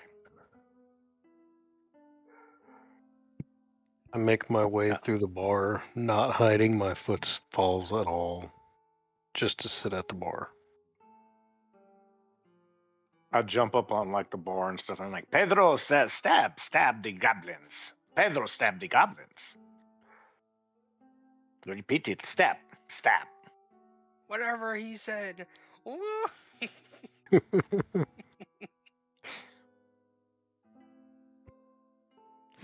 Rummy's too busy in the corner trying to fucking disassemble and reassemble a firebomb. Thank you. to talk about the ignorance of the cat. At multiple points during the celebration, Remy will come over and bother Remy like, "You should drink, brother. Come on, you deserve it." You remember what happened last time you fucked with me while I was working? You nearly lost all your eyebrows. And your eyes. And I your don't have hands, for any that matter. eyebrows. Well, there you go. See? Don't fuck with me. I'm busy. I don't do the drinking, just like I don't do the drugs. You should know better. All right, all right. You go have your fun. I'll be here if something fucks up. I just figured maybe you'd party for once, considering everything we did. But Well, we murdered some fucking greenskins? Ooh. yeah, but they're holding us to a higher standard, man. Come on.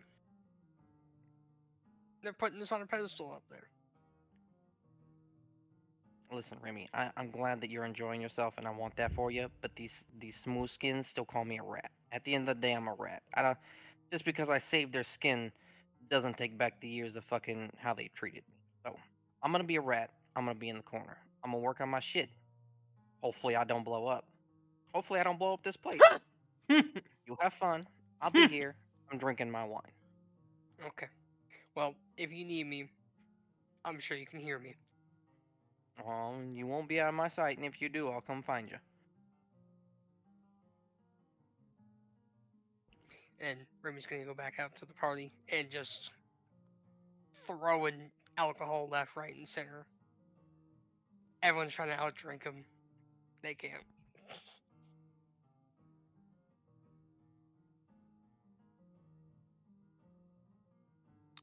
I think if I'm reading this right, Tyler, you ain't gotta pay shit. Ha!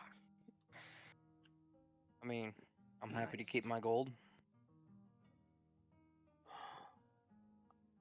I'm writing down notes. That's what happened. He hits me with some water or some alcohol that he sloshed around. I just jump up. Oh yeah, Be the beer careful. mugs.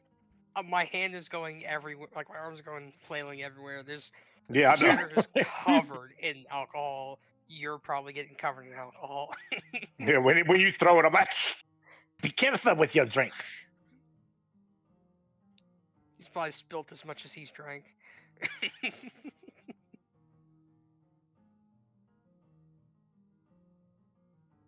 Okay, so if I'm reading this correctly, they successfully reverse engineer the item and get a formula, but are left with the raw materials needed to craft a new one, but not the craft time. So you can take the raw materials of the alchemist's fire, and you can put that towards crafting a new one, essentially. Now that you got the formula for it.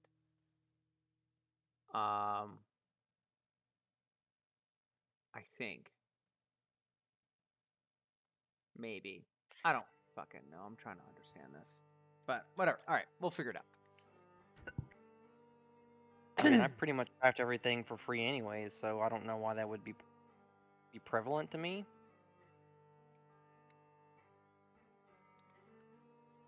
Like, all my formulas are free casts or free crafts.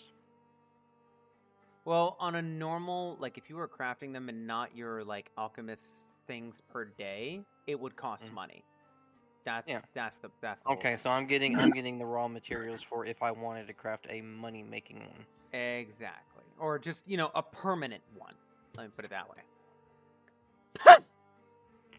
Okay, so do I need to get rid of one of my alchemist fires then for the disassembly that I did? Correct, and you are going to have the amount of gold. However much those cost, I think 3 gold each. You have a gold and 5 silver that you can use as raw materials to make a new one, or a batch of them, I think, and how consumables work. So do I regain the 1 gold that I used, or? Yes.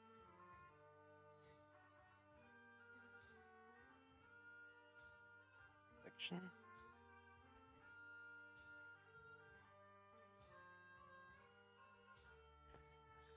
There's no note section. I'm all set. Create the formula. Yeah, there is. Biography.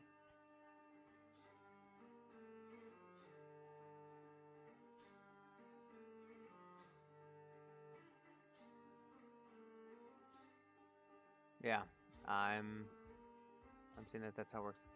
Usually, if you get a critical strike, you can opt to not only create the formula, but also reassemble the original item at the same time, leaving you with the formula and the item instead of the formula and raw materials equal to half the item's value.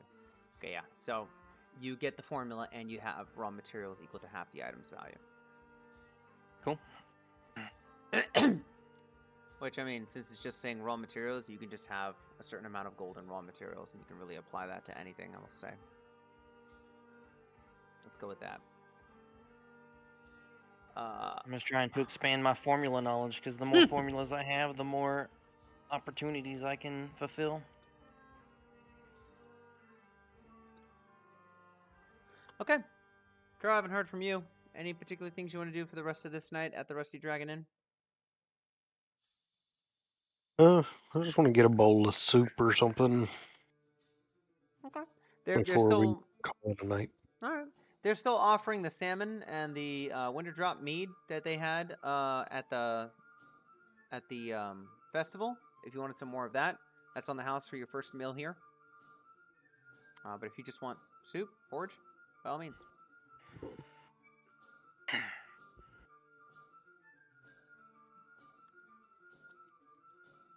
I'm not exactly gonna play this as a vegan, but I'm gonna play it as the lore dictated, as mostly just eat veggies and fruits. I'm gonna say minotaurs aren't vegetarians a lot of the time.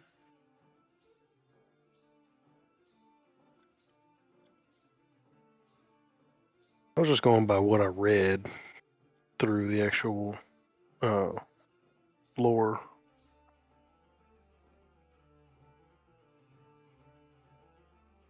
They only, according to what I read, they only partake in meat in the monthly ritual hunts, and that is just for the ritual, and then the rest of the time they're hunter-gatherer, like forager kind of lifestyle.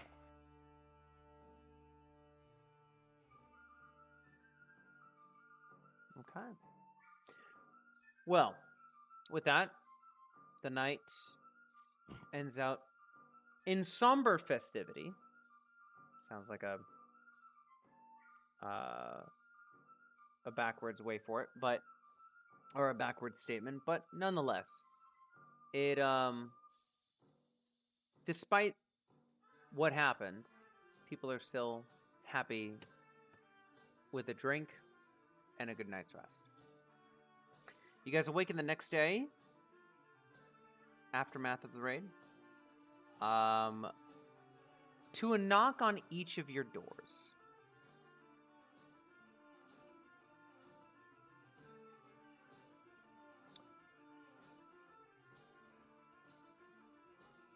Go away.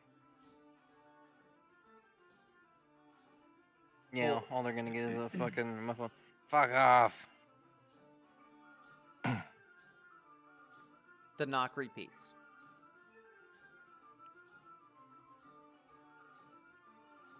Do I have is there a window? No, it's a door. Rummy- It's a solid door.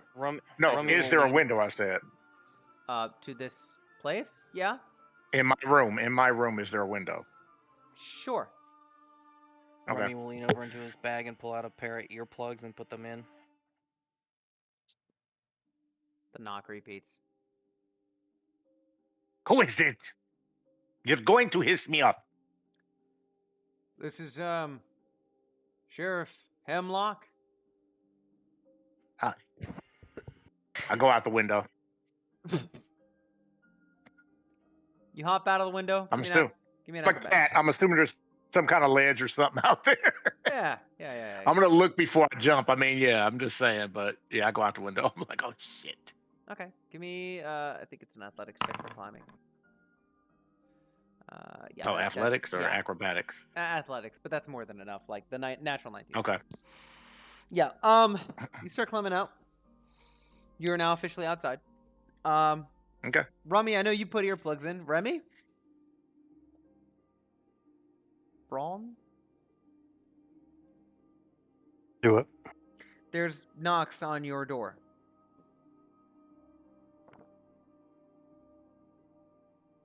You hear a loud rustle and loud booming stomps as I walk to the door and answer.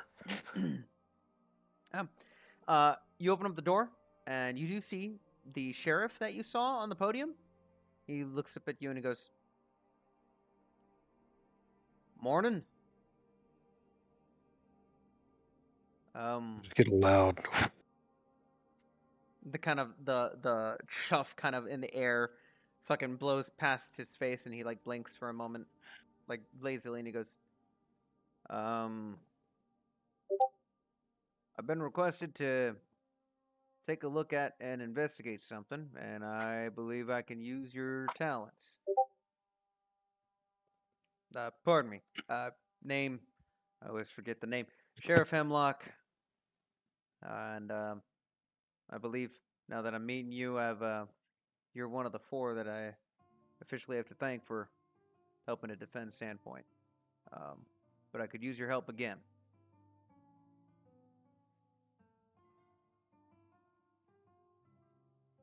I look him dead in the face and just say, "Where?" Sandpoint Boneyard. I can leave you here to freshen up, whatever that may be, and I'll meet you outside. I just start to close the door and say, "Okay." You hear him walk off. And is Remy and Rummy staying in the same room? No, sorry, I mic muted for a minute. Remy is in a different room from Rummy with Cheddar. And with the first knock, he was like, "Rummy, go away, man. I'm still trying to sleep." Knock, knock, knock. The second knock, he'd be like, "All right, fine, Rummy, I'm coming." And he's like trying to climb out from underneath Cheddar to get to the door. And he's like, kind of like, not drunk, not like hungover, but definitely maybe still feeling it from the night before, and then opens the door. You see the sheriff, and he goes, "Remy, good morning." Yeah. Well, I have you and your troop to thank for the defending of Sandpoint. I appreciate that. Good to see more from you than allegations of you and your brother and things that are happening around town. But Just a solid thumbs up from Remy. he says, seems that there's something happening at the Boneyard, and I figured I can ask you all for help one more time. And yeah, that's why I'm here, personally. Yeah, I'll see if Rummy's up for it. I did try to knock on some of your folks' doors. Only one of them answered, so I'll be waiting outside. Okay. Alright. I'll meet you out there. He walks off. He's not a charismatic man. He's just...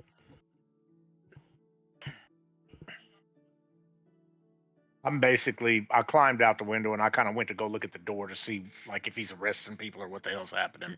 And if I see him come out without anybody, I'm gonna go hide around the corner and kind of look. Okay, give me a stealth check. That's blind. That's secret. Okay. Oh shit. Blind to game masters. Oh yeah. You kind of leap out, go around. He, after like 5-10 minutes, he does come back out, and he doesn't have anybody arrested. There's 2 other guards with him, and he currently just pulls out what looks to be like a long smoke pipe, and or like not long, but like a short smoke pipe, and he just starts smoking it, waiting. Seems to be chatting with the other guards. Yeah, I just keep watching. Remy? Remy's gonna knock over on Rummy's door. Rummy, get up. You would know just from their ears together. Probably after the first knock, he stuck his earplugs in his ear. Yeah, Remy doesn't know there's a knock on Rummy's door, so he's like, Rummy, Just sawing he knocks logs. again. No. Rummy? Okay. And then Rummy. he's tired. And then Remy's gonna go back and be like, alright, Cheddar, let's get up. Come with me. You hear like chitterings Everybody. from Cheddar. I'm gonna assume Cheddar's still sticky from being coated in alcohol last night.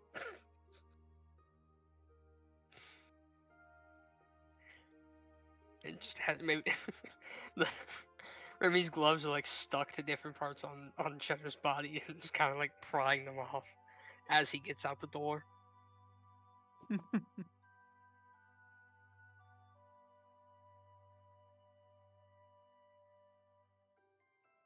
And then Remy goes downstairs after he gets all the stuff together. Okay. So you're leaving Rummy. For the moment. Okay. All right. And Braun. So whatever things you want to gather up, do you head down as well? Yes. Okay. Remy and Braun, he did say he was outside, so if you guys step outside, you'll see the sheriff along with 2 other guards that you haven't really met yet. Pedro, you see Braun and Remy along with Cheddar kind of stepping out. And it doesn't look like there's any issue, so I'll come out. Why do you wish Pedro? The sheriff kind of looks off to the side, sees you, and goes, "Oh, all right. Well, we got 3 out of 4. What about the He kind of takes a smoke of his pipe and goes, Rat folk. What about Rummy's his name? Rummy. Yep. What are we gonna go do? Because if it's not much, then I'm gonna leave him to sleep. Apparently, there's some issues at the boneyards. Something about a breaking and entering. And Father Xantus said things didn't feel right. And so he called on me. And so I said, why not grab Sandpoint's freshest new batch of heroes? See what they might know. You guys seem to all have particular talents. And I think it could be useful to have your expertise. Your time will be compensated, especially for your heroism. You have gold for Pedro. I will have coin for you after this is done. While the sheriff is speaking, Remy's just is just thinking about the boneyard, and he's like, "Oh fuck, one of the stashes is there. I gotta go wake up Rummy." Yeah, I don't expect there to be too much problems. Maybe a goblin got trapped in the vault. But figured we can go there together. Let me go get Rummy real quick. I'll be right back. And Remy will walk around the building and be like, "Which window was it? That one," because he sees the cracked window from his room. Mm-hmm. He's like, "Okay, that one's Rummy's," and he's gonna start to climb up and get into Rummy's room. I love how you guys are just climbing all over these fucking buildings. We're fucking animals, man. I know. I love it. Thief and the sheriff came knocking at my door. You goddamn right, I got out of there. Shit. No, that's fine. Look, yeah, it's Black. He can't take these chances. Yeah. Okay. I was not resisting. Yep. Taking your time, you can get up to Rummy's this gonna window. climb up into Rummy's room and just kind of like carefully wake him up, be like, "Hey, the graveyard stash might be in trouble. Hey, speaking of which, where does it show our alliances? Our not alliance, but like if we're lawful or chaotic or whatever. It doesn't. The alignment. Okay. Yeah.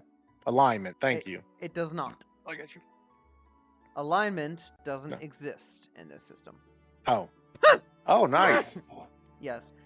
You have personality, attitudes, beliefs, edicts, anathema. So if you go over to your biography, you can fill all that stuff in. It's just pretty much what your values are, what you believe in, what you don't. And that's in lieu of an alignment system. With Remy waking him up, he gets up just fine. He does pop the earplugs out of his ears. He immediately walks over to the table in his room and opens up his alchemist kit, and he takes a whole bunch of vials out of his belt, what he had remaining from yesterday, and just kind of dumps them into one big vial. He drops some powder into that shit, swirls it up before he pulls out like 7 new vials and starts pouring the rest of that into it. I mean, he's just how fucking, just that odd world fucking alchemist if he's using potions from yesterday to make the potions for today, and he's just adding bits and pieces to the new ones before he's got his 7 vials, puts those back in his belt, closes his kit, puts it back in his bag, looks at himself in the mirror, pulls a brush out of his bag, brushes his 2 front scissors, and then he's like, all right, let's go. Brushes his teeth. Yeah. I told you, he's a fucking very cleanly rat. Like, even after the food fight, he cleaned himself. He's got soap on him right now. He's got multiple pairs of clothes. Yeah. And it's funny because on top of that is, everyone around the building, and now he's appearing back through the front doors to go back outside. So while what? I was just gonna say, walking outside, seeing the Minotaur and seeing the cat again, he will hand you 2 fresh potions. He'll take the ones that he gave you that are now weirdly looking like water and dirt together, and he's just gonna slide them into his bag as he hands you fresh new ones. So you don't have to do anything. I'm just accounting for the 3 minor elixir of lives I've made and handing out the 2. So that's all taken care of. And my potions have been made for the day. Within the 5-10 minutes that Remy went to go get his brother, the sheriff is like, he sends the 2 guards off to like just keep watch, but then he starts like looking at Pedro and Braun, and he's not questioning, but he's just asking questions. He's just like, he looks at Braun and he goes, I haven't seen you in town before. What's your name? Said he's talking to me? Yes. Why the fuck's he talking to me? Do you He ask him talking that? to you? Nah. Okay. Just the Braun. Braun. Like Braun. It fits. I can see that. What are your plans here? Where'd you come from?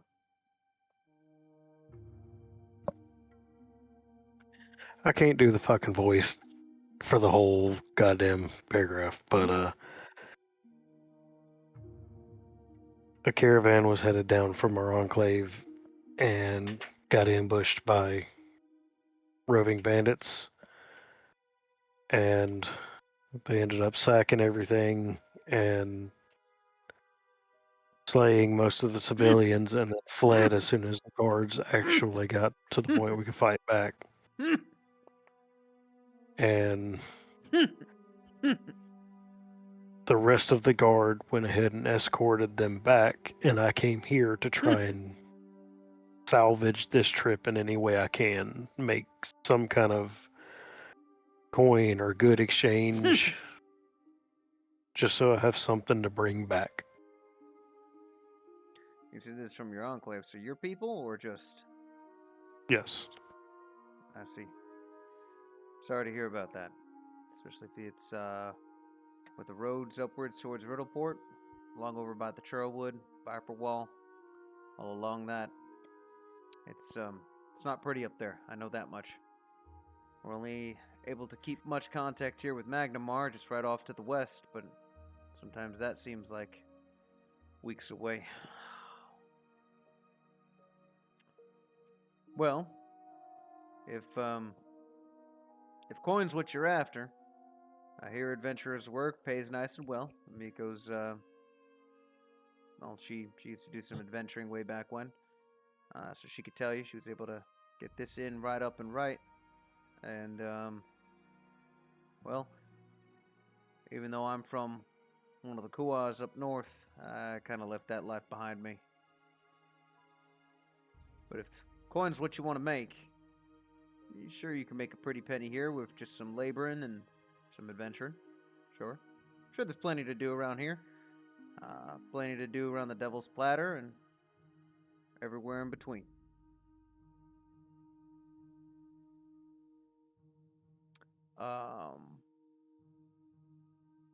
He looks at Pedro and he goes, "You're a cat." I am a Pedro. You're a cat. I am a Pedro. Like a walking, talking jaguar. No, I am a Pedro. Okay. Pedro. Is that your name? Yes. Pedro is Pedro. Okay. Nice to meet you.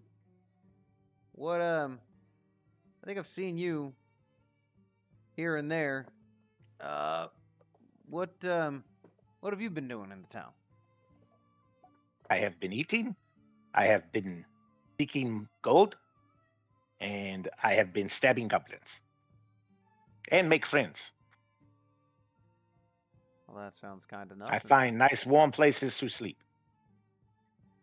That sounds friendly enough. You can find all that here, and I'm glad you're doing so. Have you been to Magnamar? Magnum, what? Magnamar. It's the big city along the Jeweled Coast over towards the west. Give or take about 2-3 days travel from here. I know not of these. Well, if you're up for traveling, you may want to head there at some point. It's got plenty of sights, plenty of gold to make, plenty of places to sleep, and I'm pretty sure you'll be able to stab some goblins anywhere you go. But you're welcome here, especially considering your heroism just yesterday. Yes, I should have gold. Gold for Pedro. He nods. At this point, Remy and Rummy, you both come out. So is the giant squirrel, and he goes. He looks at both of you and goes, "Right." I left Cheddar outside. Oh, you left him. Okay. He goes. Yeah. Good to see you're awake. I guess I can explain along the way. That makes it easier for you, and that way I'm not holding you up on your job, Mr. Alchemist, Witch Doctor. What do you prefer? He was looking at Rummy.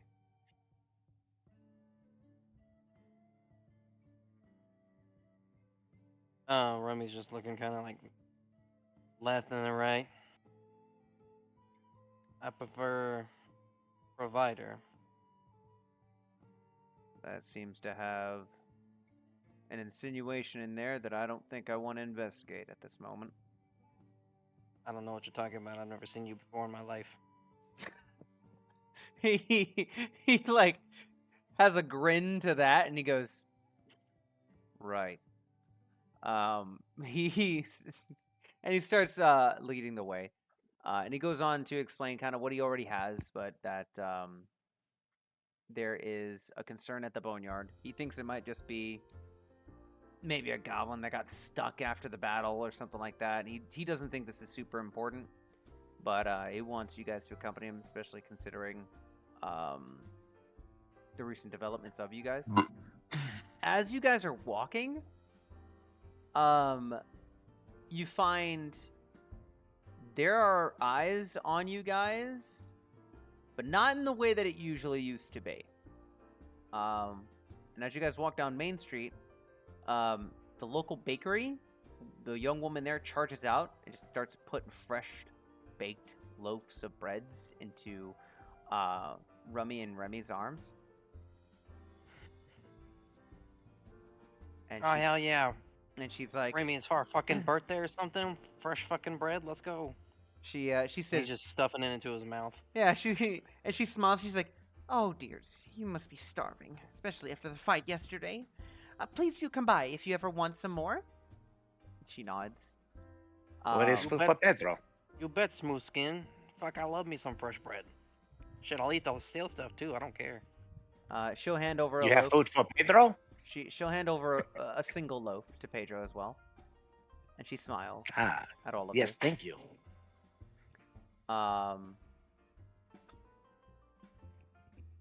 You guys continue down along, and you find yourselves back towards and around the cathedral. Father Xantus stands there, clearly worried, but the sheriff says, Xantus, let's have you wait in the cathedral. That way we can go ahead and investigate this proper. The father hesitates, but nods. And so the sheriff says to the other two guards, make sure you watch the front gates, nothing comes in or out. And they go, yes, sir. Yes, sir. By the way, Tyler, I hand you my bread. I take a bite of it. I give it to you. He stuffs the other loaf in his cheek. That is not good food.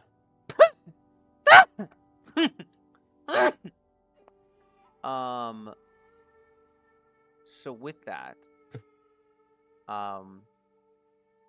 you guys all approach about a 20-foot square stone structure that stands near the wall. And he says, like I said, I'd appreciate if you stick along with me in investigating this scene personally.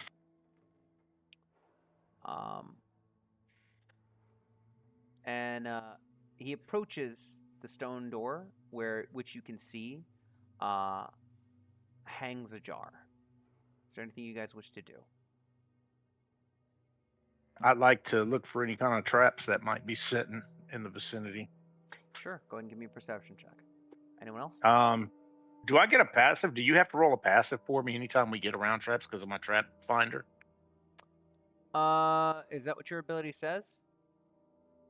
Yeah, trap finder says I don't. Well, let me go to it real quick and read it. But I think it says that basically like it's. You get a +1 bonus to perception checks to find traps, AC against traps, and to save against traps. Even if you aren't searching, you get a check to find traps that normally require you to be searching. You still need to meet any that's what I other was requirements wondering. to find the trap. You can disable traps that require proficiency rank of master. In theory, if you have master, you can disable traps. I mean, I'm actively looking for this Yeah. one, but I'm just wondering if If, I mean, I know you wouldn't tell me, but if I detected something, yeah, I guess you would have to tell me. Okay, something doesn't feel right. Even if you aren't searching, you get a check to find traps that normally require you to be searching. I mean, most traps require you to be searching. I guess, whatever. Yeah, I mean, if there is... I'll just roll something on the background for you. I mean, I'm not going to tell you what it is at all. It might be you, it might not be. I'll leave it at that. Yeah, I got you. That's what I was just wondering. So, but I am looking on this one. So, what am I doing? Just perception or? Yeah. Okay. So you're looking for traps. You want me to hide it? Yeah. Okay. What is everyone else doing? Remy's gonna pull out his short bow and be on guard. Okay. Are you currently mounted on Cheddar? I would have dismounted as we got here. Just for the sake of like maps here, I'm gonna bring you guys over here. You're over. This door right here is the front of the vault. Cheddar, you're over here. Crow, I'm gonna bring you over here. And Rummy, I'm gonna take you outside, make it easy so you guys don't have to march yourselves through like doors and shit. What the fuck? Yeah, What? the walls. Why is it forcing me to do that? That's fucking stupid. All right. Cause you's a hoe. Okay. Rummy and Braun.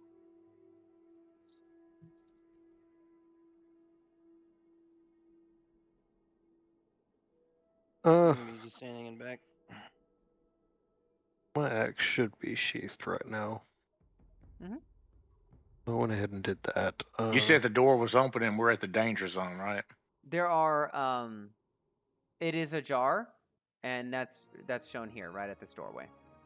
Okay. I'll pull my rapier out just in case. Mm-hmm.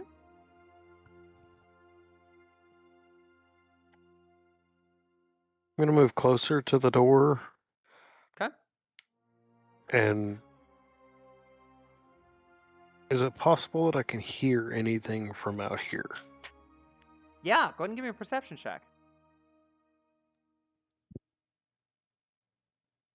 Make sure it's secret. Oh shit. That's all right. Yes. There is a slight shuffling behind it. And you're hearing the sound of like slightly grinding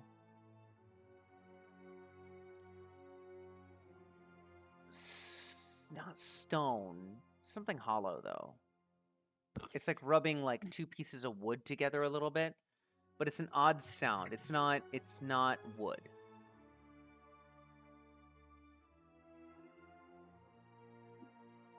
And then It's not occasionally something you that's can readily identifiable. No, not readily. And then you can hear like maybe a chattering of like somebody snapping their jaw shut once or twice every so often.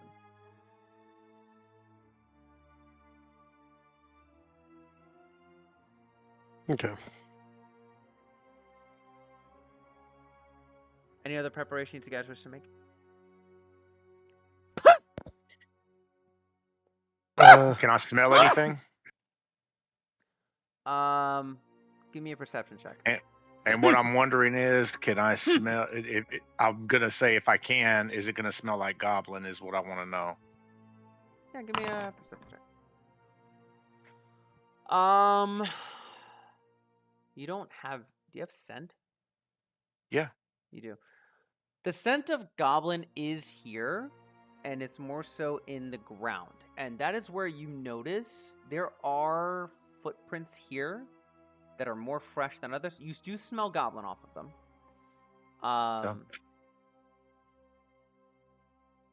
You smell mostly dust that's beyond the door, maybe.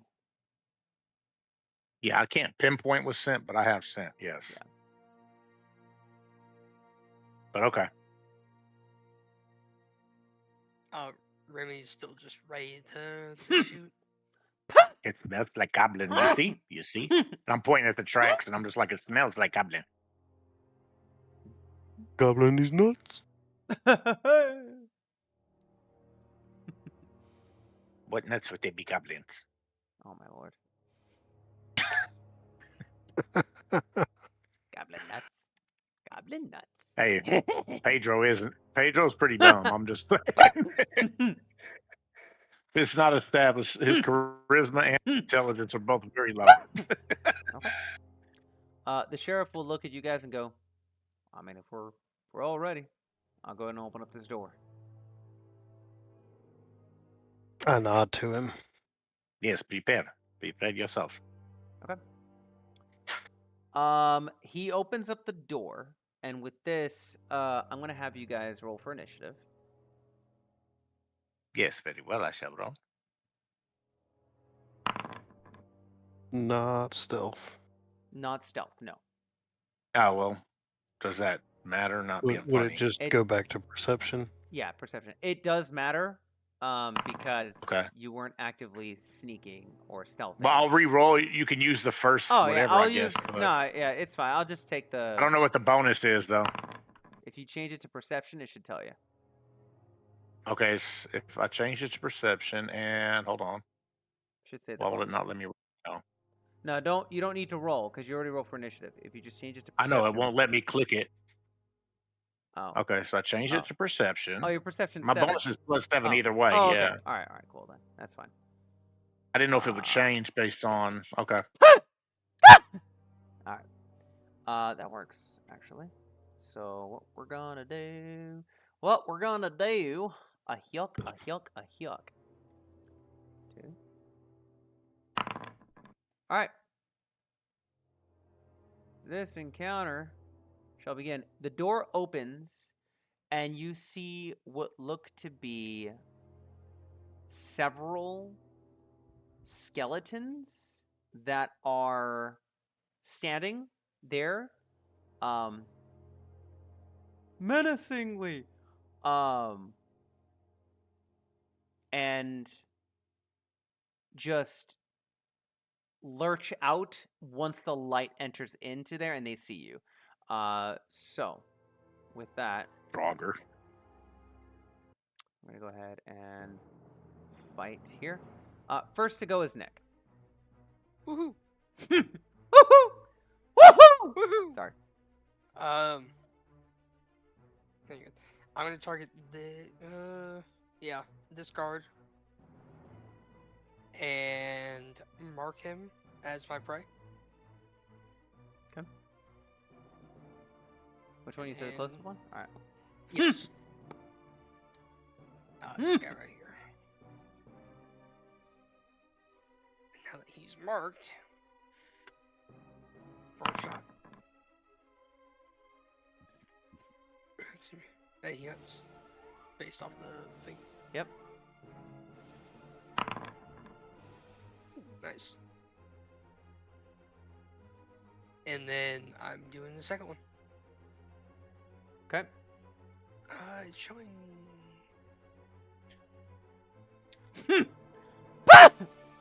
I'm just checking. Ignore this. Just 1 second. You're good. Okay. Oh. That one there is. Now here's the second attack. Sorry. I missed. I want to see if it's gonna do it. It looked me. like the numbers was off for a second, so I was checking the longbow, and it was Hold on. like, yeah, this is right. Right. Okay. What happens if I take this in? Oh nope, it should not be dead. Yeah, I missed. Hold up. No. This. Okay. The arrow hits the skeleton, that first one, but it does not take as much damage as you hoped. Yeah. Second arrow misses. Alright, now it's the skeleton's turn. They pour out. This one takes a step up and it's gonna swing 2 claws at Pedro.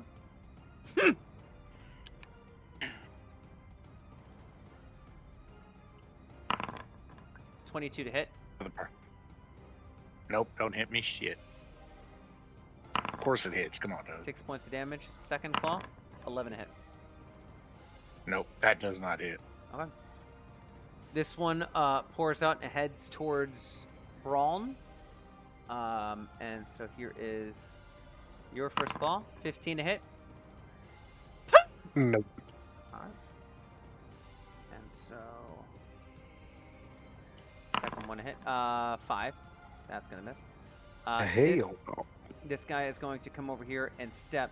It's up to yeah, he's gonna stride over here. Because he's moving through your threatened reach, you can swing if you want on this one. I would have to use my horns. Sure. But I'm gonna do the same thing. Rear down on my hands and hooves and thrust forward. Holy That shit! was a good hit.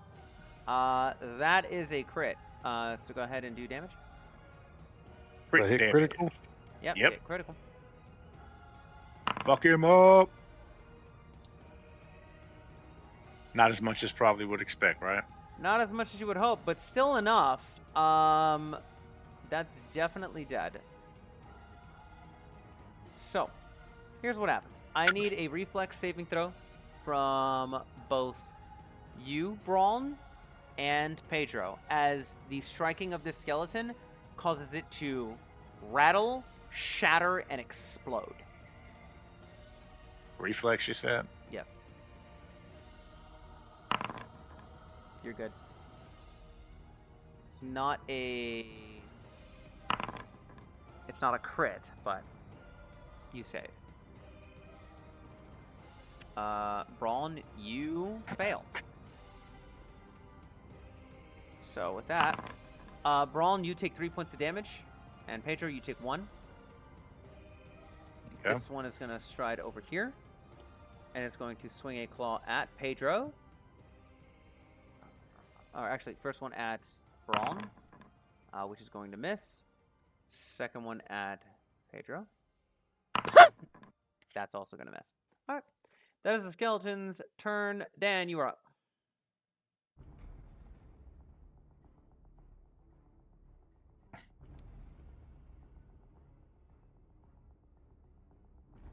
Shit, I don't know what to do with these fuckers. I wish I had bite right now, but I don't. So okay.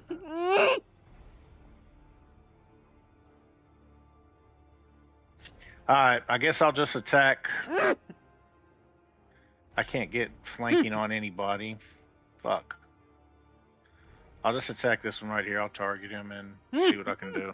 I'll just take all 3. Yo, what? So would claws be better than my rapier? Let's see. Your claw. It really doesn't. Your claw is only better in dealing with the multiple attack penalty. But otherwise the damage. Also, damage is weaker. I'm just wondering about the reduced damage. That's all. Slashing versus piercing. Oh yeah. Yeah. I don't have. Well, I could unarmed strike, bludgeon. As long as but you get me some of my cookie dough. I have the rapier, so I'll just attack the rapier 3 times. Uh-huh. There's one. That hit. Yeah, it does. Damage. Which one was this? What you doing? The one in the middle. This one Okay. right here. Yeah. What up, fuckers? What's up, whoever this is? That strike does not do any damage. Damn, Okay. damn, Dan. I'll you try don't know? again. It's only been like 2 weeks. That's a miss. What's up, Lucy? That doesn't miss. And I'll try again. Definitely miss. And that's a big time miss. Okay. Okay, that's your turn. Crow.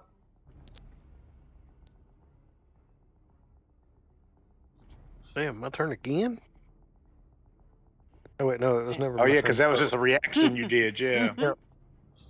So, Wish you had Cleve right now. Are we elephant in the room? No. so my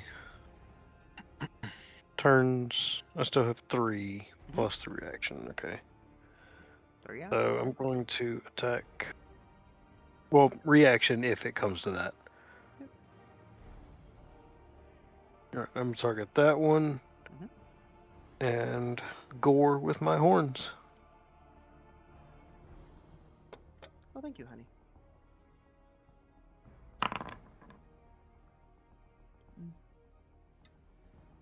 I'll hit.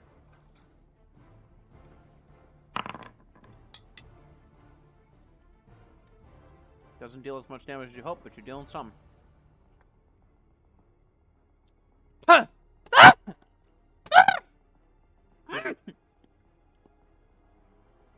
Okay, I'm going to attack again.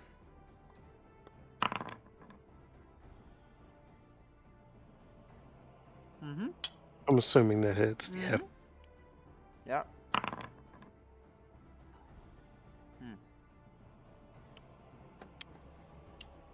That one will explode as well. Please make a reflex saving throw.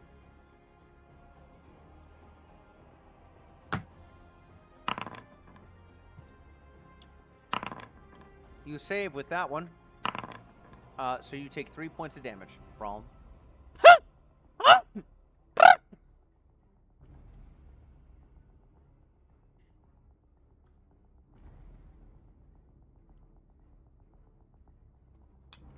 And with my last action, I'm going to draw my Great Text. Okay. Alright, Tyler. You're up.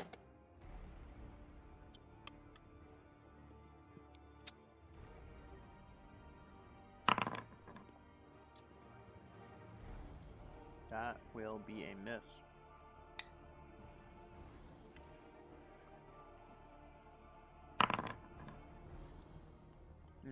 That's my turn.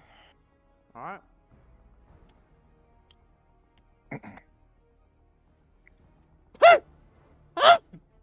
You know why it suddenly become dark? I think it's like tracking time in the freaking real world. Sorry about that.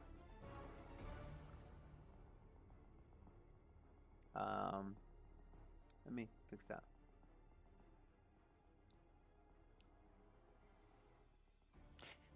Yeah, I was gonna throw one of my concussion bombs, but y'all have already killed 2 out of 4, so I wasn't gonna waste it. Okay, Nick, are you here?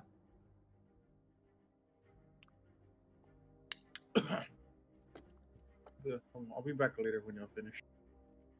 Okay. All right.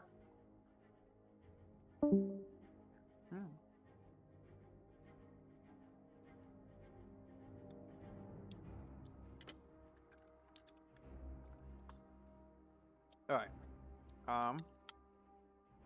This guy and his fucking dad.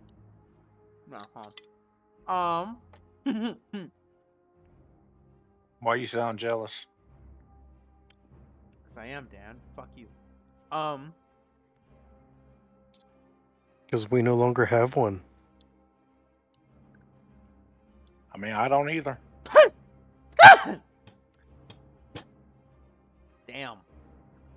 I wasn't gonna go that far, but okay. I'm gonna have him command an animal, which means Cheddar's gonna come over here and bite on this fucking skeleton with the jaws of justice. That's gonna hit. Holy shit. Damage of justice. And wow, the bite is piercing damage? Well, I didn't do much. Alright.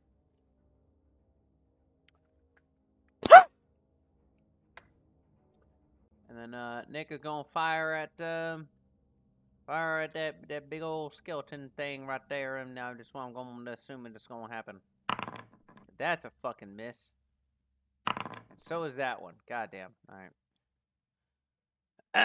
It's now Skilly's turns. Skilly is gonna come over here. This one's gonna do 3 claw attacks at the pussy. Attack at me? Yep. Swing. Swing. Swing. That's horrible. This Skelly is gonna attack between Brawn and Cheddar. He's gonna look at the big ass squirrel. Attack Cheddar first. Swing. Swing. The last one at the bull. Swing. All those miss. That's their turn. Dan, it's your turn. With a putty tat. Okay. Well, since this one seems so fucking enamored by me, I'm going to change my target to him. And I will... I'm just going to try and strike... Well, fuck, no. I'll strike him with the rapier. 1. Alright. That's a crit.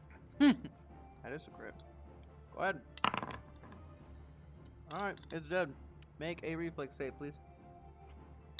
Okay. Is that going to take a turn of mine? What do you mean? The reflex save. No, why would it? I don't know. I'm having to react to what's happening, so I didn't know if... No, yeah, No. it's just exploding. So, Yeah. yeah, no. You're How much damage did I take? 1. Okay. Am I doing one as well? No. The one that exploded is in the back. It's only within the range of Okay. damage. Oh, did the skeleton next to me have to take a reflex save too? Yes. The one that's... Let me roll for that, but it's not going to matter. Okay. Yeah, it's safe. It's not taking any damage Okay. from the kind of damage it is. No. Alright, I'm gonna try and attack this one now. With my minus... Hit. Yes. This one also explodes. I need Braun, Pedro, and Cheddar all to make reflex saves. Fuck yeah. Why don't you make a reflex? Oh, wee baby. Excellent. Cheddar critically succeeds, so does Crow. Dan, you fail. Yep. Dan, you take 3 points of damage. Cheddar and Braun take none. Okay. Excellent. That's the end of that encounter. Hey, is that would that potion still be good? I know you said it's only good for 24 hours. Yes, I handed you a fresh one. Okay. All right. Because I am fucked up. Excellent. So, How do I consume it?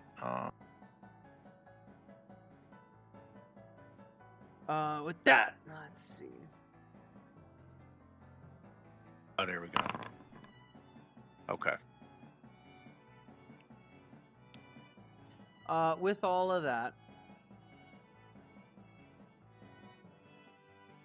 that will. Oh, yeah, already blood healing. Okay, I didn't know I could do that.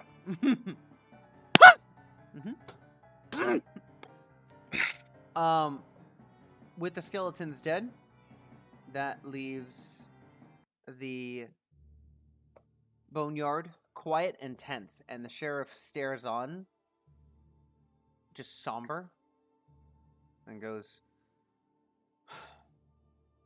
"That, you could have given me 10,000 guesses, and I would not have gotten this right." He kind of pulls out his own blade and ventures forth and just, cracks open a What was side. his ass in the fight, by the way? Did you need him? Yes, I got fucked up. Shit. Okay, Dan. I forgot to give you guys one other piece of loot from the fucking goblin fight. It was the first part. Shit. Sorry.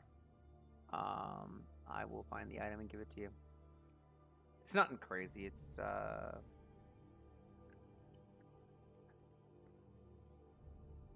what the fuck?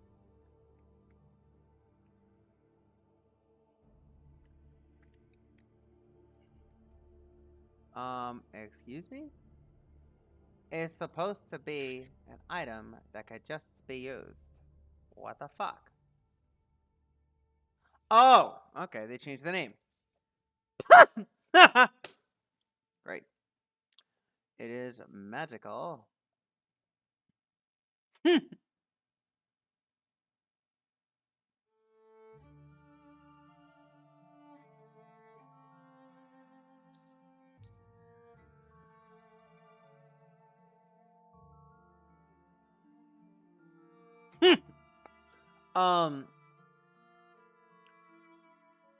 From the goblins, by the way, it's looks to be like a stone or a gem. It's a gem that is kind of shedding a magical light. And I'm just gonna give it to you guys. Whoever wants it. It's called an Everlight crystal. With Rummy, you would be able to identify it. It sheds magical bright light constantly in a 20-foot radius and dim light for the next 20 feet. The light requires no oxygen, generates no heat, can't be extinguished, though the crystal can be covered. So it's essentially an Ioun stone. But it doesn't hover over your head. It's actually something that you hold. I mean, I guess Rummy would take it. Okay. It is in your inventory, I think. It did not go to your inventory. There you go. Now it's in your inventory. All right. With Oh shit! Didn't they come back? Nah. not yet. With that, he does a once over the interior. You see that there looks to be a robe that's discarded in the corner.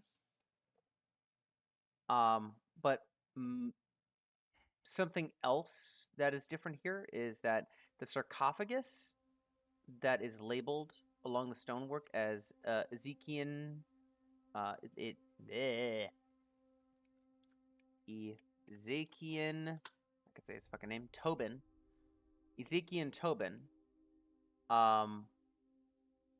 It's been opened, and his remains are not there.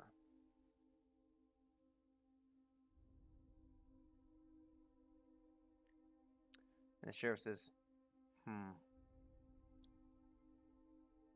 Now, why would somebody come on in here and steal the bones of the last religious leader?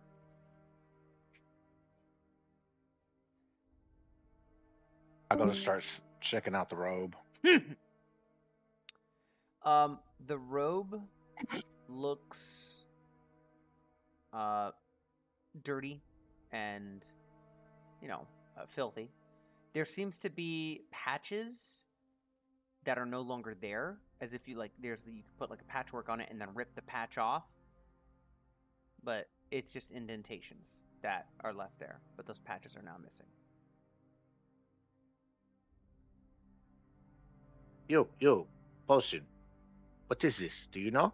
Do you know what this is? Is this something special? Something worth money? You talking to Rummy? Yes.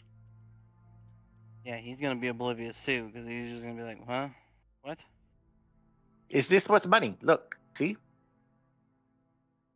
Do I need to roll something, or can I tell it's obviously just nothing? Give me an Arcana check for Identify Magic. It'll take 10 minutes for. So let me put it this way: it'll take 10 minutes. Or shit, no. You have no. Yeah, you would have no idea.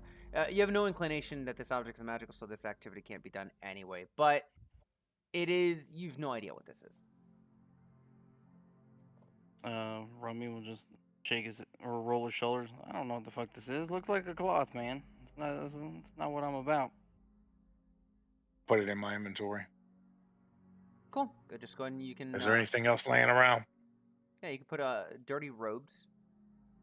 You want to put them there? That in your inventory. There's nothing else in here. Okay, so just add under here, I guess. Create item. Ah, shit. I want a new fucking container.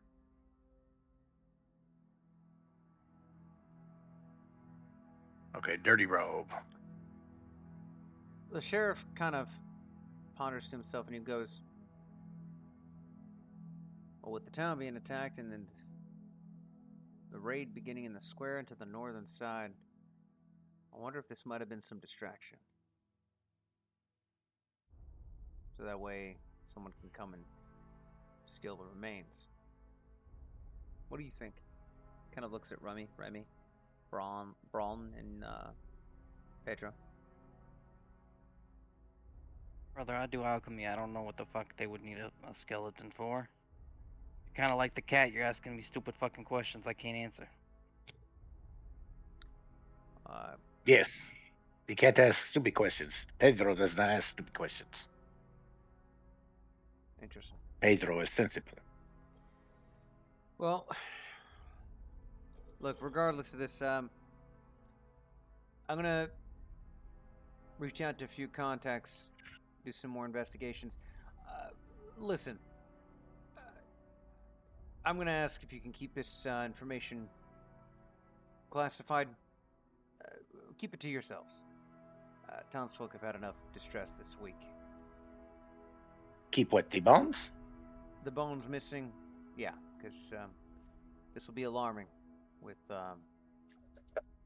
this being the previous... If they are just bones, why not just put these bones in? Yes, that's... No bones are missing. You just put the bones. Rummy's gonna look up at the sheriff. You see what I mean now? Yeah, I do. Pedro, you don't want to put bones that don't belong in a resting place of somebody specific. This person that used to lay here was someone important. You understand? Well, then where did they go? Or, even better, if you don't want people to know that the bones are missing, you put the bones there, and no one knows they are missing. That's not what Seems simple. No one's gonna come snooping around. No good person is gonna come snooping around a sarcophagus and start digging up graves. This is a thief, someone who's done this. I'm asking you and the rest of your crew to not say anything to anyone. Are you threatening me? No, I'm asking. It's it's an ask. I'm not threatening. I'm just it'd be very kind to the people of this town who just been attacked to not stress them out more. Does that make sense? I just look at Robbie. Just, I was gonna say this to you too, Sheriff, but both of you just nod your heads at each other, and we'll leave it at that. He just lets out a sigh. All right. I'm gonna talk with Father Xantus, make sure that folks are on the up and narrow. But thank you for your help today. And he pulls out a sack of coin that jingles, and he hands it to Rummy. And he says, as blunt as you are, I imagine you're forthright, at least in splitting stuff up. So I'll leave that to you. Yeah, I would have gone with the smartest one here, but you know, we can go with that, I guess. Who is the smartest one here? Me, Sheriff. Right. He nods, and you know he goes and like shuts the sarcophagus like door that's hanging ajar to this this vault. And Y'all just watch me just cough up a big ass hairball. oh my god. I got hurt, man. I was looking at myself. But he goes, all right. If I need more from you guys, I'll be sure to come knocking. But thank you. I appreciate it. Toodaloo. And Rummy's gonna start counting the coins. I'll end off the session here, and this will amount to a sack of 10 gold coins.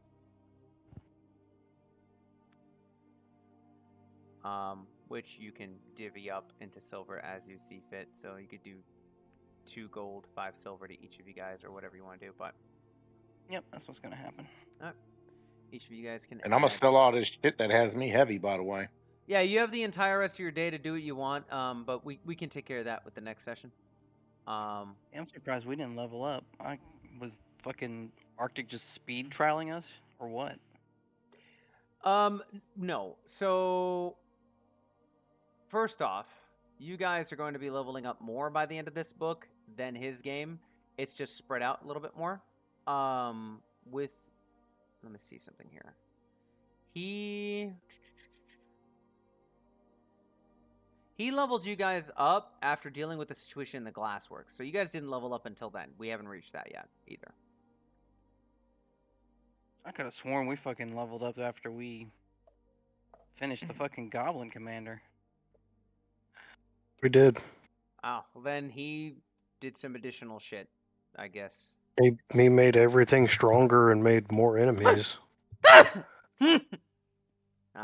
well. I imagine at the pace that this is going, let me see. Now that we're kind of getting into the flow of things, the first few combats into a new system is a little bit longer, but let's see. Got that. Got that. Got that. I imagine we can get through into the glassworks. Yeah, no, he definitely leveled you guys up a lot faster than. But then he started. That, yep, no, Crow's right. That's exactly what happened. He leveled you guys up faster, but he started adding a bunch of like shit to monsters and stuff to try and offset and balance, and also for him to be able to use some extra shit. So yeah. But yeah, no, it's all good. Good job today, guys. Sorry it took a little bit to kick off, but Any No, it's good. Say, how do you feel about the party animals? I love it. I enjoy this party. It's different, so it adds the challenge of that. On top of needing to figure out a system that I'm still trying to get familiar with. It's different. It's so easy to go ahead and just make makeshift things, though, I will say, which is very nice.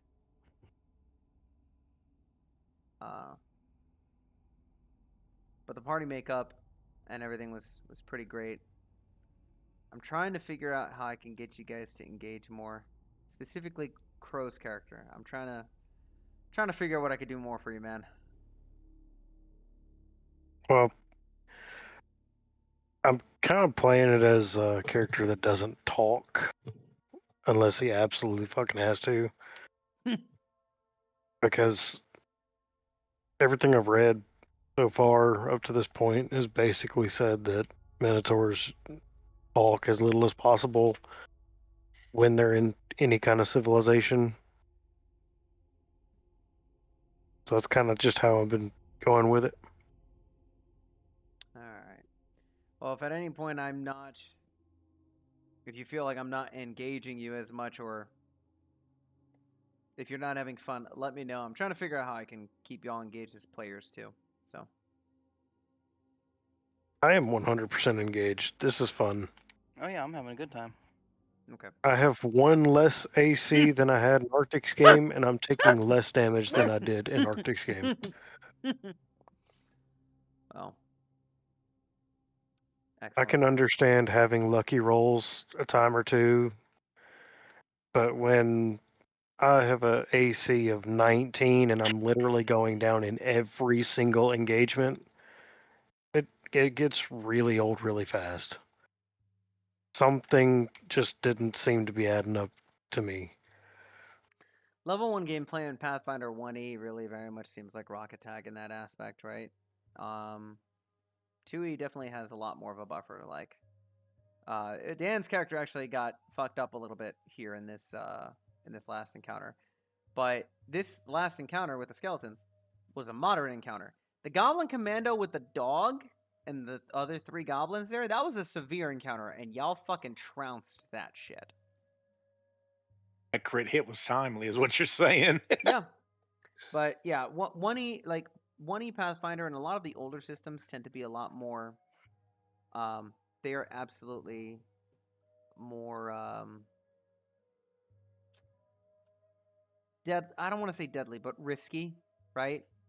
Because your choices, especially early levels, matter, and it can lead to the death of a character very quickly, especially with not as much HP. Doesn't matter how high your AC is, right? So, but I also don't know and don't think that it helped with the variants and changes in monsters and stuff like that. That certainly didn't help. But all right, I'm gonna go ahead and stop the stream and the recording. This is a good first start off in this campaign. Nice job, guys.